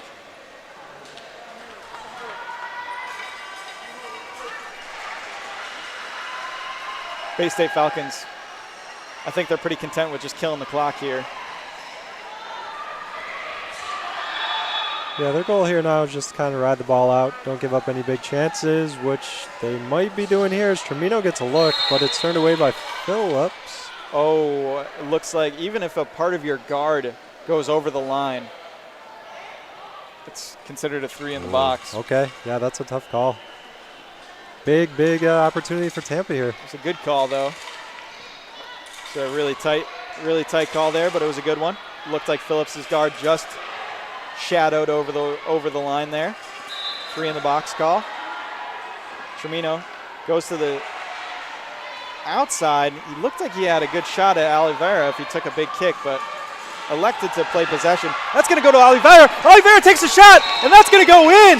Great play from Tampa at the end of this game. Amazing touch by Oliveira. Good team play by Tampa, all set up by the 3 in the box call. Oliveira, great patience there on the far post, just staying there the whole time while the ball jostles around in net, or in the box, excuse me. And she lets the ball come to her, or he lets the ball come to him, and puts it in the back of the net. Really good spacing by Tampa for that one. Let's see if they get charged up here a little bit. They still find themselves down by 2 goals with only 5 minutes to go, but you know, that might be the spark they need to turn it up. We'll see how Bay State Falcons respond. Bay State has been in commanding control of this game up until this point. Let's see if Brendan White can rally the troops and stop the bleeding here. And as we said, even if Tampa doesn't get the result they are looking for, the goal differential is such a big factor a lot of the times. Even 1 goal can change it. Gavin Shield just missing out on that. Good pass from Brendan White. Over to Richard Phillips. Richard Phillips takes a shot. Smashing and crashing. Oh, that was very close to the goal line. A little too much contact there on my end, but no whistle. No whistle. Ooh, from here, it looked like that ball might have gone over the line. I don't know. Tremino pleading his case that there was too much contact, but we're going to play on. If there's VAR in power soccer, if I was the Bay State coach, I'd be checking that one. Big kick from Brandon. That's going to sneak by Tremino, and we have a 3-goal game again.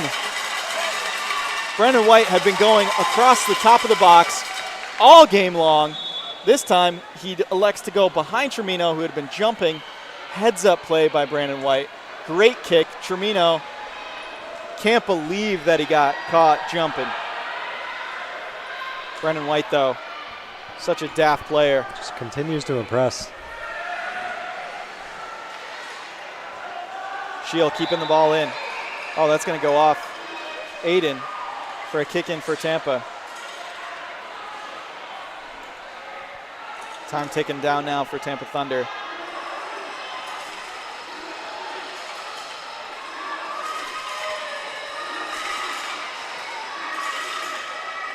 Tremino setting something up, nice and slow. Takes a big kick. Aiden read it the whole way. He's going to go out for a goal kick for Tampa Thunder. And we were asking ourselves, how was Bay State going to respond to the late goal by Tampa Thunder? And they answered. Can't ask for a much better response than that. Beautiful goal by Brandon White.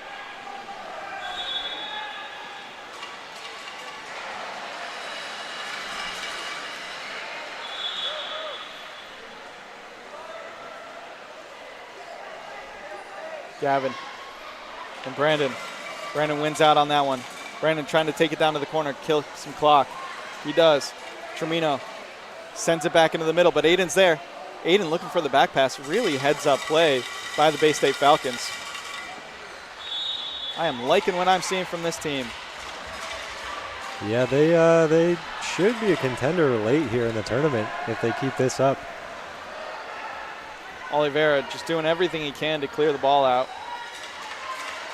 Brandon taking a shot. It's going to bounce over to Phillips. Phillips going to hit it off the front of his guard and go in. 5-1 Bay State Falcons. Let's see this replay. Heads up passing. Just persistence. And just an unfortunate touch by Tremino. While the replay was going on, the ref blew the final whistle. That'll do it. 5-1, Bay State Falcons over the Tampa Thunder. I'm Peyton Sevick. This is Braden Nemisek. We're going to sign off here and catch you in the next game.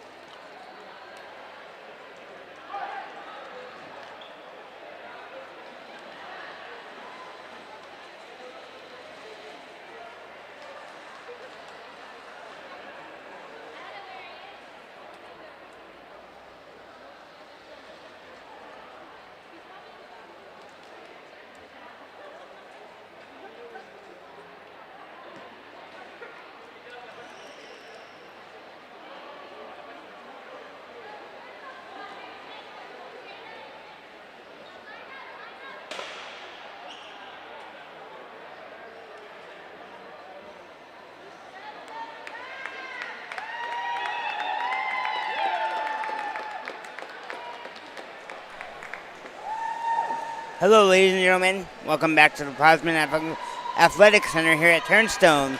This afternoon, we have a match between the Strap Scorpions from San Antonio, Texas, and the Phoenix Rising Ability 360 team from Phoenix, Arizona. I'm Chris Feria. Here today is my father with me, Don Feria. How you doing, Don? Doing great, Chris. Thank you very much for having me. We'll thank Peyton Sefik on that one. A quick rundown.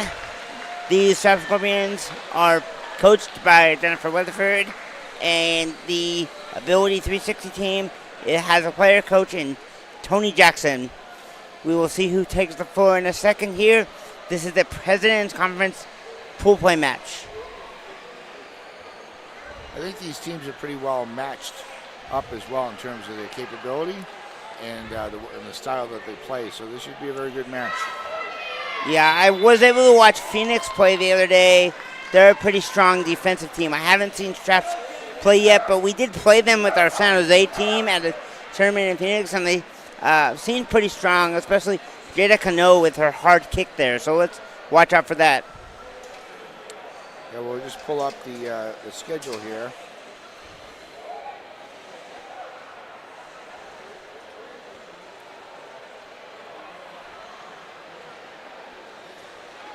So the Scorpio Straps are 1-1 right now coming into this game, and Ability 360 is 1-0. I mean 1-1, and the other is the Straps 1-0-1. Yes, so and again, interesting matchup coming up. Yes, and in the President's Conference, there's only 8 teams, and they all go to the quarterfinals. So this is their final pool play match before we go to the quarterfinals this evening. Shot by number 19, Birnbaum there. Ball goes back. It's going to be, let's see what they call here. Looks like it's going to be Phoenix Rising ball. Jackson to hit in to Birnbaum, it looks like. Oh, no, I'm sorry, Birnbaum to Jackson. So, Don, if we look at the setup here, you'll notice that Phoenix is doing a lot of kicks in front of each other instead of to the side or across. What do you think about that?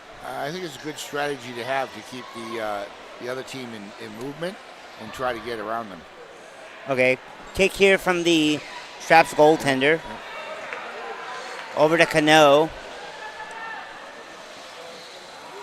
Looks like Tony Jackson's going to be shooting the ball in this game. Yeah, it was a good try to shoot there by Jackson. Just would have been a miss hit there. So we have a kick in from Straps goaltender again. You'll notice that a player on Straps is wearing that penny on his. Oh. We have a goal there by Phoenix. Let's get a replay of the goal. Let's look at this replay. So they were covering Tony Jackson, and then he became open through a movement and shot it right between the goalie and the post.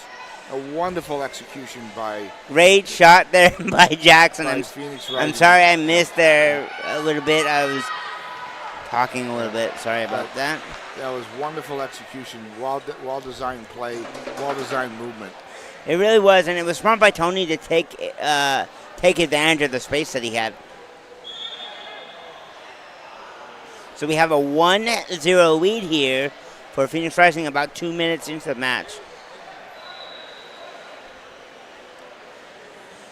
And now we're going to have a kick in from Phoenix here, but with the same type of bump over.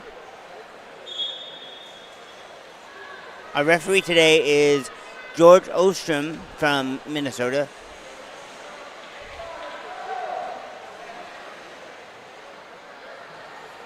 Straps ball. Cano ready kick. Looks to me like she's trying to do a hard kick across the way she's set up. And she does. Over her keeper. Shot there by Straps. Ooh, the people in the box hit each other there, but it's his own teammate, so no foul. By the way, I would like to say in advance, if I mispronounce your name, I'm sorry. You notice in the sequence of that play, Chris, 3 shots. Yes. So pass, shoot. The Strap Scorpions are coming right back and shooting the ball, try to even up the match. Yeah, I always find it interesting when you get down a goal early in the game, how your team responds.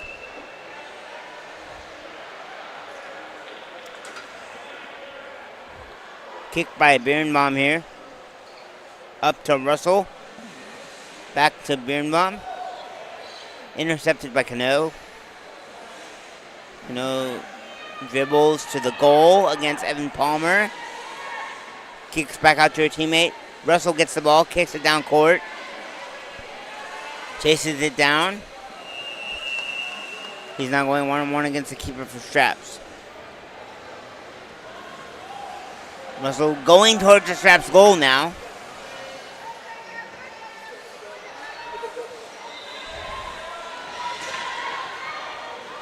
Some contact there, but not called.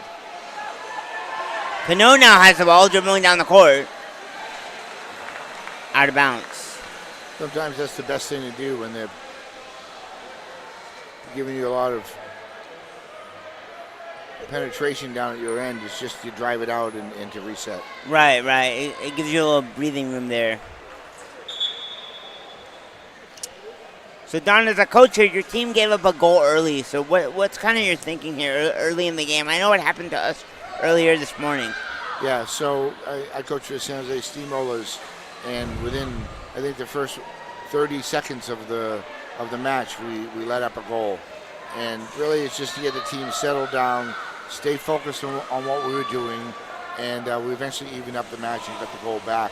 But, not to get worried, not to get frustrated, stay even keel, and remember what the game plan is, and just try to continue to execute to it. Yeah. Looks like that's good strategy because we have to, it's a long game, so we have to keep mindful of one goal is not going to always make the difference, right? Yep. So Yeah. we have a reset here at the top of the corner. Not really a corner kick, but at the top of the corner. Birnbaum's ready to take it. The referee George was getting a defense set. But Birnbaum's ready to take it. Looks like he's going to go to Jackson at the top. He does. Jackson gets a little shot off. Out of bounds. I think the Straps knew what play was coming because they came quickly out and defended it. So Right. Tony was not able to get the shot off. Right. Now we have them set up to do the bump over again. Birnbaum to Jackson. Intercepted by Cano. Up the court towards the goalkeeper.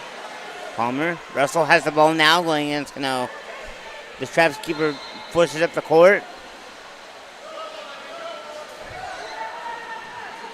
Keeper on keeper now. One-on-one.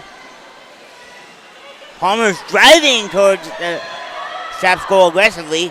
Almost has the ball. Oh, we're going to get a foul there.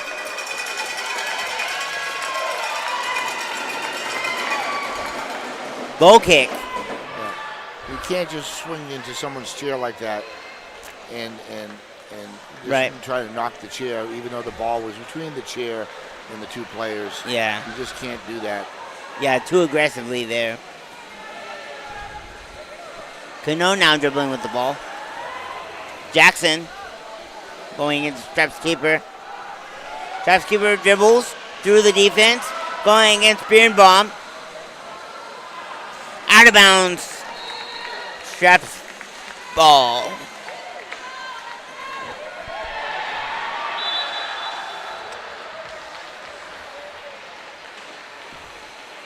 The Straps keeper's number on the back of his chair is covered, so I can't necessarily tell who that is. But he kicks it over to Cano. Cano dribbles.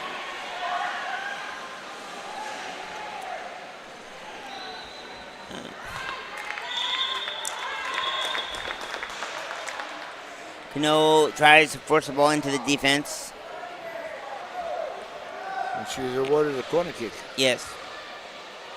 So went off the Phoenix player. No, actually not a corner kick. I take that back. The side kick. It's a side kick towards the corner, though. So now we have the Straps keeper at the top and a far wing at the bottom. That might be Steele there.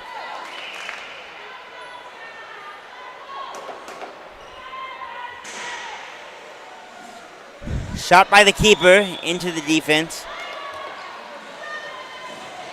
For those watching, that was an indirect kick. You notice the referee, if they hold their hand up high in the air, they're signaling an indirect kick, which means that the shooter cannot just directly try to kick the ball into the goal. All right. Thank you for that See information. another indirect kick, as you notice. Yes. Goal kick here from Phoenix, and their keeper, Evan Palmer, is ready to kick. George Olson, the referee, is making the defense aware of 5 meters, and we go back to play. Birnbaum with a shot down to Russell. Russell's trying to get over to Jackson. Oh, and the ball goes out of bounds. Timing was just a little bit off, but again, another well-executed play. Yeah, but good passing between Phoenix Rising there. Good Yes. play setup.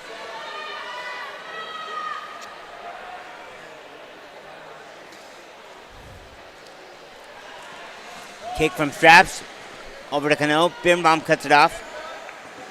Cuts it off again. Goes into the Straps defense. Jackson with a shot. Jackson was a little too slow on that shot. The defender was able to get up and block it. We have the ball in the corner kick area for Phoenix. Looks like they're trying to set up there. Sorry if I'm yawning. Ladies and gentlemen, I'm still on West Coast time to my body. It's Eastern time where I'm at. Didn't Chris, you have an 8 o'clock game this morning? Yes, I did, which is actually 5 a.m. to my body. Corner kick into the Straps defense. They cut it off. We'll reset as the ball's in a similar spot. Notice they were trying to go across the entire box to the far wing over there, who was wide open. Yeah, he. See it again. And do a similar play, and up. Birnbaum with the ball now from Jackson. Going against No.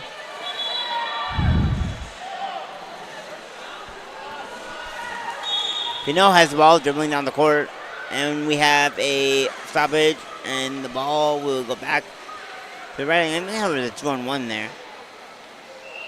Indirect kick for Phoenix.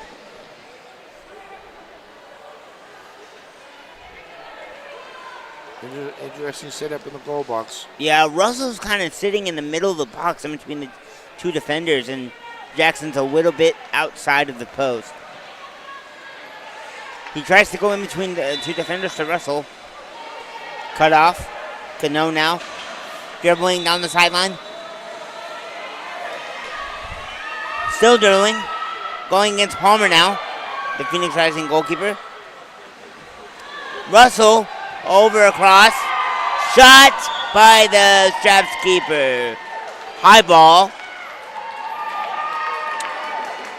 Let's see if George calls a set ball here, and he does. So we're going to have Cano against Palmer. Normally, set balls mean that the ball either went high or the referee doesn't know who the ball went out on particularly. So, Don, you want to talk about set balls for a second, how they work? Yeah, so set ball, as Chris mentioned, either the ball went over 2 feet or the referee had to make a judgment call and decide to use a set ball. 2 players go from each end of the ball. When the whistle blows, they're able to go after the ball. All right, back to set ball can be anywhere on the court. Thank you. Back to play here. Jackson against the keeper. Pass to Cano. Oh. Goal by Straps on a great passing movement. Let's get a look at that again.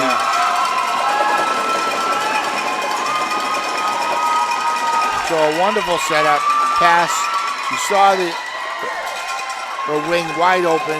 Beautiful pass across the entire court, entire pitch, and well-executed goal right in. And this evens up the series. Yeah. 1-1 game here with about 12 and a half minutes gone in the first half. Beautiful execution by Straps there. Yes, it was. It was a well-executed play, and the result was a goal. Now we're back at a tied game. Birnbaum shoots the ball up the middle. Gets cut off by the keeper. You can feel the intensity of the game now starting to rise again with the tied up score. And these teams, I believe, their states are fairly close together, so they do play each other quite often. They do go to each other's tournaments every year, so these teams know each other fairly well.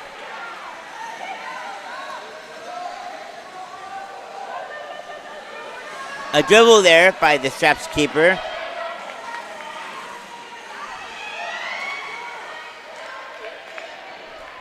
Dribbling by Cano. Russell to Birnbaum to Jackson. Cano cuts it off. Birnbaum again. Out of bounds.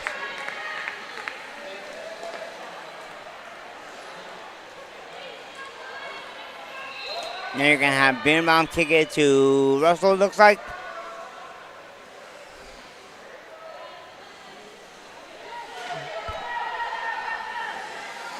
Cano with the advantage on Birnbaum. Out of bounds, though. Oh, the referees called two different ways. Let's see where they go. Usually the head referee has the final ruling on it. It's going to be Straps ball.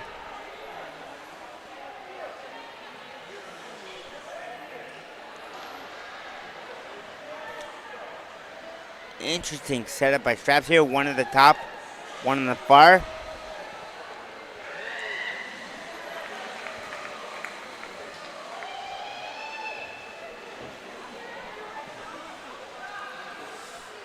Goal kick here for Phoenix Rising by Evan Palmer, the goalkeeper in the green there. Over to Jackson.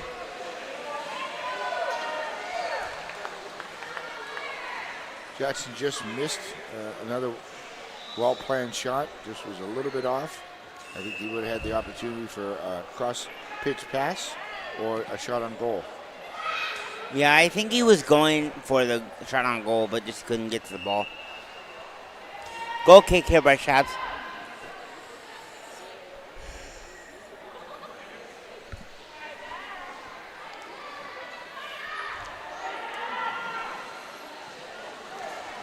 Up the middle towards Birnbaum from Cano to the far wing there.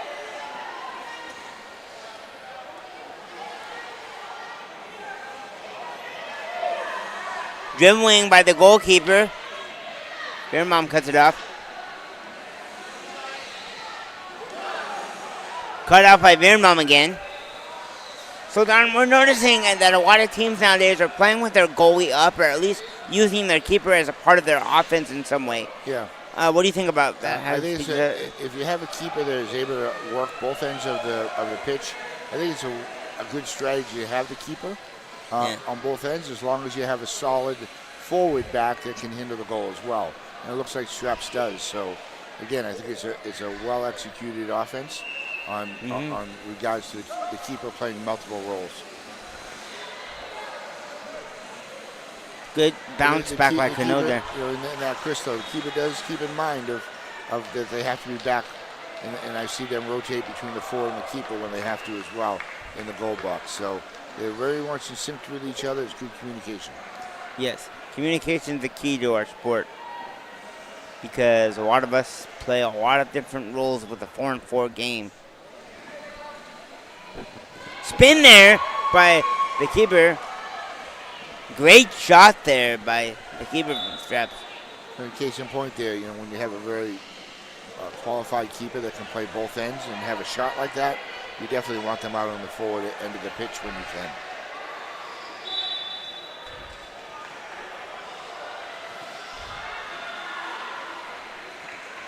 Ball goes out of bounds there from a rush from Cano.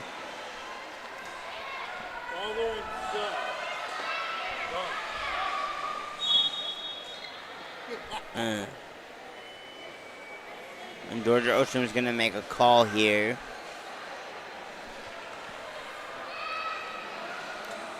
Phoenix ball.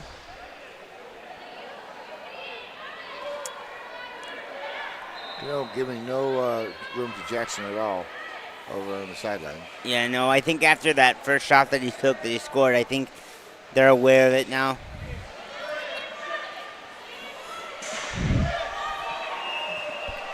Cut off by Cano there, just like Don was talking about.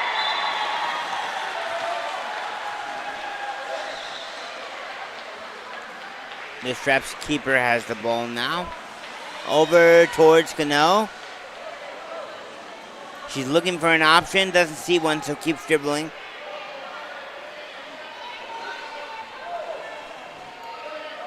Back pops out to her keeper. He crosses it over into the goal mouth. The Phoenix. Good. Oh, and just missed there by Cano. Good ball dribbling by the keeper. Yeah, really was smart to just keep driving through into the mouth there. Goal kick here for Phoenix Rising by Evan Palmer.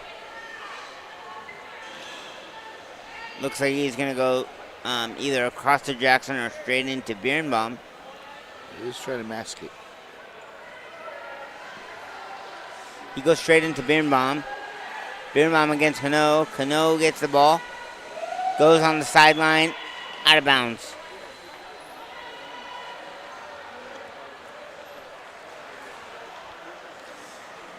Birnbaum across to Jackson.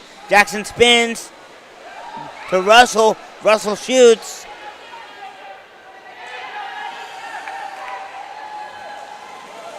Again, excellent shooting there by Phoenix. Yeah, and passing. Pass over. Jackson cuts the pass off.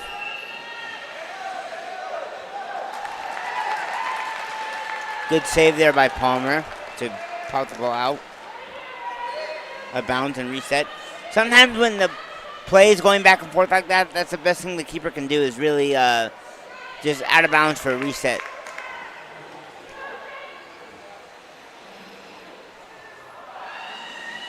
So we're at about 19 minutes. Don, as a coach, anything you're instructing your team or you're thinking about right now as we head into halftime? Yeah, you want to be hurrying up.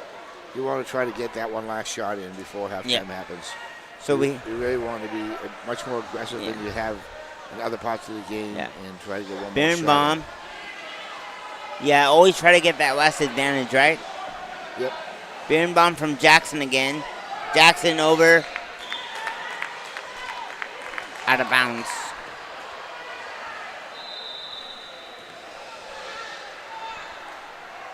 Cano set up to receive the ball here from the keeper.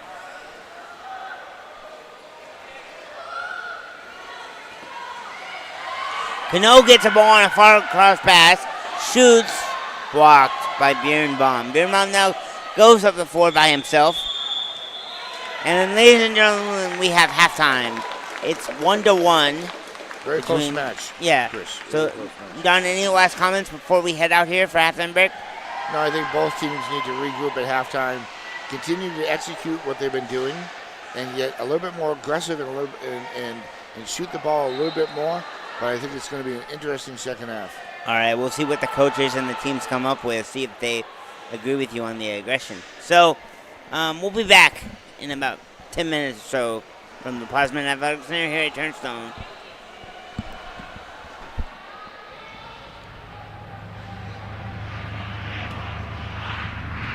NIMI is a manufacturing company for 25 years.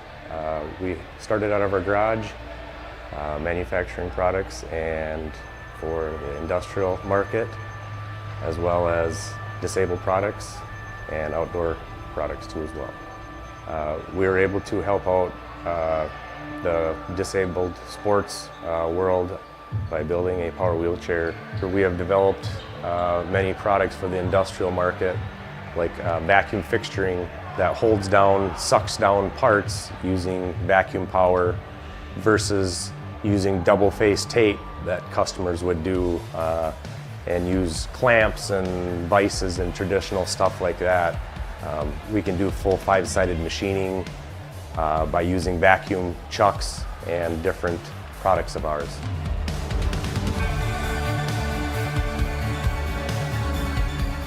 The Strike Force has redefined power soccer game, giving the individual the ability to express inside of him how to play the game without holding back. We have built a chair, the Strike Force, to be low profile, fast, quick, and take over the game.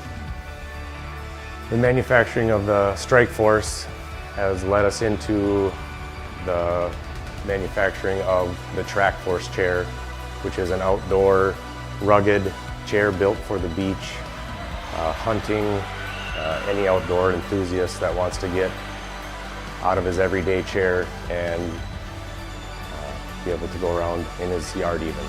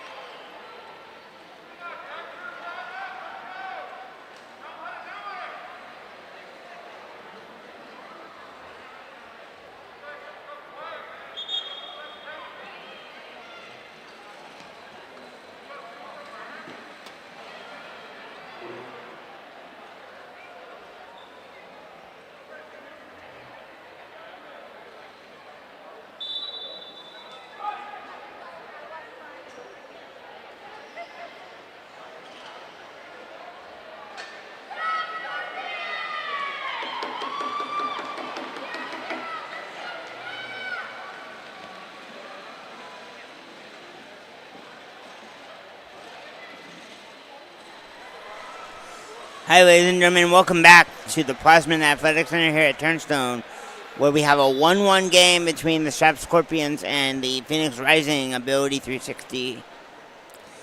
I'm Chris Ferrier again. I'm here with my father, Don Ferrier. Don, any comments as we head into the second half? Yeah, I think both teams are going to come out starting to shoot more and more now. The next goal could determine this game. So watch for the longer pitch passing and with the shot.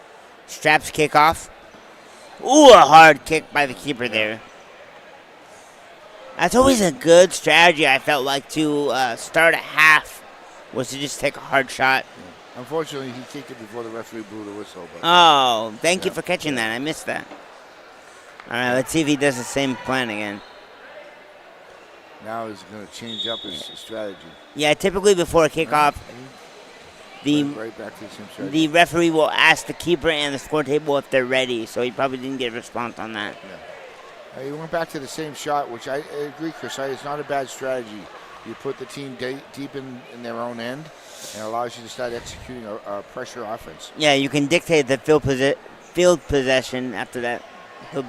Field position, sorry. Yeah.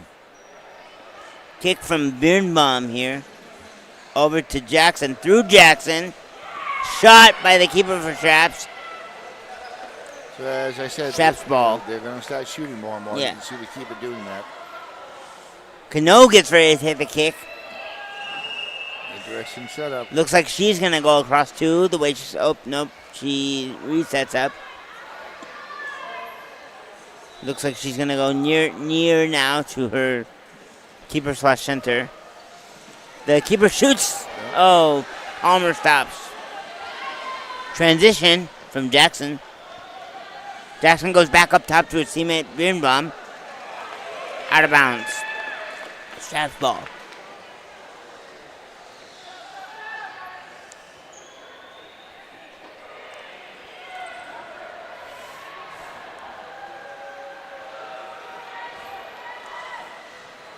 Kick from the keeper.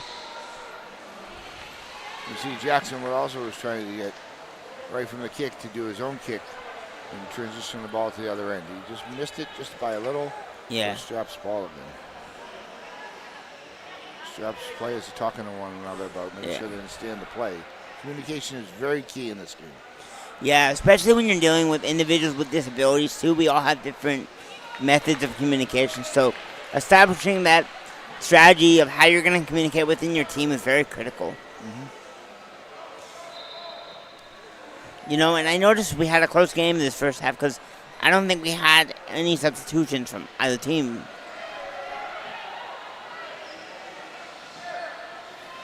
Cross back over from Cano to the keeper. Shot. I think that's about the third or fourth shot the keepers took in the early seconds of this first half, too. Second half, rather. Yeah, I always like that. And we talk about the, ooh, we have a foul there.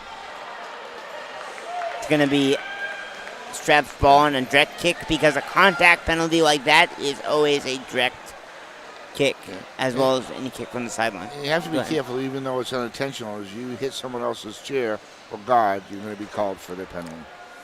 Yep. So we have the keeper again. He's telling his team how to set up here. He goes across.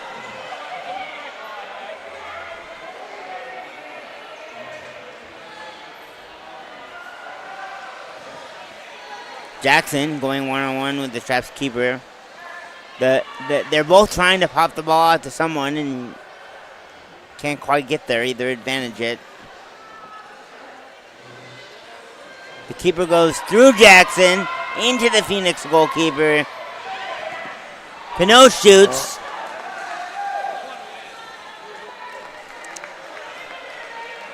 It's good to see all this aggressive play and a lot of shots coming in. Yes.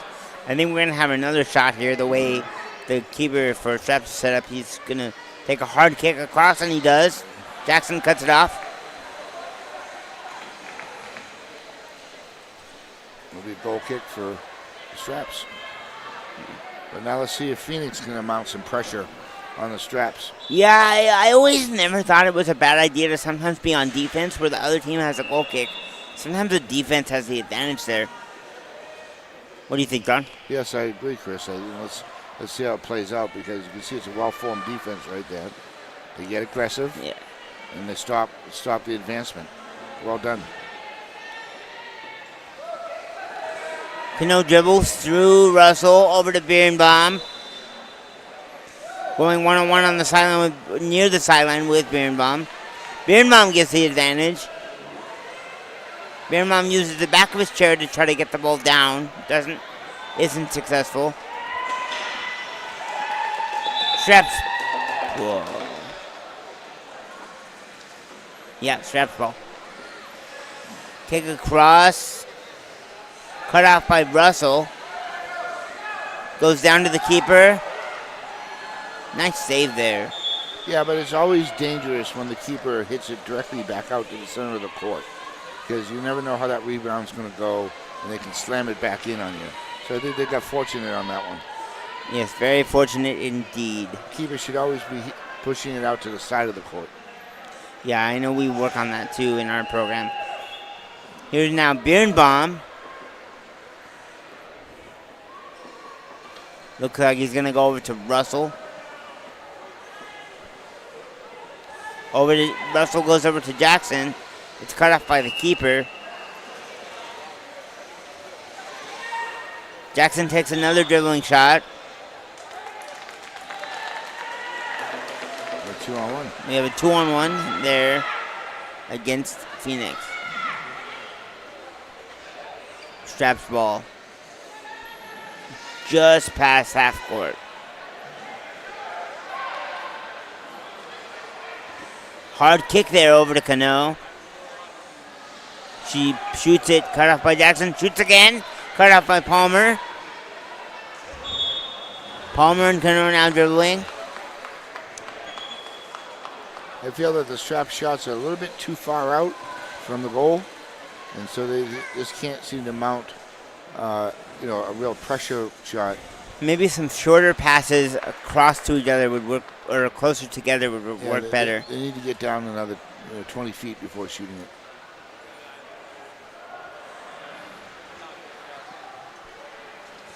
But, Palmer in the middle to Birnbaum there. Sorry, Don, I didn't mean to cut you off. Cano now dribbling against Birnbaum. Birnbaum again tries to use the back of his chair. Doesn't quite work because the keeper cuts it off.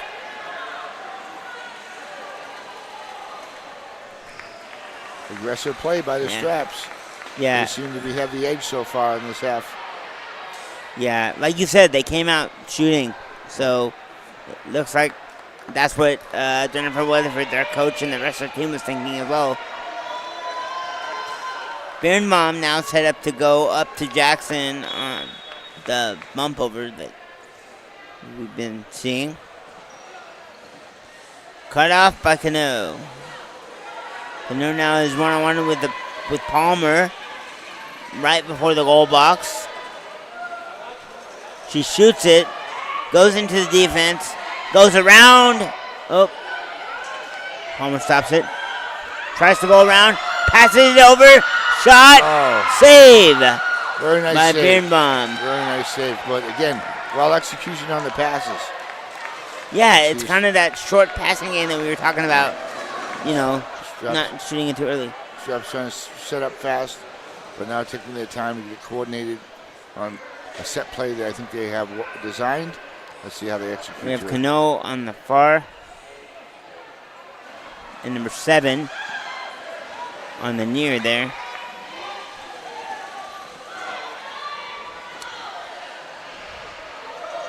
Keeper versus keeper here, one-on-one, going towards the box. Out for a goal kick. Palmer. See if Straps can maintain this pressure. Yeah. Or Phoenix can start transitioning down and put it on their own pressure. Yeah, so Don, as a team or a coach, when you've gotten a lot of pressure against you, like Phoenix has from the Straps in the early part of this half here, what are you thinking? Oh, a missed spin kick by Cano there. Yeah. I'm thinking about let's transition the ball, get it down the other end, even though we don't have a scoring opportunity by transitioning the ball. Let's get it down the other end and see if we can start mounting our own pressure and Yeah. relieve the pressure from that they've been putting on us. So I'm always in favor of just a long shot down the court, down the pitch to try to transition the ball to get us reset. Cano now trying to set up her teammates for a play. She crosses it to her far wing, goes back to the center, who's also the keeper there. Keeper versus keeper again.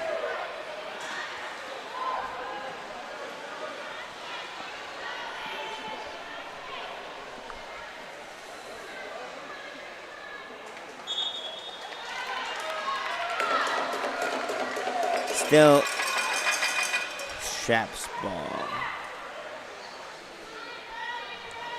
I think Tony thought it was his ball there, but referee called Straps ball. Ooh, a cross to the far wing. Cut off by Russell. Cut off by Russell through the middle again. We have some dribbling action between the keeper and Birnbaum. Cano now. It's going to be Phoenix rising ball. Whenever Phoenix is trying to come out of their own end, Chris, Straps are putting pressure right on them. Yeah, and I think it's like you said, Phoenix is running a lot of... Oh, there's a different play, a cross pass there. I was about to say they're running a lot of the same plays, but they did something different there. Probably because they don't want Straps to always dictate the pace of play. Here from Birnbaum over to Jackson.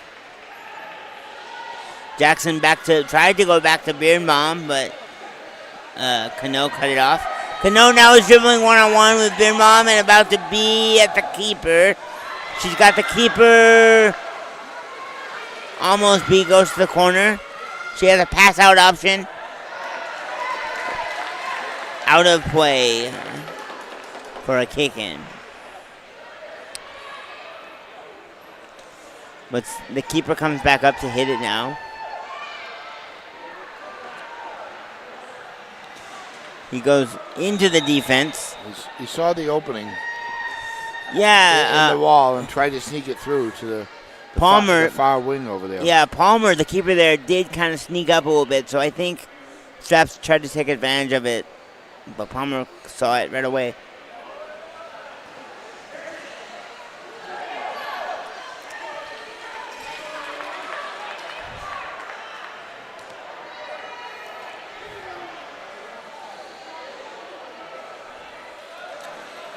Still Straps ball. Let's see.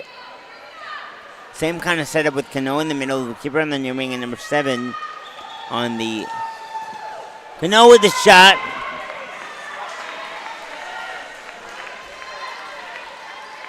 I really like the aggressive play that Straps has right now. Yeah, firing a lot of shots at the goal. they shoot the ball a lot. I mean, they're going to get a rebound that may be beneficial to them.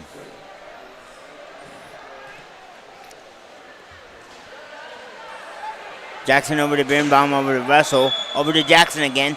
Looks like we're going to have a contact foul there. Yeah. You know, it's finally, Phoenix was finally starting to mount an attack. And unfortunately, they said it was a contact foul. But the advantage for Phoenix is they still have the ball at the top of the box here. Let's see if they can take advantage of this opportunity. You see both wings on opposite sides of the box with Birnbaum in the middle ready to hit it. That's a common setup that a lot of teams do in this area of the court.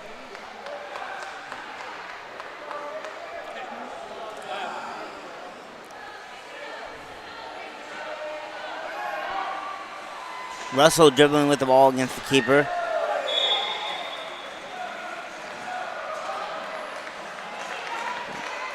Straps ball, I think, is the call. And the ball went off without the referee's whistle. Sometimes it's difficult to hear the whistle from the players. Yeah, we have 4 games going on at once here, so it can be. Nice spin there by Jackson. Looks like Russell needs to be adjusted there. He adjusts himself and gets back into play. We have the ball just past mid-court for Straps here. The keeper is about to set his team up. Interesting V offense. Explain what you mean by the V, You Don. can see that the two wings are spread out on each side, and the goalkeeper's down in the middle of the point of the V. Shot there, right on goal by the keeper. Cano picks it up. Birnbaum knocks it out. Again, continued pressure by the Straps. It seems like Phoenix just is having a difficult time getting out of their own end.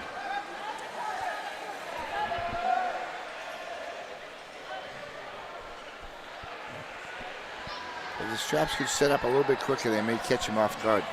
Right. I think that may be what they try and do there. So Cano back over to her center there. I don't think these long hits from way outside the pitch are really mounting too much.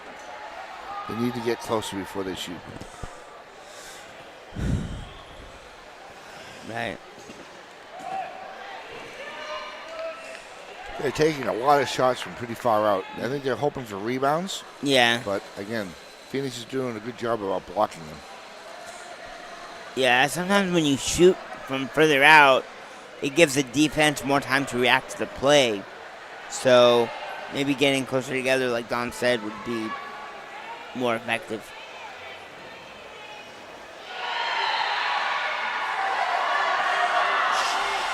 Number 7 there dribbling with the ball against Palmer.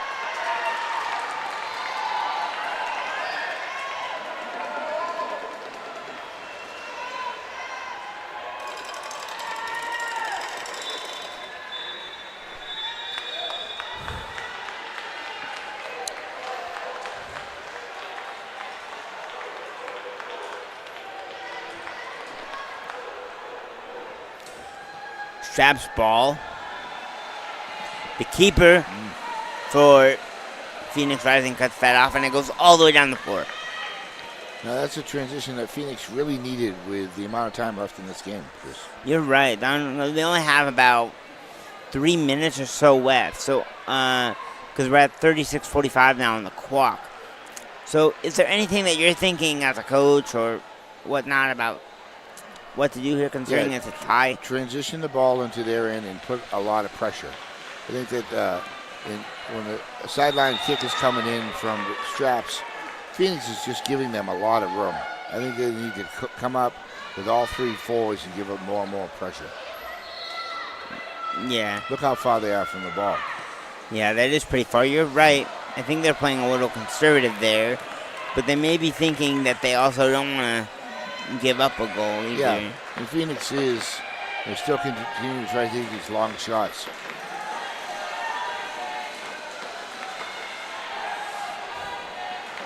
You know, again, I'm not quite sure the goalkeeper for Straps needs to touch that ball. They would have gone wide, but now that he has, he gives him an excellent goal kick. Okay, good scoring opportunity here for Phoenix. Russell on the near side, Jackson on the far side, and then Birnbaum ready to kick. Let's see what they can do here. They go to Jackson. Jackson spins and miss hits. Cano dribbles against the keeper.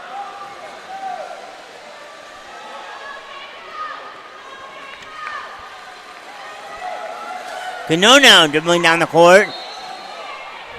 Back up top to the keeper. Keeper shoots. They had a play trying to execute. Cano to the keeper up top to the far wing on the right and left hand side. Almost got it. Yeah. Dribbling now against the keeper and Palmer, the other keeper for Phoenix.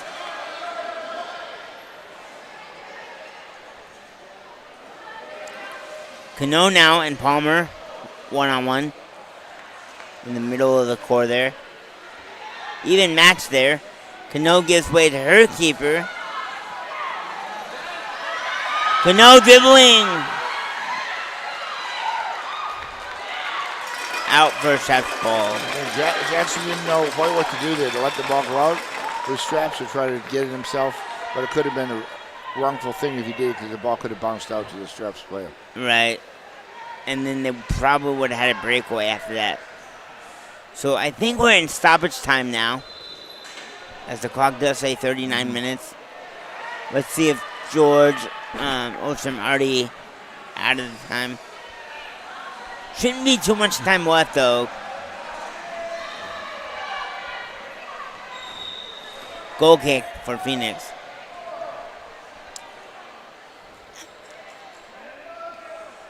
So what are you thinking at this point, Don, as a coach, if you have a 1-1 tie with in pool play in stoppage time? Because I'm still in pool play, it all depends on what my standing is, whether I should play conservative and just play the clock out for the tie or play more aggressive and try to go for the goal.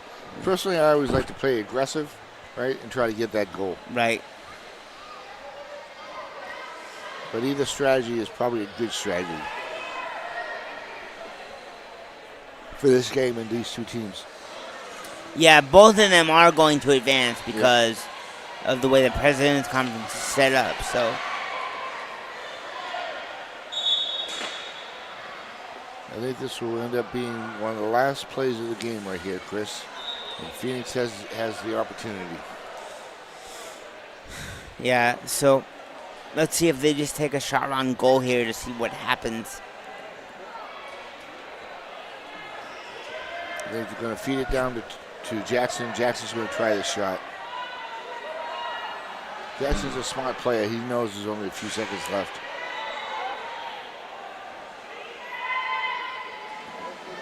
Across to Palmer. Oh, missed wind up there by Palmer. They might have given Straps an opportunity there as they shoot out for a goal kick. The Straps tried to get him off guard. Yeah. Shoot it toward his goal. The goaltender was away from the post. That almost went in. Yes, it did. I've been on both sides of that where somebody scores in the last couple of seconds of a game. It's very thrilling and not very fun if you're on the wrong side. Yep. Goal kick here by Palmer. From Birnbaum over to Jackson. Jackson's trying to spin. He does. Yep. All right, ladies and gentlemen, George Ostrom has blown the whistle for the end of the game. We have a 1-1 tie at the end of full play here for the Straps Scorpions from San Antonio, Texas, and the Ability 360 Phoenix Rising from Phoenix, Arizona. Don, any closing comments there as we? No, as we talked about going into the game, we thought it was going to be a very close game. Two strong teams, good matchup, and it proved to be true. All right, well, our next game is coming up at 2:40. We hope to see you come back here. Our tournament is brought to you by Power Soccer Shop.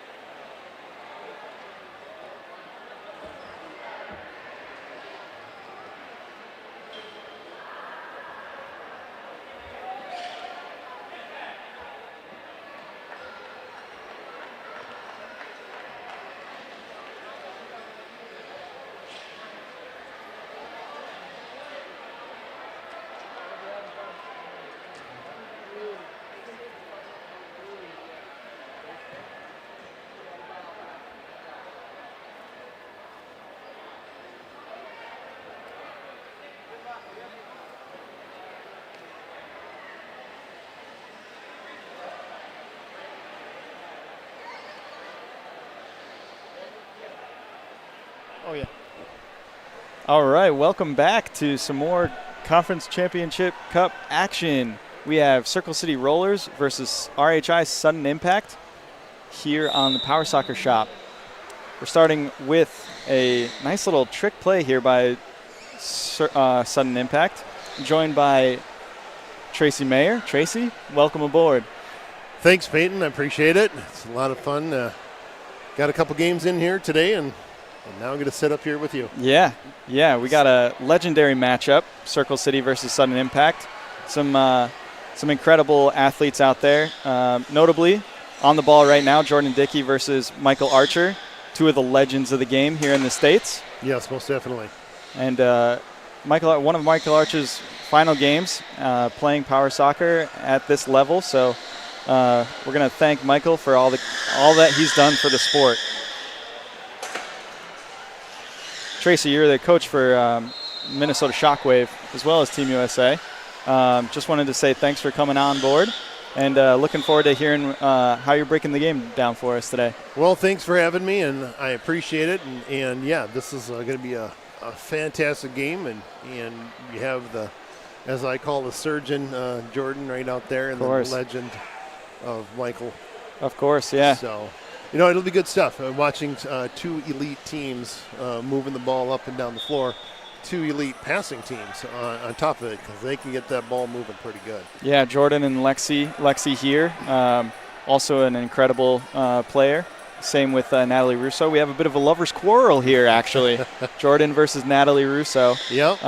They're due to get married later this summer, so congrats to them. But I don't think they're thinking about that right now. Not right now. I think the lines have been drawn, or at least inside the lines have been drawn. Yeah. So. Good hard play coming from both Jordan and Michael here. Michael winning out, getting a turnover. We'll see how Circle City sets up. Natalie inbounding to Michael Archer. Spins it over to Marie Harmon. Stopped by Jordan. Got some back and forth stuff here. Ginny Munson now on the wing. Lets that ball roll out for a Circle City ball. Impact doesn't have too strong of a kicker here, but as you said, some surgical skill out there. So as a coach, I know you have Pete Winslow on your club team, and he can really blast the ball. But when you have players like Jordan and Lexi, what do you look for when maybe there's not as big of a kick out there? Well, the biggest thing is control and space. And that's both Lexi and Jordan. And Jenny, she knows her role as the third player, as that far wing, to keep the floor wide. And that's huge, because then you can get into that triangle offense and get the ball moving back and forth, either in a triangle or just in a linear kind of situation. So they keep Moises in the back. He does very well in the back in the goal area. But when they get down here in this tight area, when they're in the corners or in the goal scoring opportunities, they'll bring him up for that big kick. Yeah, and you were saying Moises back there doing pretty well in goal. He is definitely one of those players that I don't like to go up against, because he can hit hard. Oh yes. And he doesn't care about the contact either. Nope, he likes it. I think he enjoys it. He definitely does. He's attracted to the contact. Yep, and then he gives you a nice big smile. Oh, of course. Well, you can't not like him. He's a great guy. Yes, he is. Lexi into Jordan now. Back. Sniffed out by Natalie Russo. Good defense by her. And this setup really speaks to that control you were talking about. Jordan and Lexi just hunting for that give-and-go pass and work the ball down into the deep corner. Yeah, you get down to that deep corner, and then you get into that space on top where Jordan is. Ball on the floor here behind Moises. Lexi likes to get down, or that wing gets down to that far corner, and they draw it back to that person on the top. Now it gets that box player moving back and forth. If you get them in the right space, and I always call it chasing your tail, if you get them chasing their tail to the point, you can get that ball flipped to the other side where hopefully it's an open space away from the goalie. We're going to reset here as a straight ball came onto the court outside the shot. So the head ref is just going to do a set ball, a neutral dead ball. Lexi versus Michael. Michael wins out, tracks it down. Not sure if you can hear the communication out on the court through the broadcast, but Michael's always talking, always dictating where his teammates should go. Yeah, he's given that extra set of eyes to say which way to go and where he's going to be and stuff like that. So it helps move that flow up and down the floor. Definitely. Ginny and Lexi getting a little close there. Referee's going to let it go. And it's going to go out for a kick in for Circle City. We got our first substitute coming into the game for Impact. Moises is going to go out, make way for, let's see if we can get the number there. I think it's Dena Tech.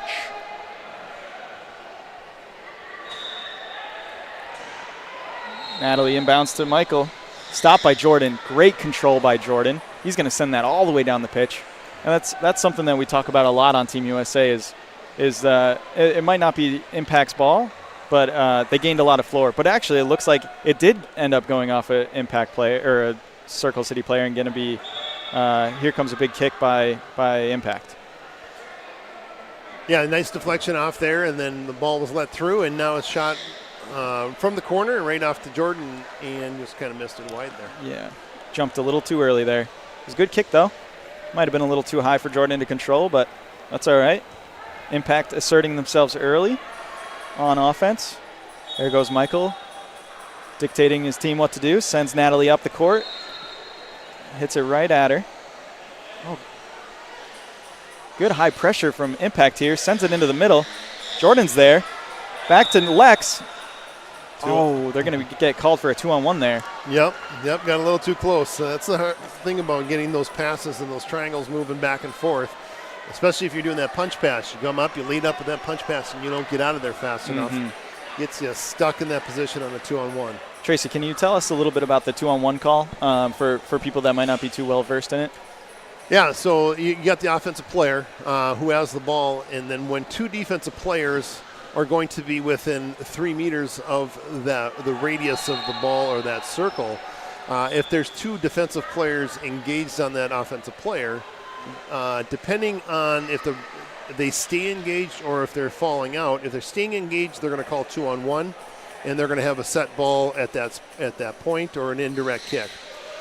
If the player's peeling off or moving away from that direction, the referee's discretion is, though it looks like a 2-on-1 because they're in that 3-meter space, they are peeling away, so it's not giving that advantage to the defense, and they will let it play on. So. And back when Jordan and Michaels first started playing this game, that wasn't a rule at all. No. And it was a bit of a traffic jam out there a lot of the time. Great passing here from Circle City. Natalie's going to get the ball in, and Marie's going to put it in the goal. Great team play by Circle City as they capitalize early in this one. Let's see the replay there. Started with an inbounds off of Nat to Michael. Natalie puts it off the keeper, Ginny Munson, and it just deflects over to Marie Harmon, who buries it.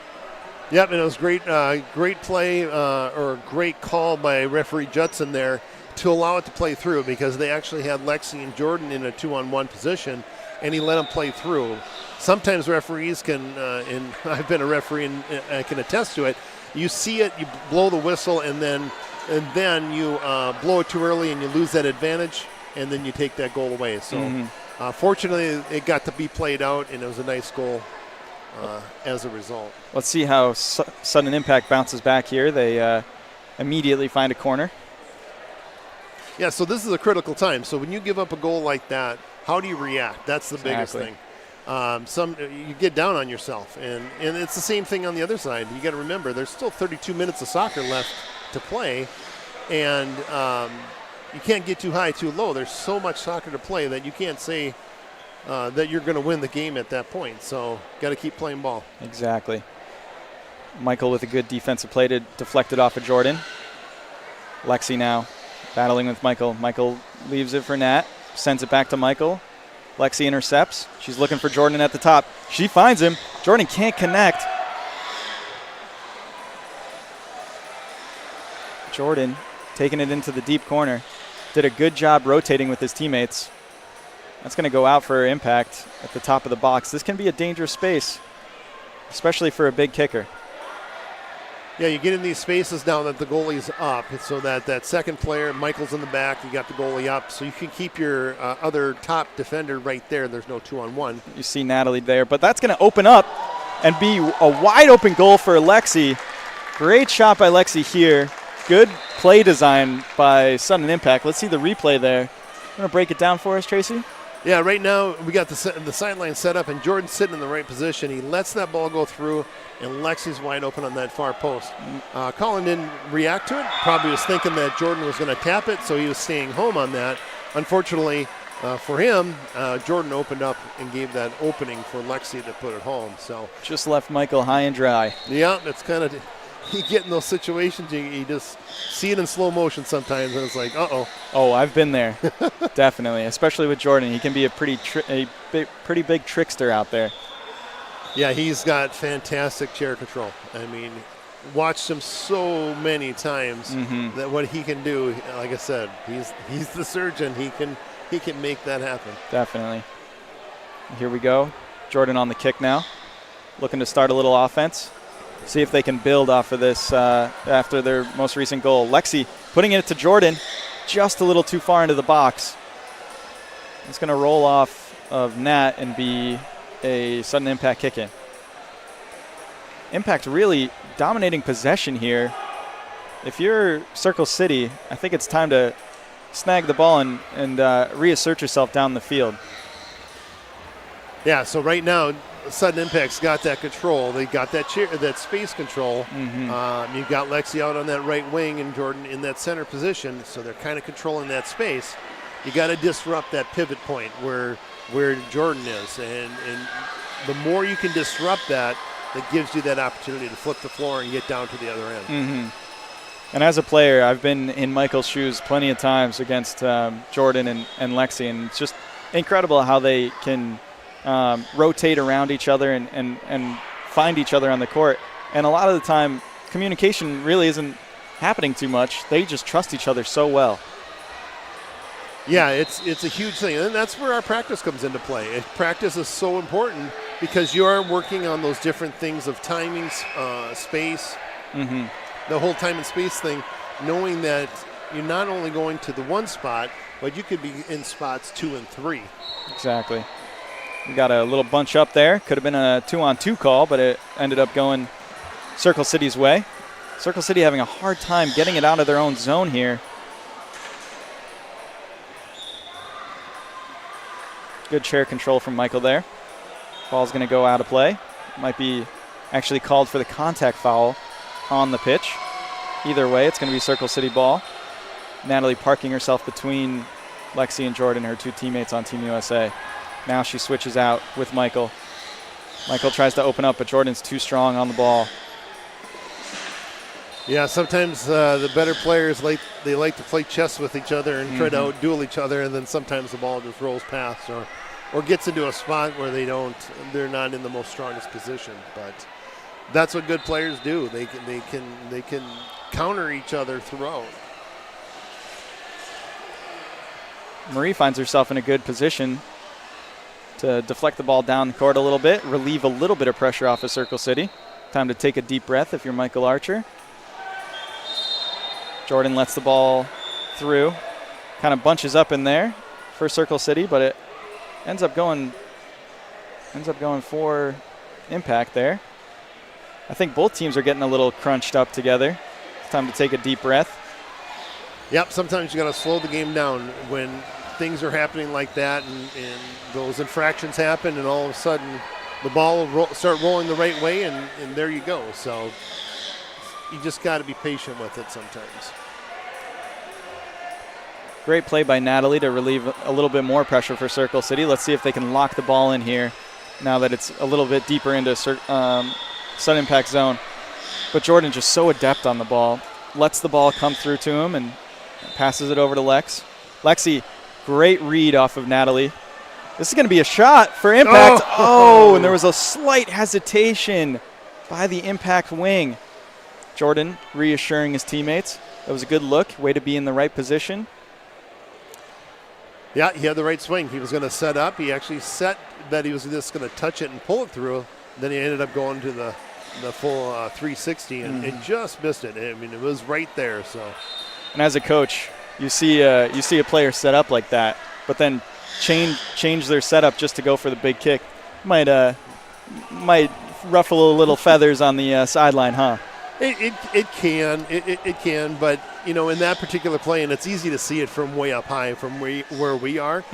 Did the right play, of course. I mean, he had it. He was just going to pull it through, but if he pulled it through, he was going to pull it wide because he was on this right side of the floor, and if he turned right, he was just going to pull it out of bounds. So by him kind of making it look like he's going to hit it and then flip to the 360, he was hoping to get the goalie to bite and then take that shot on goal. Yeah, I think if he connected, that was going straight in. Great play design by Impact here. Good touch by Jordan Dickey. Jordan just working on Michael Archer, looking for a pass over to Lexi. Can't really get too good of wood on it. Michael playing stout defense. Impact had some nice rotation there to stay away from a 2-on-1. Tom Dickey on the sideline calling for a sub. Tom Dickey and Mike Hayes, two legendary coaches here in Power Soccer. You worked with Tom. You work with Tom currently on Team USA. He's one of the brilliant tacticians in our game. He is. He really enjoys breaking down the nuts and bolts of the game, and he enjoys being out there, seeing the nuances and the details to it. And the same thing with Mike Hayes.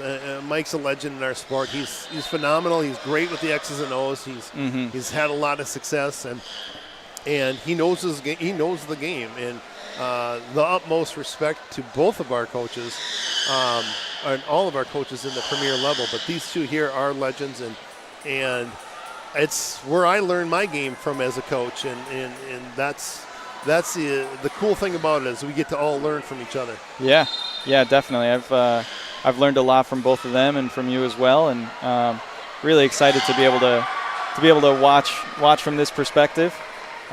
Seemed to be a lot of contact through the ball there, Michael with Lexi, but our ref is letting it play on and opening this game up to a nice flow. 17 minutes in this first half. A little miscue from Natalie Russo and Michael Archer there. It's going to be a turnover going towards Sudden Impact. Only 3 minutes to go plus stoppage time. Great play by Sudden Impact. Lexi's chasing that down. They got Natalie Russo in the box. This is exactly what Impact want. Lex now working one-on-one with the keeper. She's going to try to find Jordan. Oh, she's going to go for the shot. And they're going to give it to her. Goal. Great play by Lexi here. Got the ball in the front of the guard and just went for it. Yep, so you got Natalie right there one-on-one with Lexi, and that was advantage to Impact right there because it kept Michael out of the box. Definitely. And I think Lexi saw an opportunity, and she saw an opportunity to run right. She was right on the guard to run it right through. So good play by Lex. Very strong ball skill by Lexi there. An individual effort and otherwise team-based game. And Natalie, she knows how to get herself in that space to play good defense, and it just happened to be it just didn't work on that particular moment. And I think that's a testament to Lexi's ball skill as well. Oh yeah, most definitely. Yep. Have a substitution from Sudden Impact. It looks like Kelby Smith will be joining us. Kelby's going to be playing that far side wing, allowing Lex and Jordan to stay with it.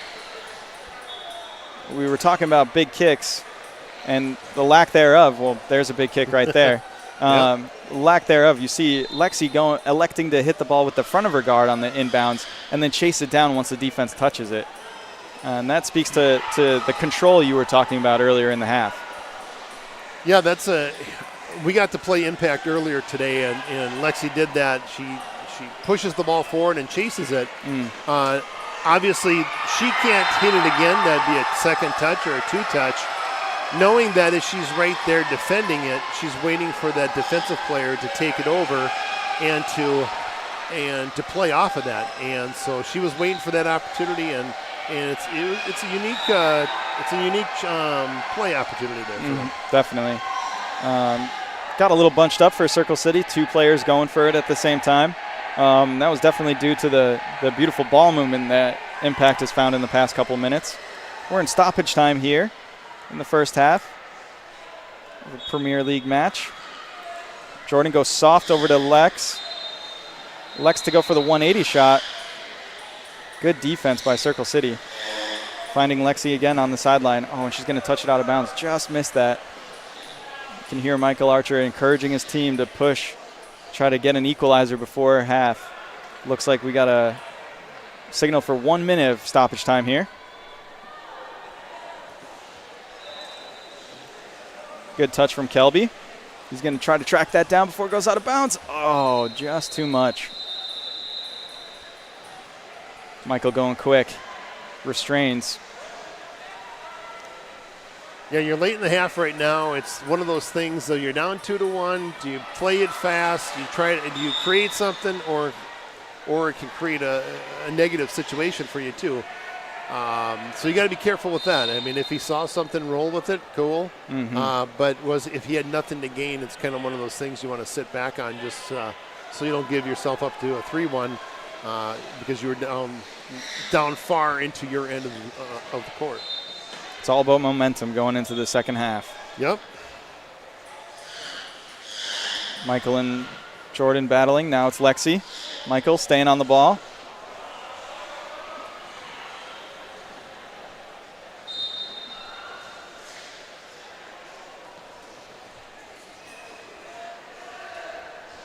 Circle City trying to find a foothold here.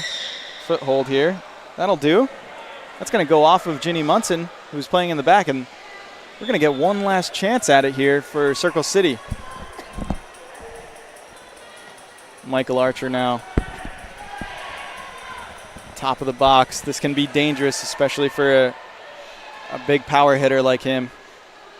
It's going to take a smart play from Jordan Dickey. Yep, this is that momentum thing. So here's your shot. This is the last shot of the half. What are you going to do? Bringing it in. And he likes to go soft up to the top to roll it over to go back to Michael. So really adept defense there by Jordan Dickey. Oh, that's going to bounce all the way across to Marie. Back to Nat. Nat controls at the top corner of the box. She brings it down low. She's got Michael up top. That's going to hit off of Jordan and give you one more corner kick. I think we'll have time for one more play here. Michael knows how important each possession is.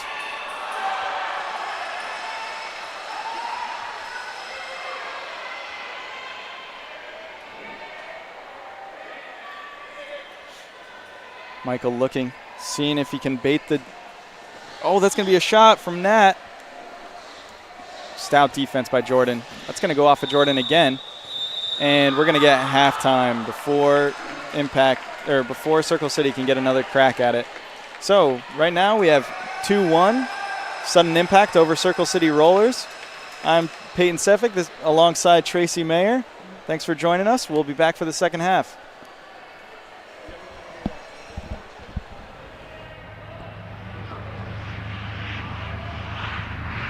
NIMI is a manufacturing company for 25 years.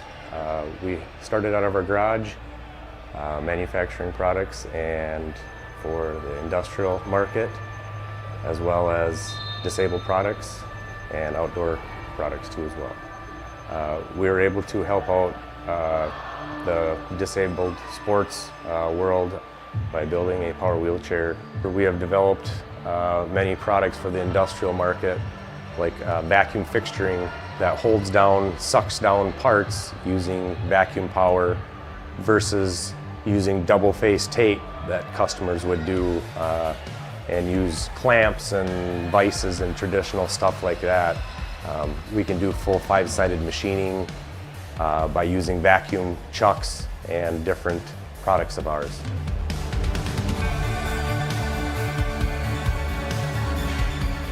The Strike Force has redefined power soccer game, giving the individual the ability to express inside of him how to play the game without holding back.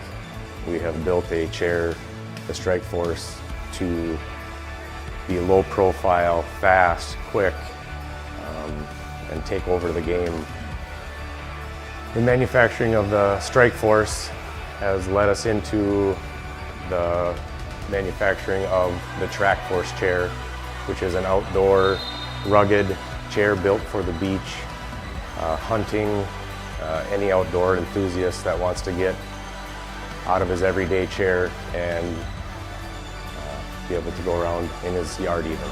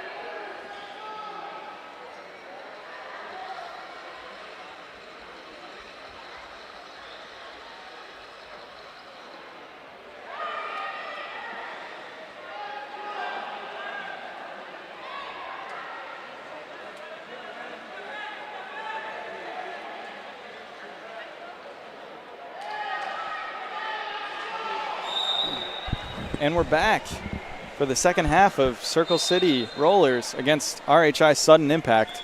Impact find themselves up 2-1, and we're off to a hot start already. Michael Archer against Lexi here. Over to Jordan. I'm Peyton Seffick, joined here by Tracy Mayer. Tracy, first impressions of the first half? It was good. It was a good ball handling half by both teams. Resulting 2-1. Both teams were handling it quite well. Sudden Impact actually controlled the floor a little bit more. They were down in the Circle City end a little more that first half. But I wouldn't say that they over-controlled the half and dominated it. It just happened to be that they were on the Circle City end a little bit more by time of possession, so to speak. Yeah. Yep.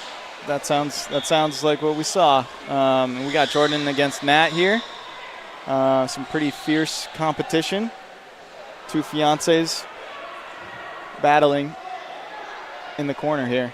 Jordan trying to get the ball up to Lexi or drag Nat into the goal or into the box to get a 3 on the box call. And Nat's a pretty seasoned vet at this point, so she's not going to let that happen easily. Yep, she's got her chair in the right spot, and he's, we almost That was did. close. That was close. Jordan almost got her to go. Jordan was looking at the ref asking for that.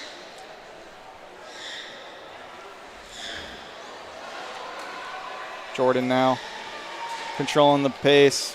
Looks to find Lex. Michael's there to sniff it out. Lex now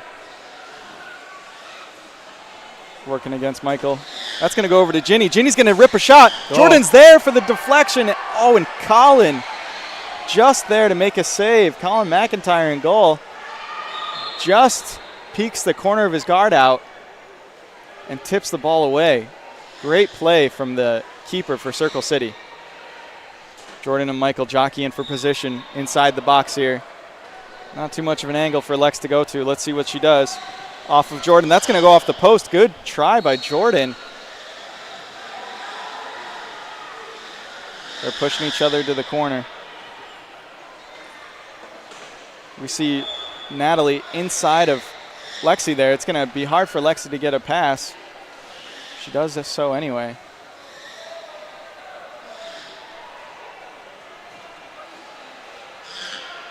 Impact pouring on the pressure early in this one. Yeah, Sudden Impact there. They've continued right on from the first half of pushing it down there and keeping it in the Circle City end. But you have Michael there who can get that ball out pretty quick when he needs to. Speaking of, he relieves pressure for his team just even for a little bit. Take a breather. There goes the control pass. Big kick from Jordan Dickey. Thought he might have had Ginny Munson streaking down the edge, but I don't think she read that one. That was a tough one to read. Going to take a second while the ball's out of play to thank our sponsors, MK Battery, Biogen, and of course, Power Soccer Shop. Yeah, thank you to all of our sponsors because this tournament annually takes a lot of time and money and effort and support. And we've got 3 phenomenal sponsors that help us put this on a world-class event. To get 36 teams here to compete in one weekend, that's really cool. It's a lot of battery power. Thank you to MK. Not to mention, you mentioned how much time it takes to put an event together like this. Thank you to all the volunteers who are here, spending their time to make sure this is a clean event. This is going to be a great pass from Sudden Impact. Ball is moving all around the box of Circle City. Lex had one pushover goal. Let's see if she can get another one. Michael's a little too strong for that to happen. Great play by Michael to relieve pressure again. Sudden Impact looking dangerous when they get the ball in the box. Yeah, they had 2 quality chances here in the second half already, and they're getting that triangle pass moving. And like I say, if you got to take out that pivot point, you can take out that pivot point, it makes a world of difference in regards to that. But if you're over aggressive and try to take that pivot point out too hard, I mean the top of the triangle, and you go after it too hard, well, now you've pulled yourself out of position and opened up that backside of the goal. So it's kind of a delicate balance between the two. Definitely. And with teams like Sudden Impact, where you have Jordan and Lexi, kind of either one can play that top of the triangle. It only bodes well for that offense. It's when you have a single player that's playing the top, that's when it can get really dangerous if they rotate down and nobody's there to fill in. Yep, most definitely. And both Sudden Impact and Circle City have very similar game styles. Definitely. They both like the open pass. They both try to avoid the set ball or into the corner kick situations. Though they can do it, right. It's just their strength is going to keep that ball moving wide open and getting those passes around. Lexi and Jordan getting a little too close there. We're going to get a 2-on-1 against Sudden Impact, and it's time for Circle City to take a deep breath, see if they can generate a little offense here, or at least a sustained possession, and stop absorbing so much pressure, even for a little bit 5 minutes into this second half. Moises now takes a good touch into the middle, off the back of his guard. Michael picks it up, though. He's going to be able to chase that one down. Oh, it's rolling a little too fast for him. So Sudden Impact switched up Jenny and Moises up a little bit, and those two switched that position from the forward to the goalie position. With Sudden Impact hoping that they have a set position low, that they can use Moises' power to get a nice kick off the corner off that goal-scoring area. Yeah, I'm wondering if that's exactly what's going through Tom Dickey's head. Is they've gotten a few chances around the top of the box. If Jordan can get it off here off of Michael, then they're going to be looking to blast one across. But nice play. Nice play by Jordan right there. Yeah. That keeps the ball down in the low part of the defensive zone. And they're going to try to trap him in here, turn some defense into offense. Yep. And that was by Jordan recognizing that he wasn't going to get around that, so he pushed it out in that corner, getting them locked down in that very far corner rather than giving up a goal kick. Definitely. Classic Sudden Impact switch off there with Michael and Lexi. Good passing here from from Circle City. They're going to have a break. Jordan keeping good space with the player in the box.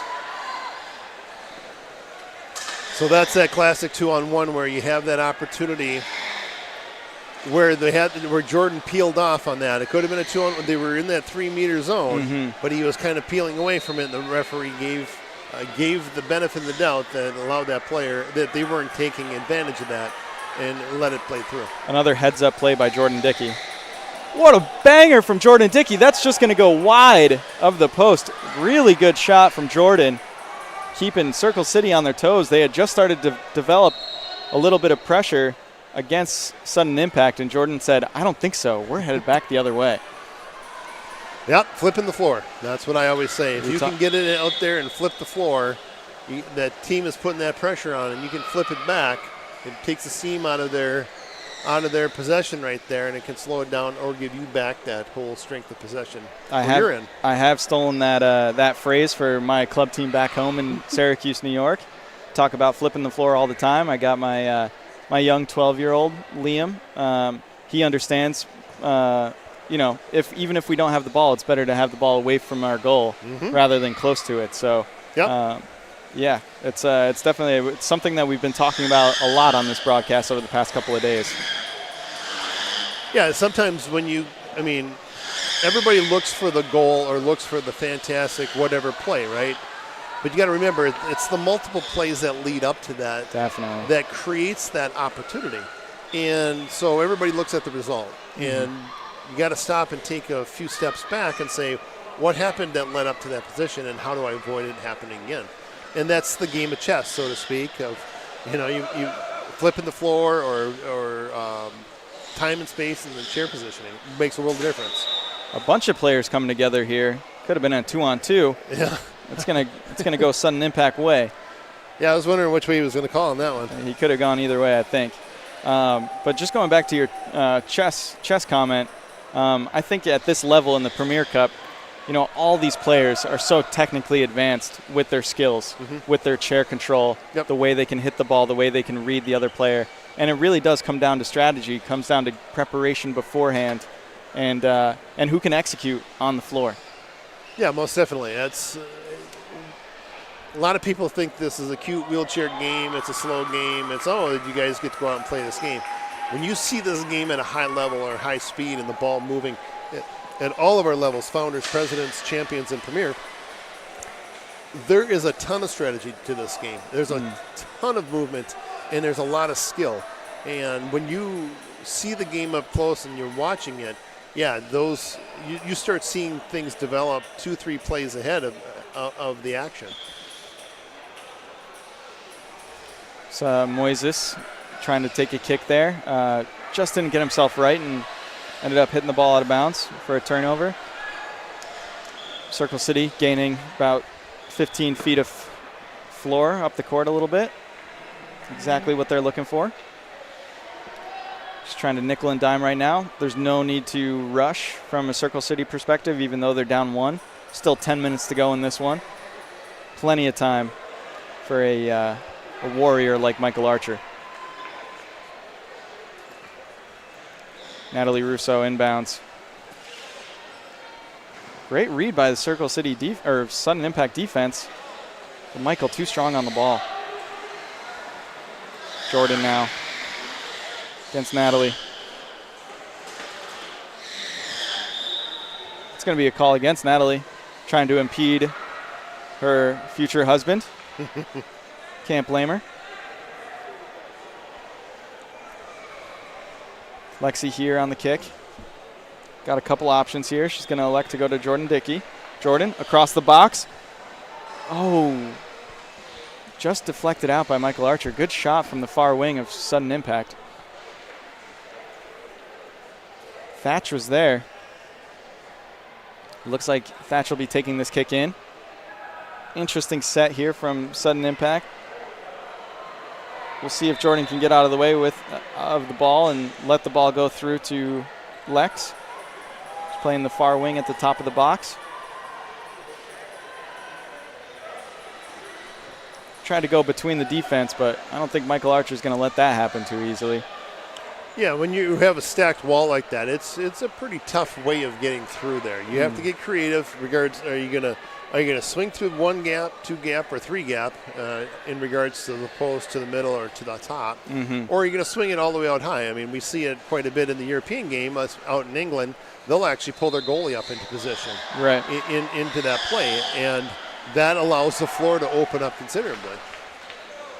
Definitely stretches the defense out. Doesn't always give you the best angle to shoot the ball, but this game is just as much about possession as it is about getting shots on goal. Oh, yeah. Yep, especially now we're at 7 minutes left of the half, 7+. Now you have a 2-1 game. Again, it's all about field position. And now what is Jordan and Lexi going to do? Are they going to take this slow move up and just creep it back up the floor? Or are they going to, take those opportunities of getting higher and faster up, get it up there quicker? Me personally, I would want to stay away from that big kick because, again, you're going to flip that floor back. You rip it, and the other guy rips it back into your goal. Now we're 2-2. So you got to be a little cautious in regards to some things, and at the same time, Circle City has to take those extra spots at it as well. And that actually sounds all too familiar to me. I believe I got a little talking to at the last training where I was trying to blast the ball a little too much when we had the lead, and I just needed to play it a little slower. So, but that was a great example of taking an opportunity to blast the ball from Jordan Dickey, where he flipped the court a little bit. Might not have possession anymore, but he gained a lot of space and relieved some pressure. Natalie looks like she's taking some frustrations out on her future husband here. She's hit him a couple of times, pretty big, but it's all in good fun. Yeah. Great play by from Sudden Impact there. Sorry to cut you off, Tracy. No, when they're inside the lines, it's a whole different spectrum of what happens afterwards. So they'll talk it through after the match. I have no doubt. Some of my favorite people in power soccer. Great shot by Lexi here. Oh, good save by Circle City. Lexi applying pressure late. Not exactly sure what the call was, whether it was a 2-on-1 or a contact foul, but looked like Natalie backed into Jordan. She just inadvertently backed into him. He was there, and she ran into him, and the AR saw it and called it and had the opportunity right there. So Good try again by Sudden Impact. They are chasing some extra goal differential here, as it is always important at this level.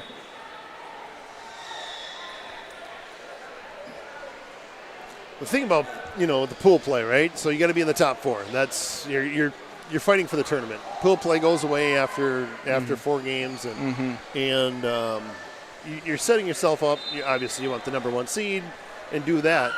A win is very important, and goal differential is second, but head-to-head is critical. Yeah. And so, with that being said, taking that shot for that 3rd goal obviously is beneficial, but it also can be dangerous to the point where it can affect you in the negative way. It could put you from 3 points on a win down to a 1-point tie. Right.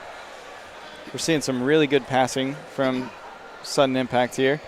I thought Jordan and Lexi were a little close together there, but the referee didn't see anything too egregious in there. We'll have another kick in from Thatch towards Jordan, who jumps it. He gets a good look over to Lexi. Can't get a shot at that far post. Lexi puts it back into the middle, and Michael smashes it out of there. Yep, now you're at you're about 3.5 plus minutes. Michael's got to start selling out, and that's what he started doing. He has nothing to lose by ripping it. That's right. And if he can get that ball to go to the other end and hopefully bounce in a certain way that gets around Jenny, that's going to be huge for them. And the wings for Circle City are, they've always been so adept at tracking that down. Those big hits from Michael coming back down, and the wings setting themselves up to just capitalize on it. It's been a namesake of their offense for a long time. Yep. So this isn't bad for Sudden Impact right now. They got them deep in their end. They had to reset. Now Circle City's got to work themselves out of this position again. Right. And right now it's clock. It's the clock's moving. Things moving slowly. Set balls, goal kicks, corner kicks. That all plays in the favor of Sudden Impact right now. Time's a ticking. Thatch took that one out. He knew it was going to come off of him. And I don't necessarily know if he cared if it came off of him. It's just killing the clock slowly but surely. Yep. Michael slow plays it, waits for Jordan to bite. But Lexi putting herself in a great position there. Yeah, Lexi knows her spots. She knows her space, and she gets into it and fills it very nicely. one of my favorite players to play with, Lexi here. One of the nicest people you'll know. All these athletes are. And, Lexi is just so kind, and Natalie is, and Jordan is. Everybody, it's just a great soccer community. This community means a lot to a lot of us. And, a few of the teams here have recently had some. Oh, that's going to be a shot from Jordan Dickey from downtown. We got a 3rd goal in the latter part of this game. Let's see this replay. Lexi going against Michael. She gets the perfect pass to the top of the box, and Jordan is just in the right spot at the right time. A beautiful shot, beautiful pass, and Sudden Impact's up 3-1. Yep, signature goal by Impact. That's Lexi gets to that far wide wing, and there's Jordan sitting on the top, waiting for that pass to come to him, and it hit him. It was a perfect tic-tac-toe play.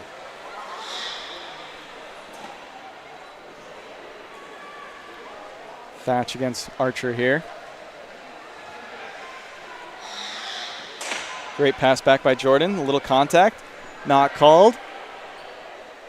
That's going to go out for a goal kick, but Tom Dickey, Sudden Impact, is very okay with that. They're going to substitute, do a little extra time wasting here. Why wouldn't you? Kelby Smith in the game. Good play by Thatch as he subs out. Tom is no doubt saying good job. Lexi intercepts the goal kick. Yep, Circle City kind of got a little complacent on that one, and Lexi saw it, and she jumped it. And now Sudden Impact can go for that goal differential. Definitely. One goal, they give up one goal, it's 3-2. If they can swipe another goal and make it 4-1, now they're in a goal differential situation. Feeling real good, yeah. Yep. Precious seconds clicking down. Probably only have a couple minutes here. Michael flips the script on the court, but that's going to be Sudden Impact ball. and they have been very good at keeping possession.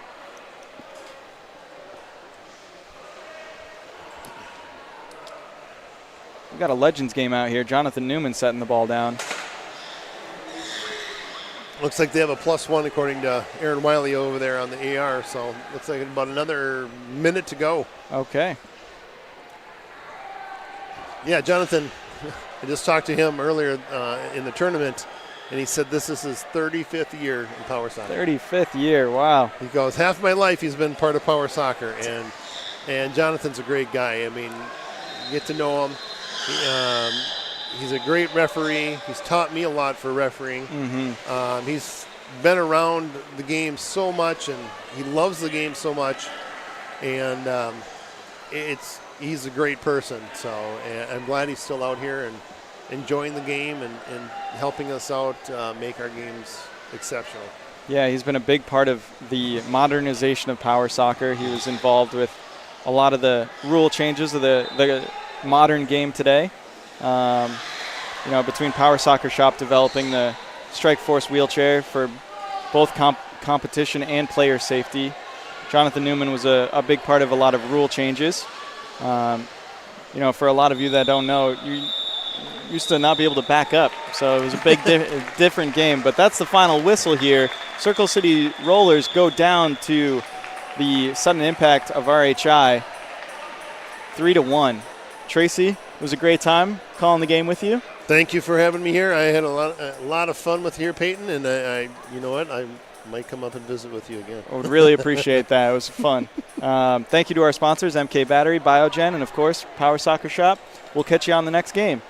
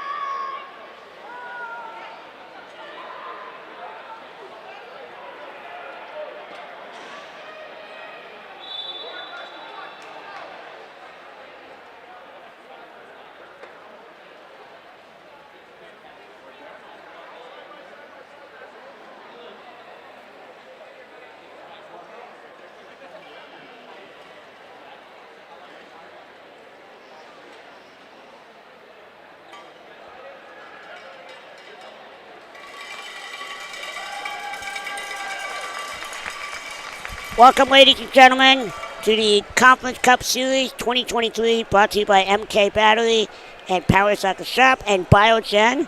We are now watching I believe, the first knockout round, first quarter final game of the Founders Conference between the Turnstone Furious Flyers and the Bay State Falcons. I will do the lineup right now for the Turnstone Furious Flyers. We got number 11, Lucas Wabel, and number 5, Owen Donahue, number 7, Caden Waldron, number 88, Kevin Hughes, number 9, Evelyn Blinker, and 97, Alana Ariano. And for the Bay State Falcons, we have number 1, Brandon White, number 10, Dana Parrott, and number 12, Logan DeBracchi. I'm sorry if I butchered your last name. I apologize. Number 18, Richard Phillips, and number 19, Aiden Fectu. Or Fectu. I am so sorry if I butchered that. I am here with my broadcast partner, Chris Faria, who is the head coach of the San Jose Flash and a player for the San Jose Steamrollers. Say hi, Chris. Hi, Josh. How you doing? I'm doing pretty well. How about yourself? Well, I'm doing pretty good today. I played 2 games and coached 2 games all before noon, so yeah. I'm running on coffee right now, but other than that, I'm okay. You got enough coffee for you? Yeah, but enough about me. Let's get to the game. Let's get to the game here. I'm excited. Are you excited? Yeah. It's gonna be a good Looks time. like our center referee is George Ostrom out of Minnesota. Mm-hmm.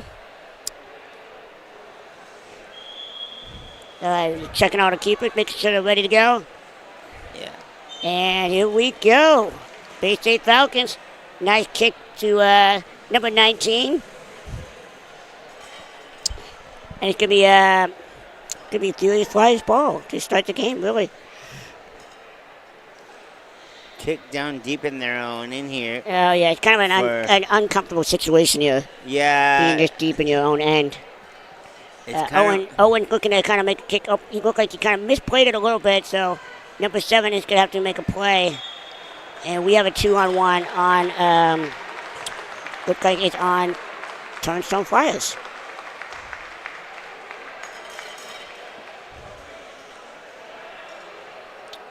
So early on in the game already, in the first 45 seconds, Bay State Falcons have a great shot opportunity here. So let's see if they can do some damage here. Yeah, it's always key in the quarterfinals, the playoff rounds, to get out to a good start. Yes. So let's see what the Falcons can do here. I agree. Oh my goodness. And that's it. They're on the board already. Number 1 White for the assist to number 10, Dana Parrott. What a beautiful shot that was. See the replay here. Let's see what. Oh my goodness. 1, 2, bang. Tic-tac-toe. Beautiful play. Beautiful execution there by Bay State. And I believe that was an indirect kick, wasn't it? Yeah, it was. Yeah. So what Josh means by indirect kick, for those of you at home, is that an indirect kick has to touch another player. Whether it's your teammate, right? Yeah. Or another opponent. Yeah, before it can count as a goal. Mm-hmm. We have a misplay here. Looks like there's a little bit of miscommunication on the kickoff here.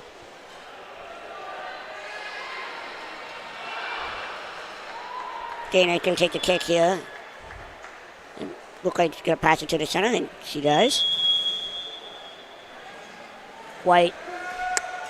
Oh, beautiful clearance. Beautiful. Number 11, the keeper's got to make a play. Oh, my goodness. Evelyn going to make a play. Oh, she just misplayed it. I am so sorry. That is not Evelyn. That is Waldron. Like Josh said, we apologize if we mispronounce anybody's name. Right you are, my friend. Dana's kind of looking around here to see what she can do here. Oh, my goodness, for the back door. Oh, my goodness. We actually, I believe, an own goal. Yeah, it looks like an own goal there. It looks like it went off the back or the side or something. Yeah, and then she kind of, number 9 kind of swung into it by accident. Yeah. It does happen. Hopefully she can walk it off and forget about that and just move on. And I mean, they're still early on in the game. We're only in the first 3 minutes. Yeah, and 2-0 for Bay State here. Yes.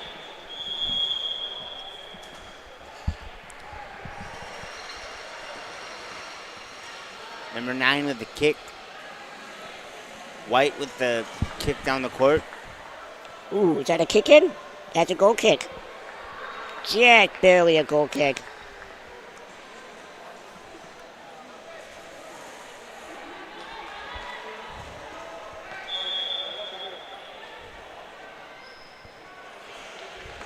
We're going to make a goal kick here, trying to find her teammates. It looks like she might go to the right side. And she got, oh, just misplayed it a little bit.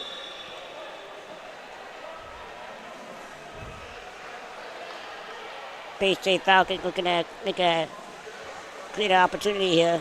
White with a 180 here. And Lucas got to make a play on it here. Is he going to try to clear it? Yes, he is going to clear it. And it is a goal kick for Turnstone Phillies Flyers. Good play by Wable there to let it go out for a goal Very kick. nice play by Wable, exactly.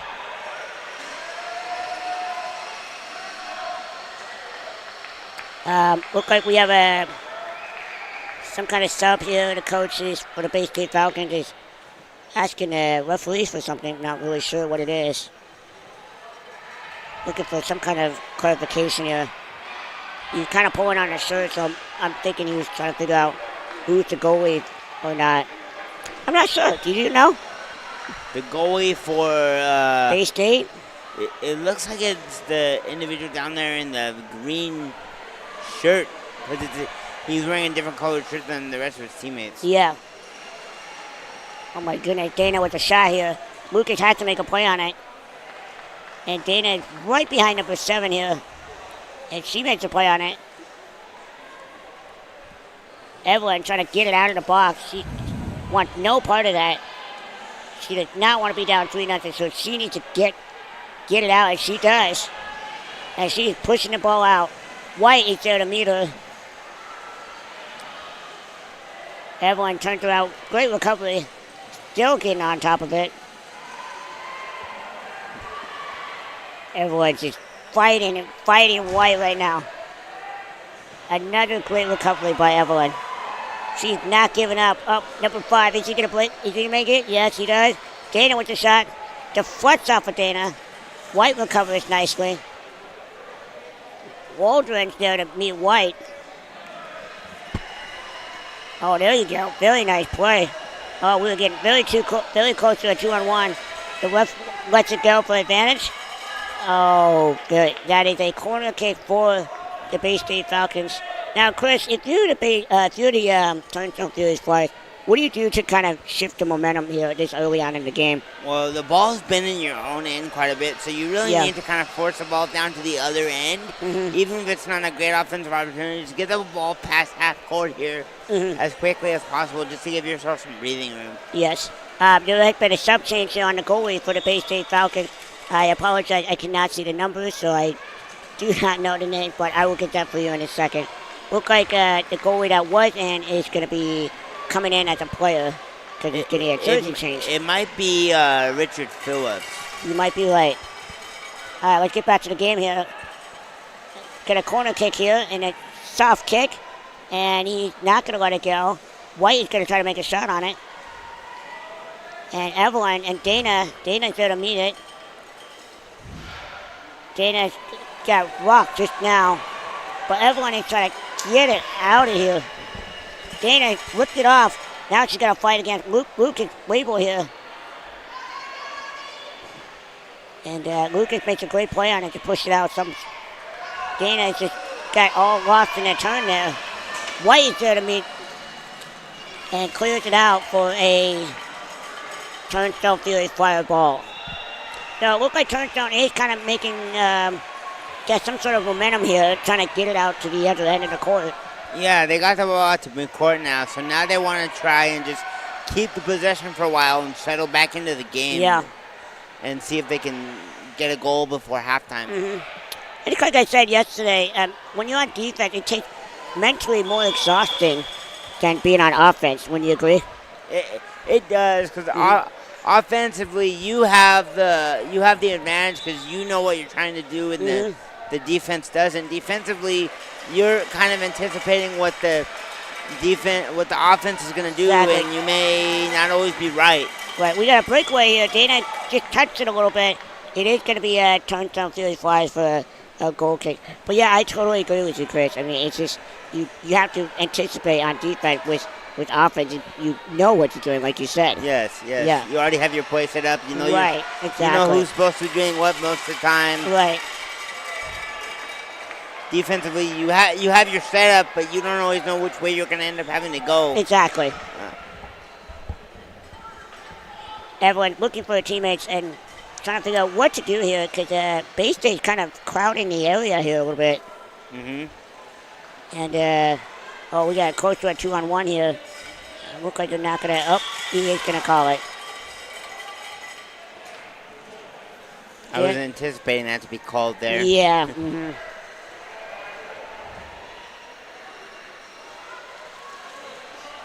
Bay State with a shot opportunity here. Indirect kick. Got Dana on the post here and White in the center. See what they do here, going for the 180 here. And look like the referee was not ready yet, so that shot will not count. So that is kind of a blessing that that kind of happened again. Mm-hmm. They missed the shot, so now they have another opportunity to. Yeah. Sometimes offensively, that's actually what you're looking for is a opportunity for a better shot. Not necessarily every shot has to be a goal scoring. Right. Yeah, Aiden to Dana, and the ball jumps up in the air. Is it going to be 20 inches or is it going to be a corner kick? And look like the center referee is going to call a 20-inch jump, so it's going to be set ball. Yeah. Dana and Evelyn are going to do the set ball one-on-one. When the ball elevates over 20 inches, it's considered too high in our sport because it's considered dangerous. Oh, so we that was a rough one. Aiden there to meet Evelyn. We got 2-on-1 here again by Bay State Falcons. Look like Dana's looking for some kind of arguing a little bit. That might have been a little bit of rough contact there about 30 seconds ago. Yeah, it might have been, but sometimes referees choose to make one call over the other. So it was a good play by Evelyn there. Dana has come out of the game, and in came number 7. I'm sorry, I cannot see the numbers on these jerseys here. I'll get it in a second for you. But the goalie that was in 5 minutes ago is now in for Dana. Aiden went to play here. Aiden, another play. Evelyn's there. We are very close for a 2-on-1 on both sides of the ball. Waldron's keeping up here.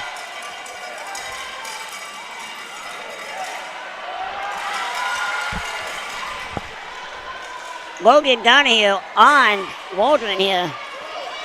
Making a play here, kind of trying to run circles around her. All right, and we got a breakaway here. Maybe a 2-on-1 breakaway. And Waldron turns around with a nice recovery on defense. And we are getting a 2-on-1 for. It is going to be against the Bay State Falcons. So if you're the Bay State Falcons, how do you diffuse the 2-on-1 situation here? You have to spread out.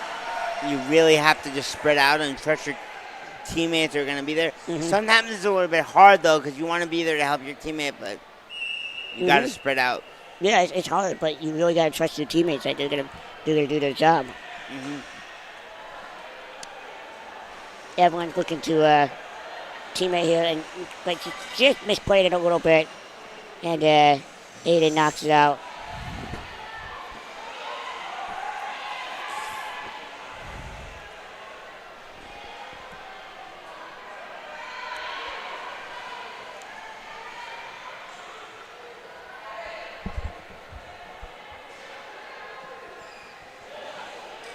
Yeah, play here. And Waldron makes a clearance here. Oh, that's a shot on goal here. Nice shot by Waldron there. Beautiful shot.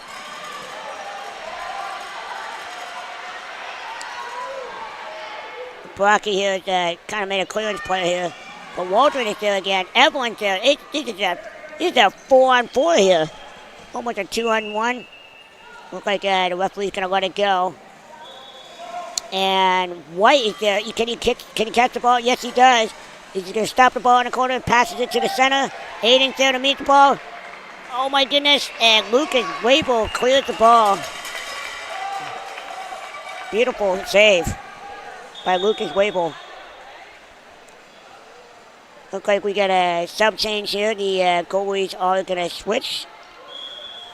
It's interesting that Bay State is changing their goalie quite often. Yeah, here. you wonder what their strategy is behind that. Maybe just trying to keep it fresh.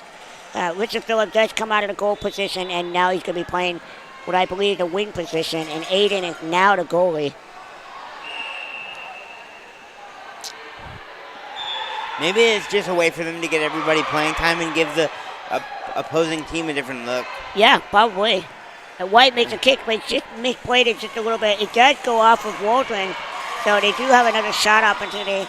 It is a little bit deeper, so it could be a tougher angle to shoot from. But let's see what White can do with this ball. He just goes right to the kick. Unfortunately, he does kind of miss the ball a little bit, so he was not able to get everything on that shot. Sometimes you just kind of want to slow down again, don't you? Yeah, especially if you're Bay State now, we're about to approach halftime, so you want to slow the game down and keep the ball down on this end. Yes. And try to get more opportunities. Mm-hmm.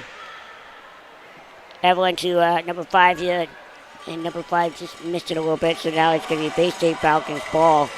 Richard Phillips looks like he's going to take the kick. We got White in the middle. You got DeBrocki on the post. Let's see what Phillips can do here. Is he going to go directly to DeBrocki? Let's find out. Goes right to White. White makes a play on it. Evelyn shoots it back. And it's very close to a 2-on-1 here for both sides of the ball. And there you go. And Logan DeBrocki makes a play on it. Phillips. No, it's White now. White with Evelyn. Waldron's coming around. Very close to 2-on-1. White makes a play. It just goes out of bounds for a Turnstone Fury Flyers ball.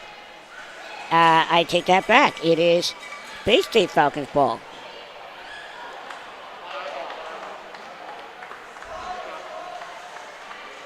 We got another sub change here for the Bay State Falcons. White is coming out of the game for Dana Pillett, number 10.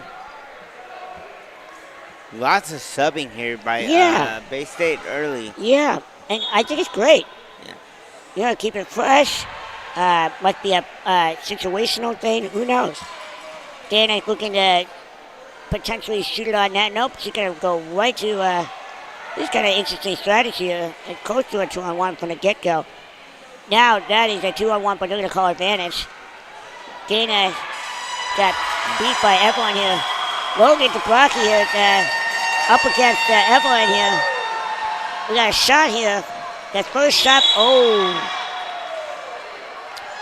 a bit of a collision here by Evelyn Blinker. She did hit the side wheel of Aiden's strike force chair. Yeah, usually that contact there has to be anything from the caster wheel forward. Even though it was all ball, it was still a pretty violent push. Yeah. In the game now comes Kevin Hughes for Turnstone. Yep. Richard Phillips makes a nice pass to Dana. Dana passes it off, but there's nobody there. Richard Phillips does turn around, makes a nice recovery. Dana is there. Oh, we got a little collision here. Aiden, got number 88, Kevin Hughes here making a play. You know, the interesting thing about Kevin Hughes is he actually works here at Turnstone. Oh, does he now? Yes. I did not know that. Yeah, he was actually one of the main contacts for the executive board when we were planning the tournament here. Oh, very cool. Well, thank you, Kevin, for helping out. Yeah, I think he's like their adaptive sports coordinator. Good. Beautiful clearance by Bay State Falcons here. It is going to be Turnstone Fury Flyers ball.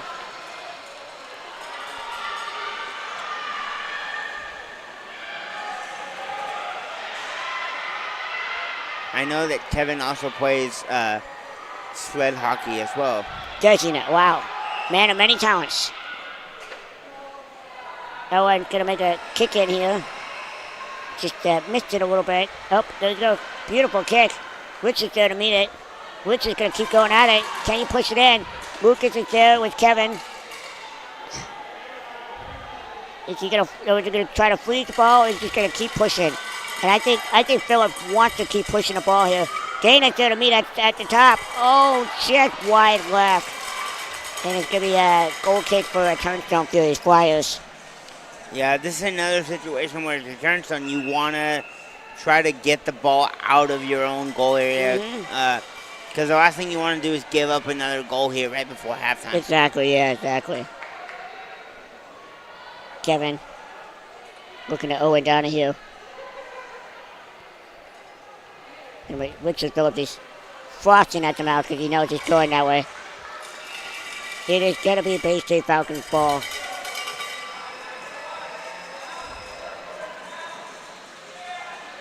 Richard's looking to kick it to Dana.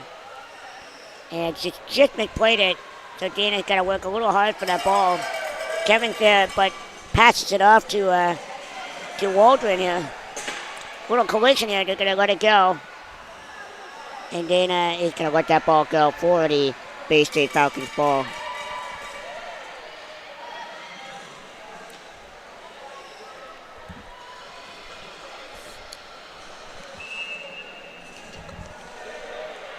Okay. Out of bounds there. Let's see whose ball that's going to be.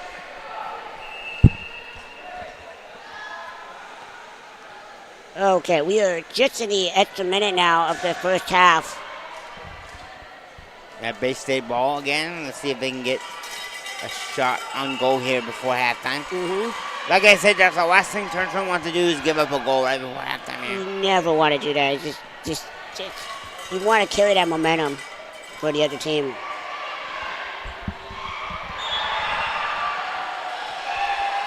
Let's see what kind of defense Turnstone has for them. Waldron with a nice play. Richard's got to go back and go get it. Waldron's there to kind of help out and look like what do you call it, 2-on-1 on the Turnstone Furies Flyers. We're going to have Bay State ball again. And Dana's going to take the kick here, and her teammates are kind of far away, so let's see what kind of shots she can do here. Kevin is going to be there and look like he is. Richard Phillips makes a play on it, but Kevin here says otherwise. Richard from the sideline to the top. Dana to passing, but just could not get it to Richard Phillips. You have to assume that the center referee is going to call halftime any second now. Oh, down here is going to take the kick. Beautiful kick. Dana is there to shoot it on net. Richard Phillips is there. Waldron clears it out again. Aiden is there to meet them. And it went off of Dana's rear guard. Looks like we got halftime there, Josh. Oh, is it now? I apologize. There's so many whistles here. It is hard to figure out which court is coming from. I agree. With 4 games at once, it can be difficult. Well, ladies and gentlemen, boys and girls, that is halftime. So we'll be back in about 5 minutes. It is Bay State Falcon 2 and Turnstone Furies Flyers 0. We will be right back.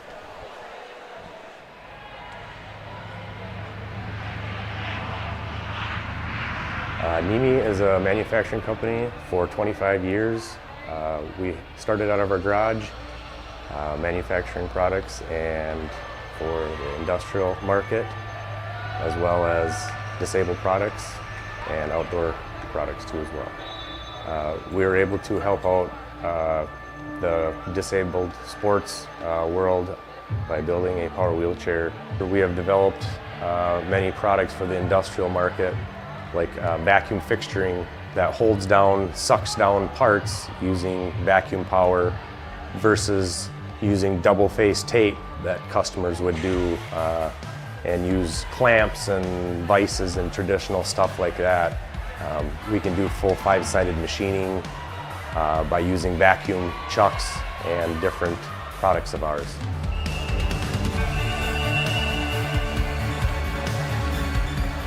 The Strike Force has redefined power soccer game, giving the individual the ability to express inside of him how to play the game without holding back. We have built a chair, the Strike Force, to be low profile, fast, quick, and take over the game. The manufacturing of the Strike Force has led us into the manufacturing of the Track Force chair, which is an outdoor, rugged chair built for the beach, hunting, any outdoor enthusiast that wants to get out of his everyday chair and be able to go around in his yard even.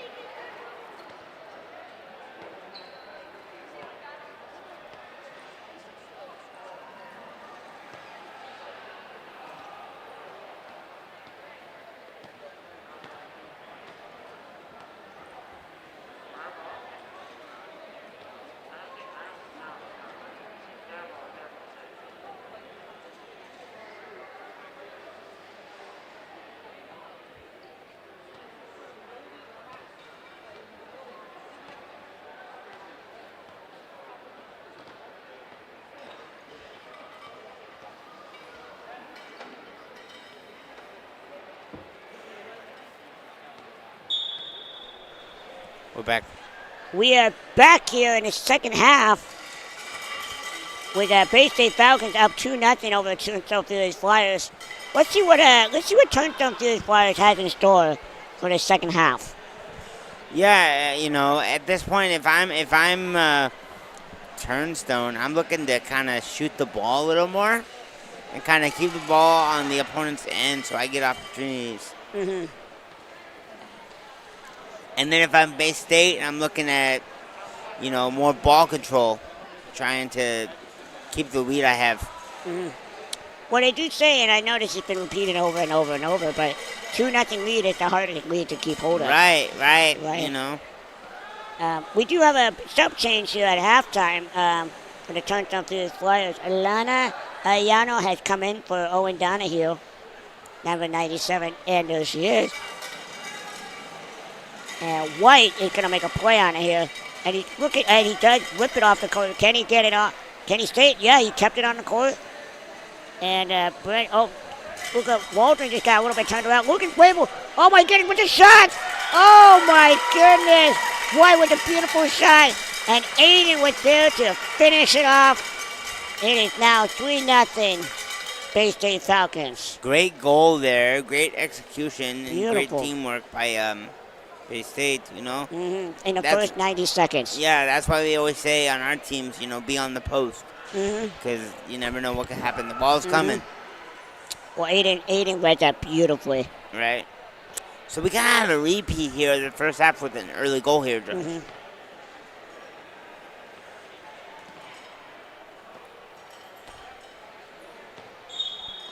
All right, let's see what Turnstone Phillies Flyers can do here. Waldron taking the ball. Dana's there to meet with Waldron. Dana's taking it around Waldron here. Let's see if she can take it down the court even further. And Kevin is communicating with his teammate to stay out of the box. We got a shot here by Dana here. And Kevin just keeps it out. It is going to be a corner kick for the Bay State Falcons. And you can hear the fans here just bleeding those cowbells. Just for the players, for the family members, You know, what I love about power soccer, the whole thing, it's just a one giant family affair, you know? It is, you know? I love how, you know, we come to this tournament Oh, my every goodness, year. with the shot here. Sorry, I have to cut you off here, Chris. Dana with the shot, and Aiden's going to try to take another shot. Kevin is going to clear it out, and Dana just misses for that 180 that everybody loves doing. Yeah, everybody loves it. Yeah, But continue what you were saying, Chris, about the family affair. Let's watch this shot here. Oh, Yeah, there you go. Another clear by Kevin here.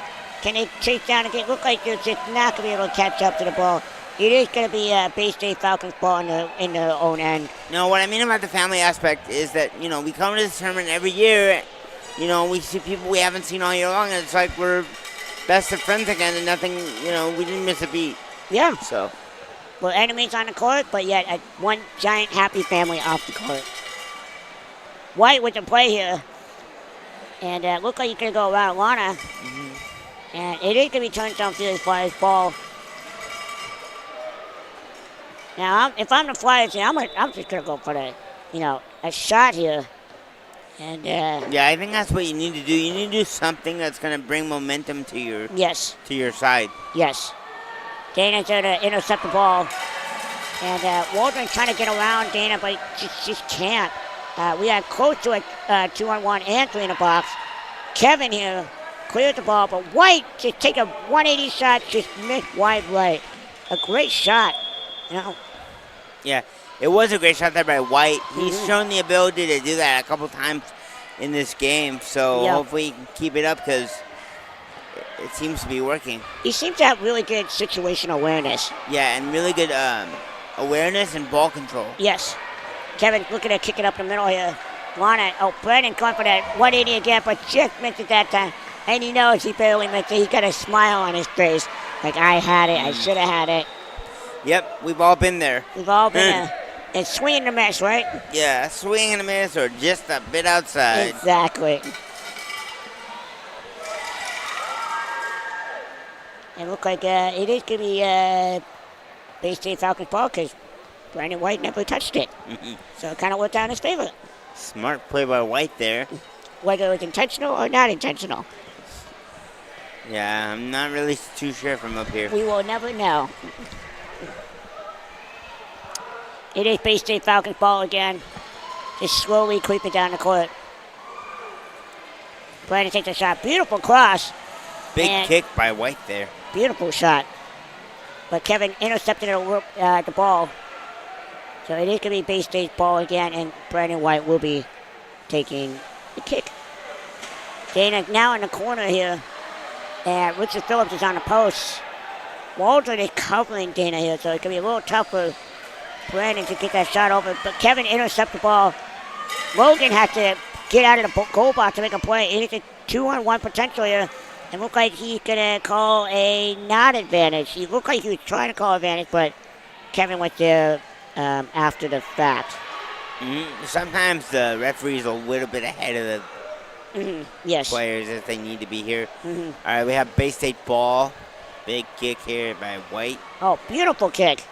Oh, Dana just could not get a hold of that ball. Goes out of bounds for a turnstone kick in. We got a sub change here. We're waiting for a sub. And Waldron is going to come out of the game. And Evelyn Brinker is back in the game. First time she's been in the game since for the second half. Let's see what Evelyn can do here. Dana is creeping in a little bit, trying to cut off the ball, and Kevin is going to let it go to Alana. Alana makes a play, passes it to Kevin. Kevin deflects it off Kevin, and it's going to be Bay State's ball. You know, even though it's Bay State's ball, that was a smart play by Turnstone just to get the ball down the court. Yes, and that's what you ultimately want to do. Just keep it down there. Brandon with the shot here. Alana just kind of misplayed it. It's going to be Bay State's ball again. Pretty much in there. Well, a little bit closer now. A big shot here. Kevin intercepts the ball. White making a great recovery here. Kevin is there again. Little collision. They're going to let the collision go. Kevin is trying to get around. No, look like Brandon's going to get around him. And the ball went off of Kevin Hughes. Oh. I apologize. It did not go off of Kevin Hughes. Went off for Brandon White. So Bay State Falcons had a great shot opportunity here to go up 4-0. Dana with the shot. Dana going across the court. Can she go across the box? Kevin is proving it difficult for Dana. A little chess match here. Brandon is waiting at the top of the box. And she's going to try everything she can to peel it off of Kevin. And we have a foul of some sort. Not really sure what it is. Oh, almost a collision there with the referee. Oh, maybe a swing. Looked like he's relaying that the swing was a little too violent when you're close proximity of another player. Yeah, it looked like it was a little bit too aggressive. Too aggressive there for the referee's liking. Yeah. Okay, Alana's going to pass it off to... we got a double touch here. And they are going to call it. Now, if you're not sure what a double touch is, it's pretty self-explanatory. Once the kicker kicks the ball, you cannot touch it again immediately. Yeah, it has to be another player yes. on the court that has to touch the ball before the kicker can touch it again.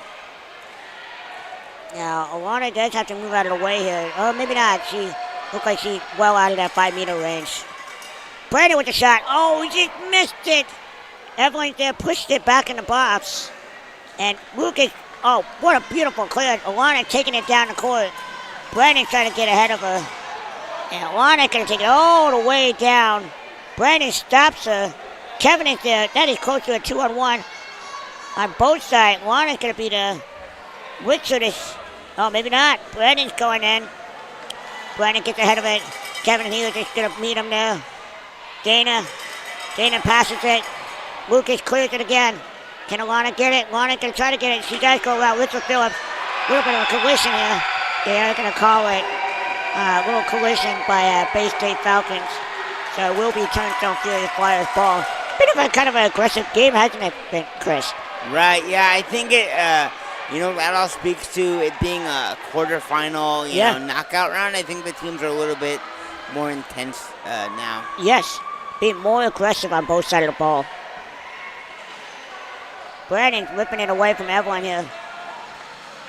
And Evelyn has to peel off because Kevin is there. And Dana is going to be trying to take it down to the corner and then pass it, which she does. Kevin is there clearing it. Evelyn's got to get down. Can she get it? I don't think. Oh, it's going to be close. She got it, but Brandon was there to meet her. Kevin is going to pass it across. And Brandon was there to deflect the ball. Can he catch it? No, he's not going to catch it. So it is going to be Turnstone Furious Flyers ball. Yeah, let's see what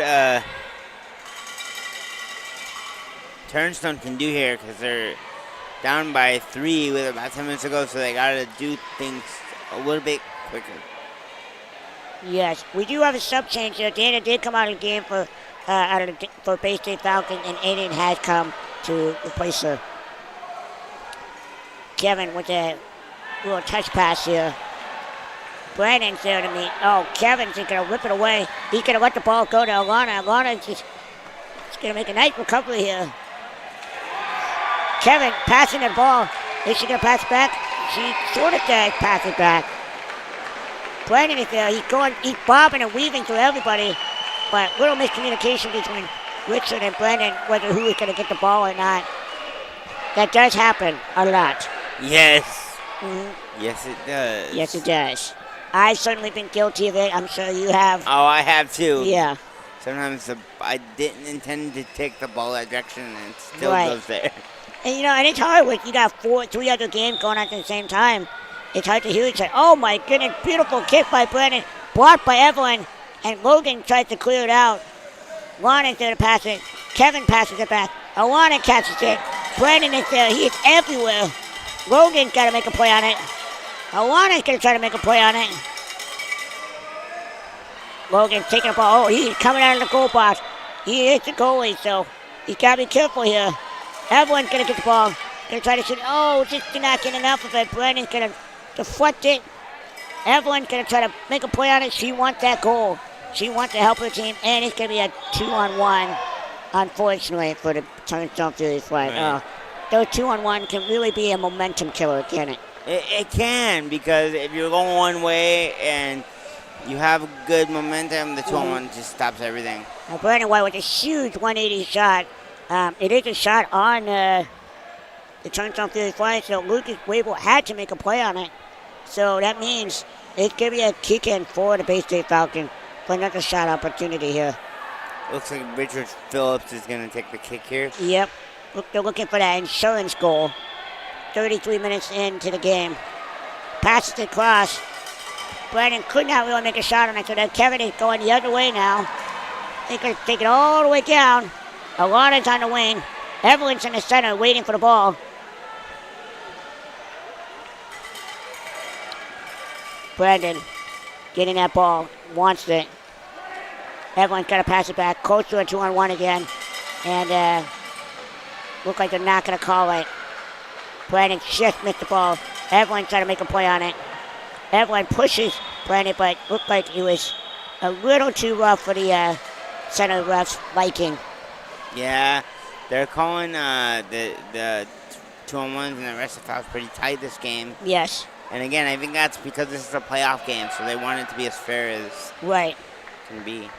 Oh, what a beautiful shot by Richard Phillips, which was blocked by Kevin Hughes for a corner kick. That was a great pass across the court to Richard Phillips. It was.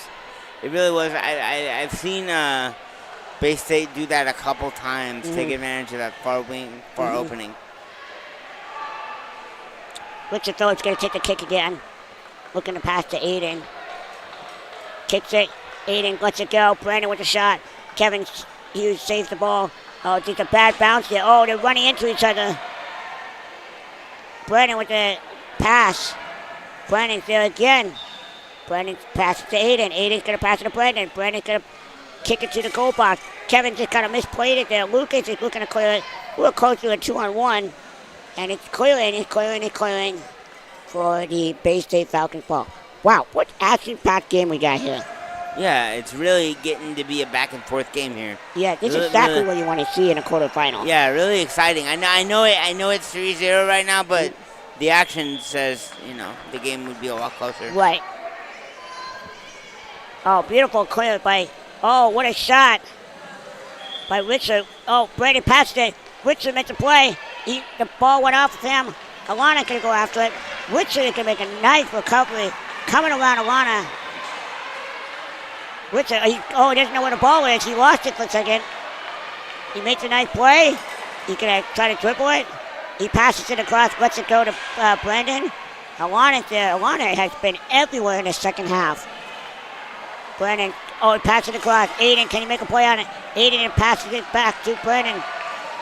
Oh, we are close to a 2-on-1 here. Look like they're going to let it go. Aiden's going to pass it. Goes off of Evelyn. Oh, my goodness. That is a little bit of I believe, yeah. The center referee does not like what he's saying. He's trying to slow down the game a little bit. He said, you guys need to calm down a little bit. Getting a little too aggressive. Yeah, I think, towards the end of these quarterfinal games, both teams are seeing a lot of contact, and so the referee's trying to control it. And you can't blame them. A lot's riding on the line. Aiden is there to try to shoot it, but Kevin is proving he's saying otherwise. This is going to be Bay State Falcons ball again. We are at 36.5-minute mark. There was only about 3.5 minutes plus extended time. Kevin takes it out of the court. This is the time of the game where if you're Bay State, you're thinking you want to control the clock. Maybe not shoot as much, but dribble a little more. Right. And then if you're Turnstone, you're thinking the opposite. You're like, I got to shoot as much as I can. Yes. A shot by Aiden. Aiden passes it to Phillips. Phillips tries to shoot it. Lucas is looking to take the ball. It looks like he's just going to try to take him. We are close to a 2-on-1. But they're not going to call it because they are going to call it. I apologize. It was a pretty long advantage there. Yeah. So the referee did want to see if anything would transpire from the 2-on-1 advantage. Brandon's looking to kick the ball to, I believe, Aiden. Aiden wide open here. It just missed Aiden. But it is going to be a goal kick for the Turnstone Furies Flyers. No, I apologize. It's going to be a corner kick For Bay State. for Bay State Falcons. And White's going to take it, looks like. Richard is on the left. Aiden's in the center. Blocked by Kevin Hughes. Evelyn makes a tips on it. Aiden. And it goes off of Alana. We got a sub change here for the Bay State Falcons. Brandon White is coming out of the game. And Dana will be coming in for Brandon White. You know, Brandon White had a great game, so this could be, maybe they're worried about him overheating on the speed test. We'll see. You could be resting him for the Yeah. next game.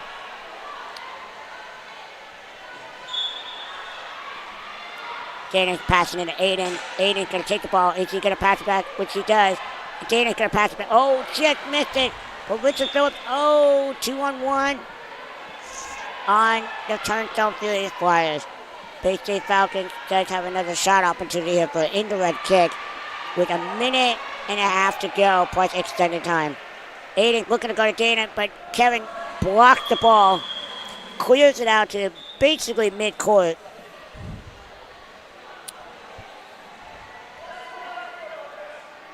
Now, Chris, I don't know if it's me or you, but like, does the ball seem to be kind of have a mind of its own on his kick-in, where it's just on the sideline? A little bit. Yeah. I know my team was experiencing a little bit of that today. These are beautiful soccer balls. They are, but they do seem to have a mind of their own. Yeah. Dana's bobbing and weaving all around the Turnstone defense. She's taking it all the way down. Lucas just trying to get it out. A little bit of collision there. They're going to let it go. Aiden with the shot. Alana with the save. Aiden with it, trying to make a shot. We got close to a 2-on-1 here. And they are going to call it a 2-on-1 for the Turnstone Furies Flyers.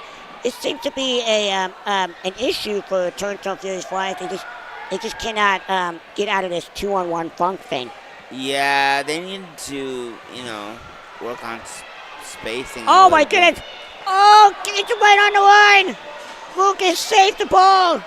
Oh, my God. That might have been the best save I've seen so far in this tournament. That was awesome. Good save by Wable right on the line Beautiful there. save. And Aiden take the ball back. He wants that another goal. He wants the insurance goal. Aiden passes it across to Richard. Richard passes it across. And Lucas is going to clear the ball. This is probably going to be the last shot opportunity for Bay State Falcons because we are in extra time now. Kind of a slow roller, and I assume he did that to kind of slow the game down a little bit. Yeah, burn the clock some. Mm-hmm. Bay State with the play here. Everyone's trying to clear it. Aiden is probably going to let this go. No, he's just going to take it. Aiden with the play here. Dana turns around and Lucas Wable is way out here. Oh my goodness, it hops over. It's still under 20 inches. It's going to go in. Oh my goodness.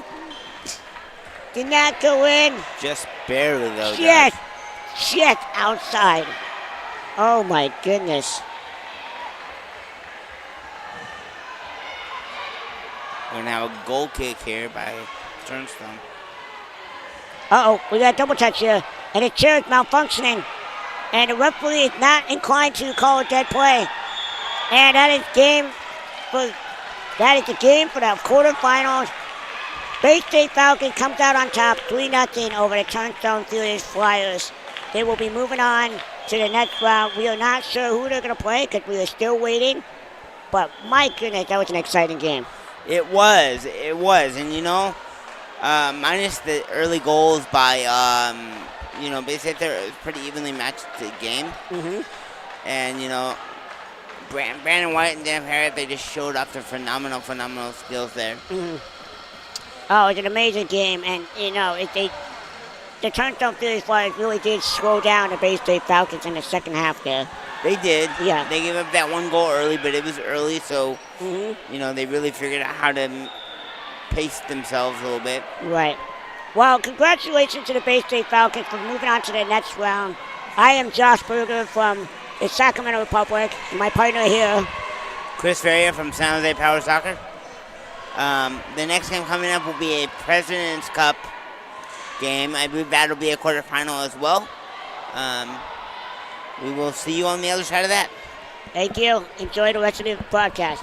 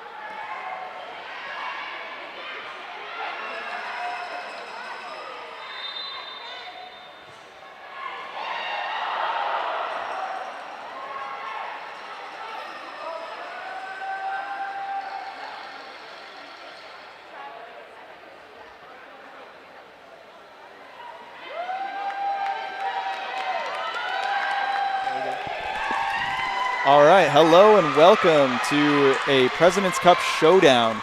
We got the Brooks Barracudas against the Strap Scorpions of Texas, Brooks Barracudas of Florida. I'm joined here with A-Line Tremino. Hello, hello. We heard Tremino's name a few times on the call over the past couple of days playing for the Tampa Thunder. Thanks for joining us in the booth today. Very welcome. Happy to be here. I love this sport with all my heart. Oh, that makes two of us, man. This is going to be an exciting showdown. We've seen both of these teams play. Yeah, it's going to be good. I haven't personally seen Strap Scorpions play too much, but I know they bring a lot of passion to the sport. And we saw Brooks Barracudas earlier in the tournament. Devin Johnson really brings it as the center. But it's going to take a team effort to win this game. It's a knockout stage in the President's Cup. Yeah. What do you got for us, A-Line? What are you looking for this game? Jacksonville's got to focus on very much just spacing, awareness, but don't sleep on them. They'll come back real quick out of nowhere. They'll be right there to put that ball in no matter what. They always sneak in those little tight holes. Yep. It's very important to give them the respect that they deserve. But other than that, this should be a very even match. Yeah, really looking forward to it. We got Mike McCoy at the helm for the referees. Great ref. It's going to be a tightly called game, I'm sure. And we'll wait until we get it underway here. How's your tournament going for Tampa? Going pretty solid so far. We're 3 wins and 1 loss. We just played at 350 and we won 4-0 against the Dasa Cyclones. We're holding up pretty well. Congratulations to the Tampa Thunder. Thank you. This is going to be a great match. I'm very excited to see this. Definitely. As we were saying earlier, it's going to be Devin Johnson in the middle for Brooks Barracudas. See how it shakes out for Strap Scorpions of San Antonio. We got Jeremy coming off from that red card in goal. Yeah, if you didn't see that on stream, Brooks Barracudas had a player drive over the line, and that can be a red card if he goes through the goal. There goes Devin Johnson. Hard start to this game. Great dribbling. Almost. Sometimes it's bad luck getting that ball touch on that back wheel. The refs will call it in an instant. Especially a veteran ref like Mike McCoy. Oh, yeah. Barracuda's playing with the goalie up here.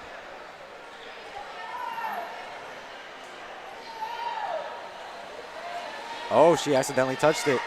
Can't do a double touch, and Jada for Strap Scorpions jumped on that right away. Luckily for Barracudas, it went off of her. Great vision. I didn't even notice it. Big kick on the Barracudas. Almost. Very well read by the Scorpions. It's going to trickle out of play. Gained a lot of floor there, though, for Strap Scorpions. We're going to try to lock in Brooks Barracudas here. Chrissy passes it in to Devin. Great 1-2. Devin lets the ball run. Jada on top of that. Devin's a very good dribbler. It's important to not sleep on him. He's very good at driving it wide and doing a quick turn. He's very good. Looking forward to seeing this matchup. Jada versus Devin. She keeps the ball in. Nice little hesitation. Puts the ball off of the Barracudas. Possession flips.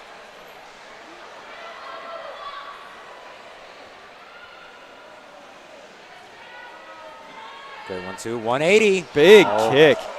Devin's right there, but Scorpions showing they can sting early. Oh, yeah. They are showing they are not to be messed with. Kick in deep in the zone for the Scorpions. Alan, I know you take a lot of kicks on your team. What's your favorite way to get the ball in here as they look to go long? My favorite thing always and will always be the quick kick to the goal. You never know when it'll go in, but it sure is exciting to just go at it. Definitely. But I do love my tricky plays with Gavin and Anthony. Anthony Oliveira, he's very good at finding those pockets. Yeah, he'll sleep on you, and all of a sudden he'll strike for a goal. Oh, yeah. Christie winds up now. Takes a kick big across. Oh, just catches bad Devin luck. in the back. Jada jumps on it. She's trying to take it down the sideline. She's playing it patient. She's doing very well reading the ball. Great passing here from Brooks Barracudas. Oh, can't find the third one, though. Oh. Jump ball a little bit.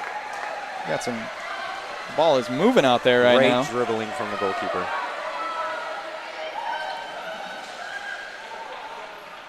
Devin trying to keep the ball in and can't. That's going to be a nice, dangerous area for the Scorpions early into the first half here. Jada on the kick now. Trying to find that far wing lurking. It's a big Going kick. Right across. Oh, Christie with the save. What a save. Comes out of nowhere to make that save. Those corner or side kick-ins right there, that low, they're very tedious. You never know what's going to happen. Barracudas can't relax quite yet. Devin Johnson not playing in the box here. I'm a little surprised at that after the first game we saw. He was doing everything in the box. He also was wearing the goalie penny last time we watched him. He's very good in the box, I will say. Interesting approach from Alex Johnson, head coach.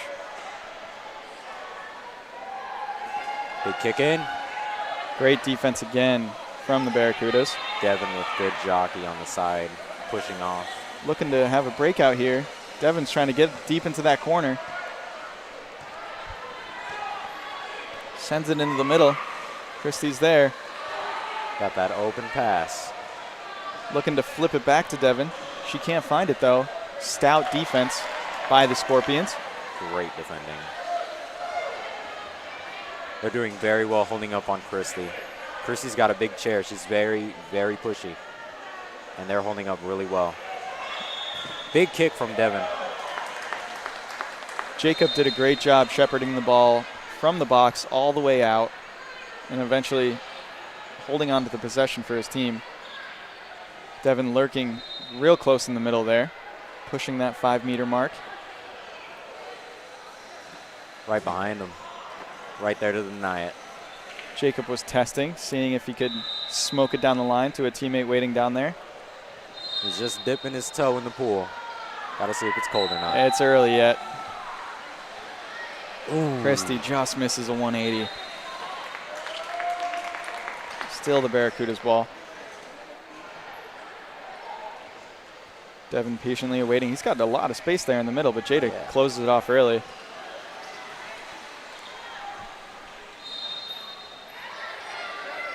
You got to be careful with those jumpers on those kick-ins. They'll sneak in like it's nothing. If I'm playing the center as Devin right now, I'm demanding the ball because I got a lot of space. And they give it right to him, but you can't make anything happen with it. You got to be really quick and really sharp on those turns when you're dribbling fresh out the kick-in. It's very, very difficult to just drive it wide sometimes, especially with her. She's doing very good at jumping. A lot of space here. The Barracudas are giving up. Oh, almost. We're going to be looking for a 180 from Jada, but that's going to be dangerous. As Nick was lurking on that far side trying to read her kick. Luckily for her, I think she mishit it. That was a great idea from him. That would have been a marvelous play. Devin going low into the corner. Christie sees him. Looks like Scorpions are okay with the ball down there, but that's going to go across. Almost no harm, no snuck it in. foul. Christie awaiting Devin on the side. Right to Devin. Good passing. Devin just couldn't handle that extra spice on that. Deep in the corner, let's see if Barracudas try to hold him in here.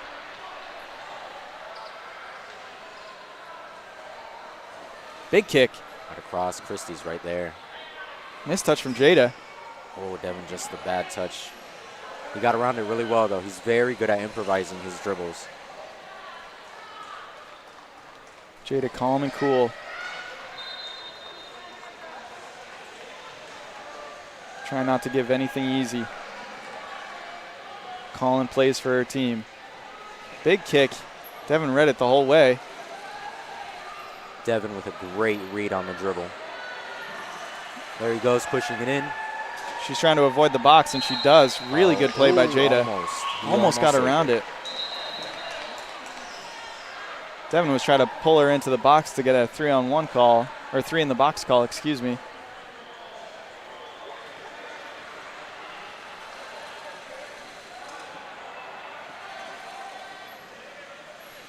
Nearly causing a 2-on-1 on that play, but a lot of contact, but head ref Mike McCoy lets it go.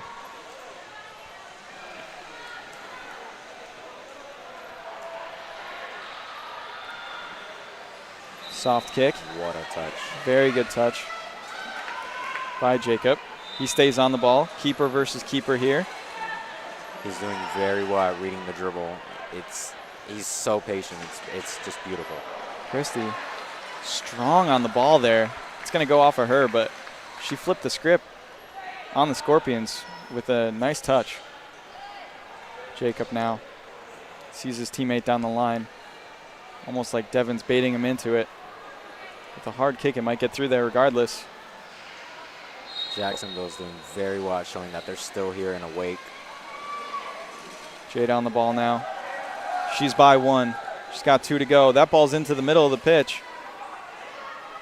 Jumped on by Jacob. Almost. He's around 1. He can swing it out to a teammate. Just can't get enough wood on it. Nice play by the far side wing. It's going to go out. Is that a corner? I believe it is a kick in on the side. Kick in on the side. We got an equipment issue here. Looks like her joystick fell off. For the Barracudas. That's never good. We need those to drive. Oh, yeah. We'll take this second to thank our sponsors, MK Battery, Biogen, and, of course, us here at Power Soccer Shop. I'm Peyton Seffick along with Adeline Tremino. Yep. What do you see so far, 10 minutes into the first half? So far, this match is very even. Dribbler versus dribbler, keeper versus keeper all around. It's getting very great in here. This is going to be shaping up to be a great knockout stage game. Really looking forward to how this plays out. I can already see an extra time happening. It stays like this. Brooks Barracuda's on their heels a little bit here as Scorpions have a side out.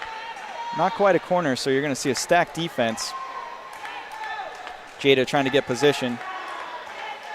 This is a very tough position to be in, Jada. She is, especially Devin, not wanting to get that 3 in the box.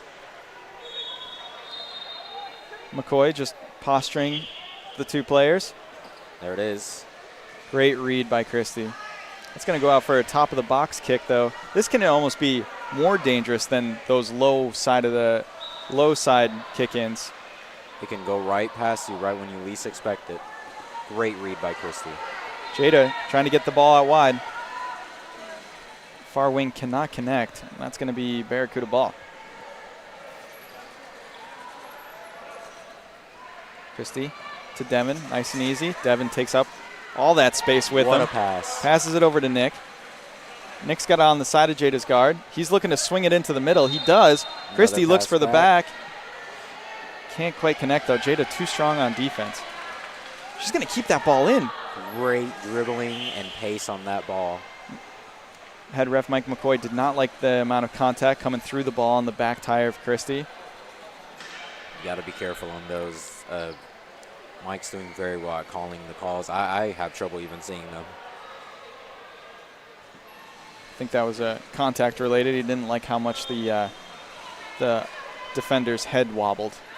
And, it's a call that's going to get called most of the time from these refs. They're really out there for player safety as much as anything. Never a good thing when your head wobbles. Not in this game. Don't want to catch whiplash. There goes Devin Johnson. Great touch off the back guard. Staying with it. A little extra contact. Right there, yep. He's looking for that pass, though. But he gets around very well. He's wheeling and dealing on Jada. He's going to gain a lot of floor on her. Looking for Christie in the middle, but he decides to take it through. McCoy's bringing that back. And just like the call before, Devin Johnson tried to go through the back guard of Jada a little too hard. It's going to be Scorpion ball. Got to be extra careful with those hits. You never know whose chair can tip over. But here we go, a big shot just wide of the post. Good read by Devin there.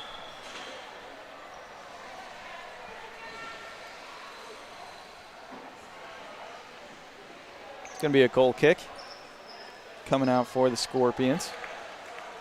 We haven't seen too many of these today. Let's see what style they go with. They have Jada down low, their ball handler. The far side wing. Far past that Nicholas Red. Nick now on Jada. Jada showing her prowess with the ball. Great passing from Jacksonville. Oh my gosh. Oh, it's still going.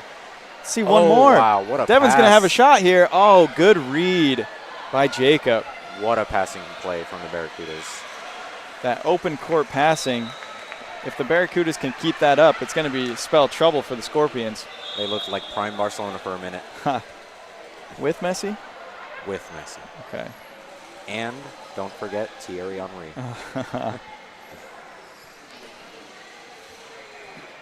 Devin with great dribbling and communication with his teammate. A lot of the time when we see that open court passing, it often comes from communication. Oh yeah, communicating is key in this sport. Especially when you're moving so fast and you can't really take a look. You gotta be able to talk with your teammates. Christie looks to inbound to Devin. Nice. Oh, ref's bringing it back. Sub call from the Scorpions. Lots of love from their fans. You gotta love it. These teams are both traveling from a good distance, so it's cool to hear support from fans. We had a 2-on-1 call there. The audience isn't familiar with the 2-on-1. Gotta keep your space with your team, especially in the open court. At least 4 to 5 feet apart, I believe. 3 meters. 3 meters. I believe I'm thinking of the kicking and free kicks. Jacob on the kick now. Sends it over to Jada. Right on the back of the neck. Another 2-on-1. We're going to get a 2-on-1 here. Scorpions slowly but surely advancing the ball up the court. See if they can turn this into a sustained possession.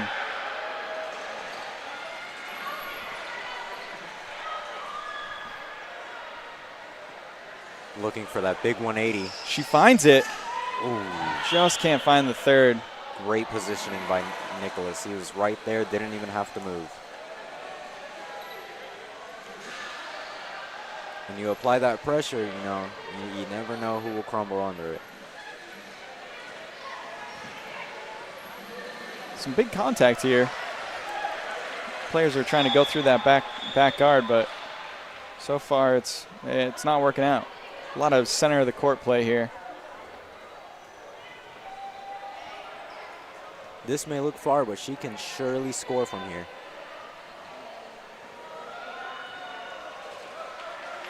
Great 1-2. That was a good decision on her part. Let Jacob, the strong ball carrier, do some work here. Puts the ball out right at the top of the box. This is a very dangerous location. These two have great chemistry. They're flowing very well. Elects to take a shot instead of look for a pass, and Christie's going to sniff that out every single time.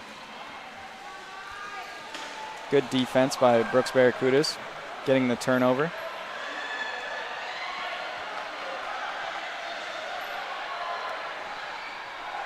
"17 minutes into this first half, 3 minutes to go." Another great pass. Barracudas are finding their flow on offense. Oh, Christie just not there. Whoa. That's definitely going to be big push. Big push. You see that head wobble? That's a call right there. At this point, I'm surprised that we haven't gone into the pocket for a card. We've had a few of the same call over and over. I think the next one might merit a yellow card at least. Both teams have been called for the Just same. right behind Devin. Devin just got a little lost out there. He's got it in control, though. He's doing very well at improvising. Good recovery, but Jada very tight on defense. She is reading every play so well. And these two right here just have great chemistry together. I like the two-man game from Jada and Jacob. Good read by Devin Johnson. Jacob didn't seem to pick his head up and look at the far side wing. Seemed to just kind of blast that into the middle. This is a moment, these are the types of games where it's okay to take a little extra time, see where your teammates are, set yourself up to either get a good shot or sustain possession. I like the shot over into the middle here. Nobody's on the far side wing. Looks like he's shot to goal there. Right you go. He's taking it. Oh, just good off look. The back tire. We're gonna get it in the box here, but only just. Oh, miscommunication here. Just a little bit of a slip up, but they've got it under control. Jada. Another big kick. Smacking it into the guard of Christie. Christie pushing her way through, showing she's still alive. She is playing strong. She's a veteran of the sport. I remember when I was 15 years old and she was still playing. We're into stoppage time now here. First half of President's Cup knockout stage.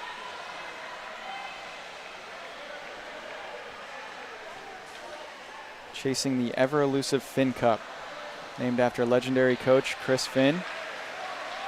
He led the U.S. to a World Cup victory. Another 2-on-1. Speaking of the World Cup, isn't that coming up later this year? Sydney, Australia in October. Yep, it's going to be very exciting. I just saw the group stages were released, weren't they? It's going to be a different format this year. We'll be playing every team in the tournament once and going right into the semifinals after that. So it's all based on seeding and goal differential. So it's a cool format. I like being able to play every single team before getting into the knockout stages. Oh, that's going to go out for a corner kick. And just as the corner gets set, Mike McCoy blows his halftime whistle a little prematurely in my book. Never always want that extra chance, but the ref said that was enough is enough. So, A-line? What a great first half. Both neck and neck. That, in my opinion, that should have been a corner kick. But I guess as players, we definitely agree that it should be a corner kick. But, you know, that's not our decision.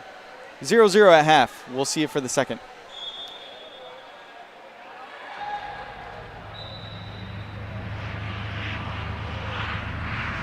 Nimi is a manufacturing company for 25 years. We started out of our garage manufacturing products and for the industrial market, as well as disabled products and outdoor products too as well. We were able to help out the disabled sports world by building a power wheelchair. We have developed many products for the industrial market, like vacuum fixturing that holds down, sucks down parts using vacuum power versus using double-face tape that customers would do and use clamps and vices and traditional stuff like that. We can do full 5-sided machining by using vacuum chucks and different products of ours.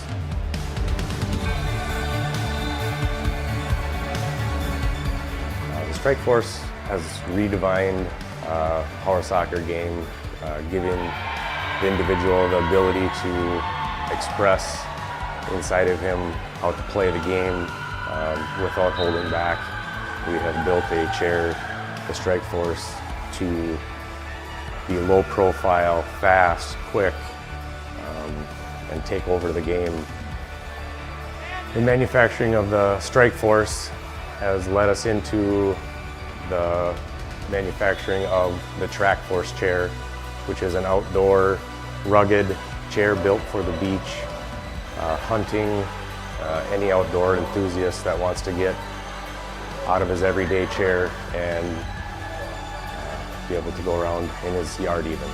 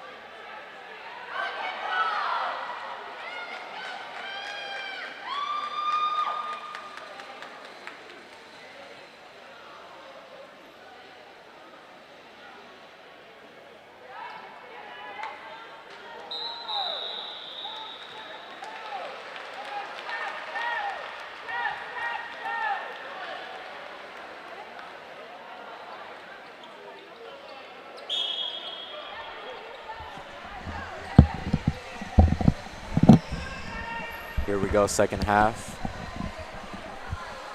El segundo tiempo para que la gente que habla en español. Take it away, A-Line. You're going to be alone on this one. Oh, man. Now I'm camera shy. The Scorpions earlier, during halftime, taking time to practice on the ball a little bit. Never hurts to learn, you know? Gotta love the passion. They're out here showing they have heart.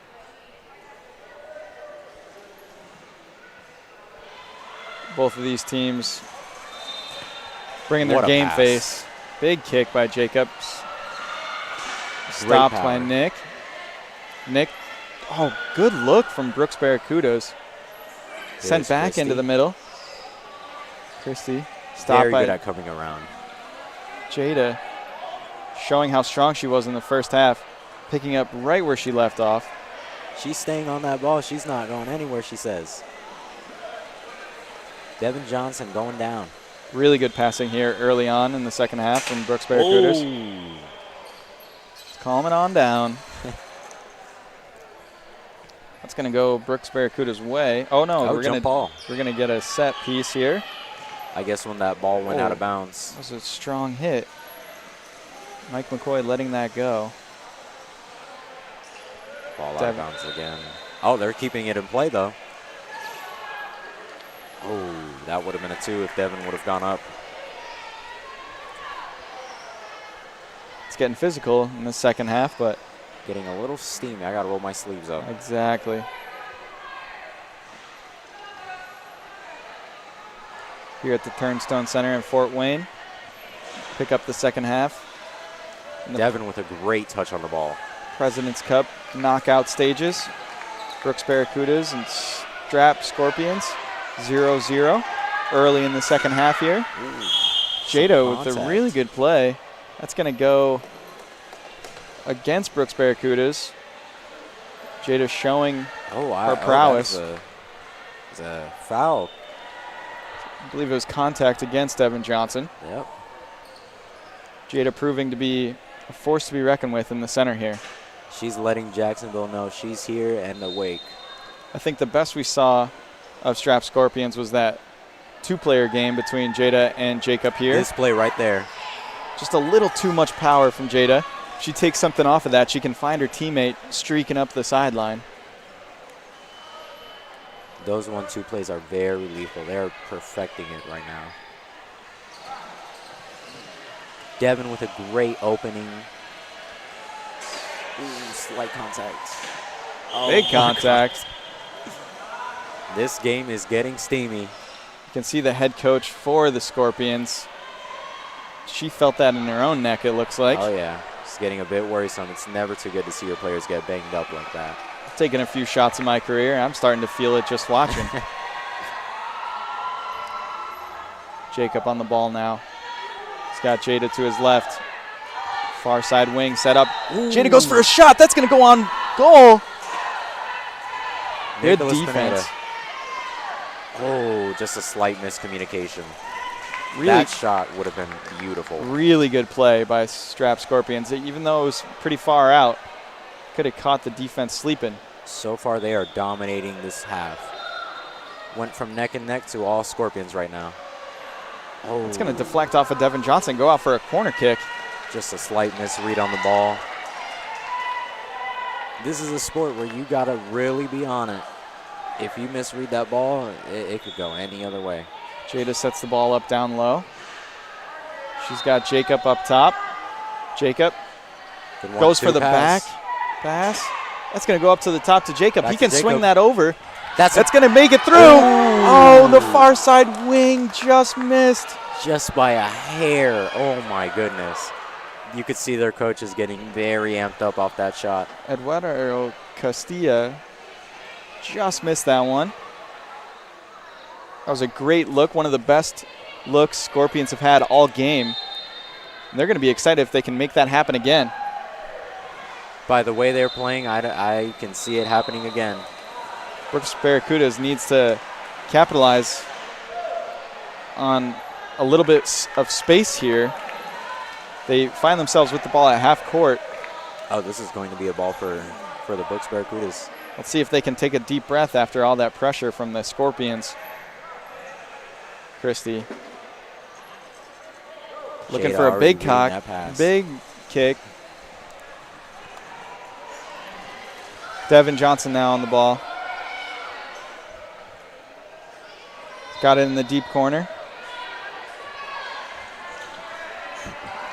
Christie now. Gets beat up by Jacob, and he's going to take that. Oh.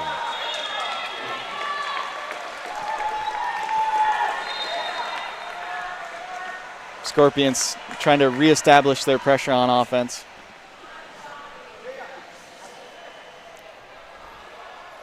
Jacob's a very powerful kicker. He can, I can see him scoring from this length. Eduardo's lurking on that far post. That young number 7. There it Kick is. into Jada. Oh. Devin Johnson just asserting himself between the two.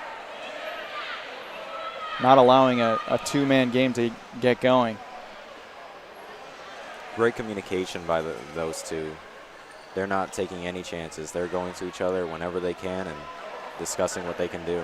A lot of trust between those two. I'd like them to find their far side wing a little bit more. Ooh, I see what they're trying to put up here. That might be a testament to the defensive Brooks Barracudas, though. Way to gain some floor on that play, though. Great read from Jacob backing up like that. Very he knew good he play. couldn't hit it back, and he improvised. Devin didn't want him to have a possession, but now they have a dangerous spot here. Eduardo setting up on that far side again. See if they can get a ball through. Jada creeping in there. Jacob directing traffic for his team. Devin's got to be careful up there. He cannot afford to get a 3 in the box right now. Eduardo seems like he's set up top of the box. Jada wants to hit it up there. Big contact, no call from the referee. Looks like they're going to play on, driving it wide. Christie and Jada going at it once again. Very common theme in this game. These two are going at it. Hey, Lon, what do you see is it's going to take to crack through on either one of these defenses? I think if the Scorpions keep up that 1-2 play, they'll be golden. I have my English. And as far as Brooks Barracudas, they look to be going for a little bit more of the home run ball. Oh, there it is. Nicholas Pineda. Good shot by Jada. That's going to get through. Eduardo had the ball on the goal line and just can't push it over. Jeremy Harris with the save. Big play from the Barracudas keeper. What a chance. That is what Scorpions need to do to crack down. They're showing that they're not letting Jacksonville go any further. Jeremy Harris, let's see the replay on that. What a shot by Jada. Just snuck it in between. Huge defense by Harris, playing right on the line. Oh, and it's a Jacksonville ball.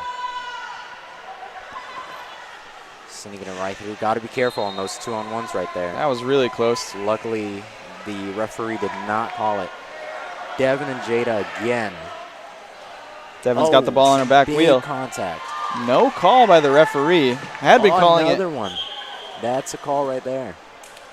It's going to go for the Scorpions.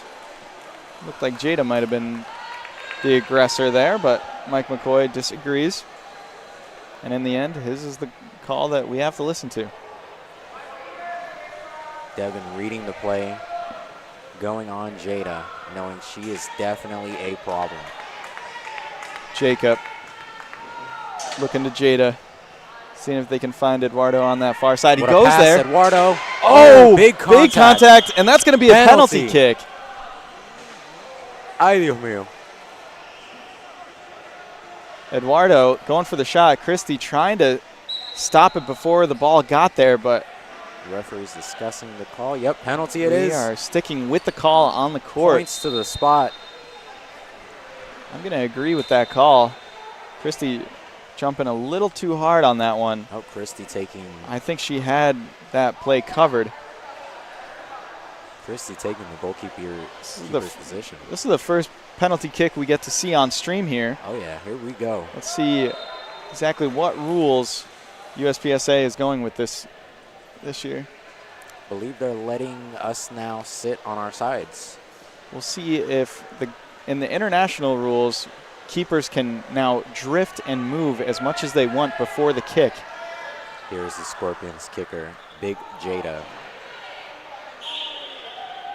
Jada She's hoping Cano. to tuck this away. Golazo! What a goal. Beautiful shot by Jada Cano. Tucked it in that corner. What a shot. Here's a replay for that. She approaches the ball, very calm and collected. What a shot. Buries it. Right in front of Christy. Christy couldn't do too Just much there. Barely, just barely. She could have saved it. All right. Strap Scorpions find themselves up 1-0. 10 minutes to go. Jacksonville needs to do something. It is not time to panic quite yet for the Barracudas. Devin. But they do need to get some sustained offense going if they want to feel good about where they're at in this game. Devin with great control on that ball. Pass to Christy. That's going to be a yellow card. Mike McCoy going into his pocket. Well-deserved yellow card there. There's been contact all game. Jada Cano. That is the first yellow card I think I've seen all my life. Really? Yeah, I've never seen a yellow card taken out. I've seen one too many. It's never good when you get a yellow. Luckily, Jacksonville do have some substitutes in case she does get a red. Gonna need to break out the ibuprofen for Jada. She's been getting hammered out there. A few big-time hits in this one. Great one, too. Another great, Eduardo just with a miscontrol. Jacob again with just barely. Good-looking pass, but finding yourself up 1-0. I don't know if we need that big kick right now if you're the Strap Scorpions. Play a little bit more conservative. Great read by Jada. Devin on the ball, trying to bring Jada into the box. She beats him out. Jada on the ball. Ooh. Just misses the kick. That's going to be open ball. No communication. They need to talk in order to score. Devin's been playing strong in the center. He's got to call Christie off of that ball. He is definitely playing a little differently from what I usually see. He's more ordinarily playing with his teammate Justin Cox up front, with Justin in the middle and him on the wing. But I think he's just a little confused without him. Sometimes when you have that two-player game that Jacob and Jada have established in this one, when you're missing that, it's really hard to find a flow. Oh my Lord, what a ball. Great pass over to Eduardo. Eduardo just couldn't get around it. Jada already on that ball. It's going to stay Scorpions ball here. 7 minutes to go.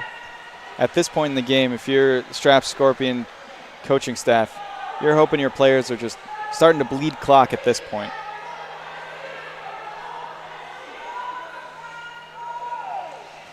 Likewise on the other side.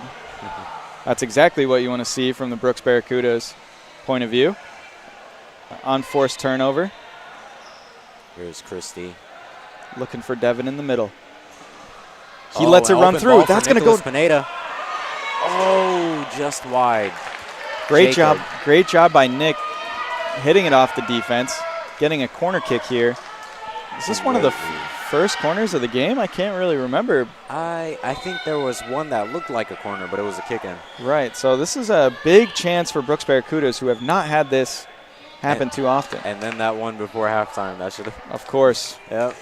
There it Christie. is. Ooh, if she could have snuck that in. Elects to let that go out. This is going to be a side out play. So Christie is very good at reading the field. She saw that gap like it was nothing. Nick lurking on that far wing. Devin's hanging out a little behind. She got it back. God, Nick can't get there as he was set up on top of the box. There needs to be a little head nod there. So it is getting hot in here. Nick can know that the ball's going to go weak side. He was ready for the ball to come to the top of the box.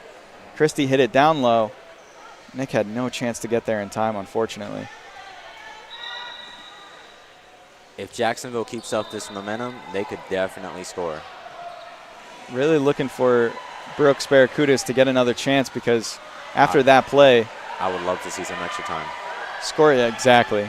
Scorpions' confidence might be shaken a little bit defending in the box. And Here's they're going to get an opportunity here. Yep. Is that a 2-on-1? Yep. 2-on-1 call Here's near the top of the box. Jacksonville's coach hanging down low, making sure his team. And look at Nick set up here in the middle of the two defenders. All Christie has to do is smoke the ball in there, and they might be golden. Christie There's now. the chance. Oh, Jacob with a wonderful save. Stout defense by the Scorpions. He is saying that he's a wall, and you guys are not breaking through it. Exactly. Really encouraging here from the Barracudas, a sustained offensive play. They have been dominating these last few minutes. They need to capitalize. Nick directing his team. Don't often see that from the weak side, but it's good to see. He is wide open. Absolutely wide open. Let's see if Christie sees him over there. Jacob's going to be flying out here. He's already started. Already creeping those defenders. Oh, a missed touch by Nick, and that's going to be headed all the way down. You got to be careful on those touches because your opposition could just immediately capitalize. Just like that, look at how much ground they just covered. That's right. Jada, we haven't called her name in a while. Demanding the ball here, but she's not going to work. Oh, Nicholas needs to watch out on this ball right here. Good rotation there from Brooks Barracudas. Devin pushing his way through. He's going to try to drag Jada into that three. Oh, just missed the pass. But There Chrissy it gets is. it. Nick back to Chrissy, over to Devin. Oh, Devin's just too low. Encouraging stuff from the Brooks Barracudas. Oh. It's going to deflect off of Devin and be Scorpions ball. Good chair control by Jada. Jacob and Jada now look to relieve a little pressure. 3 minutes to go. 1-2 pass right here. Let's see if they can connect. He might try something a little different. I think he sees a different pocket. Devin is giving up a lot of sideline. He sought out that Eduardo out there. I don't know if they needed that. Should have played possession with so little time left. Yeah, they're down just one. Brooks Barracudas trying to dig deep here. Chrissy with the big ball out. Jada right there to take it. Ooh. Chrissy over rotates, but it ends up working in her favor. Almost a 2-on-1 there against the Scorpions. Just barely. This is crunch time for the Brooks Barracudas. They just got, what I believe, 3 minutes. We'll see how much stoppage time there ends up being. Mistouch by Christie. Fouled up by Jada. She's going to get it to the far side. Eduardo gets it out of there. Rotates pretty well. The young number 7 is doing very well at reading Jada and Jacob. He's doing very well at just rotating. He knows his game and he knows their game. And at the end of the day, it was a foul on that young number 7 that led to the first and only goal of this game. He's showing he is also a key player in this team. Big kick by Jada. That's going to go all the way across. Oh, just a bad touch. This could lead to a breakout for the Barracudas here. Nick with trying to sneak that ball behind. Christie's on it. Oh.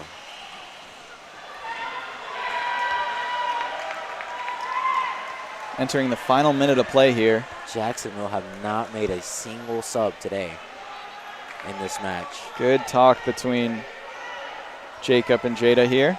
Just making sure they're on the same page. Great communication from those two. There's that.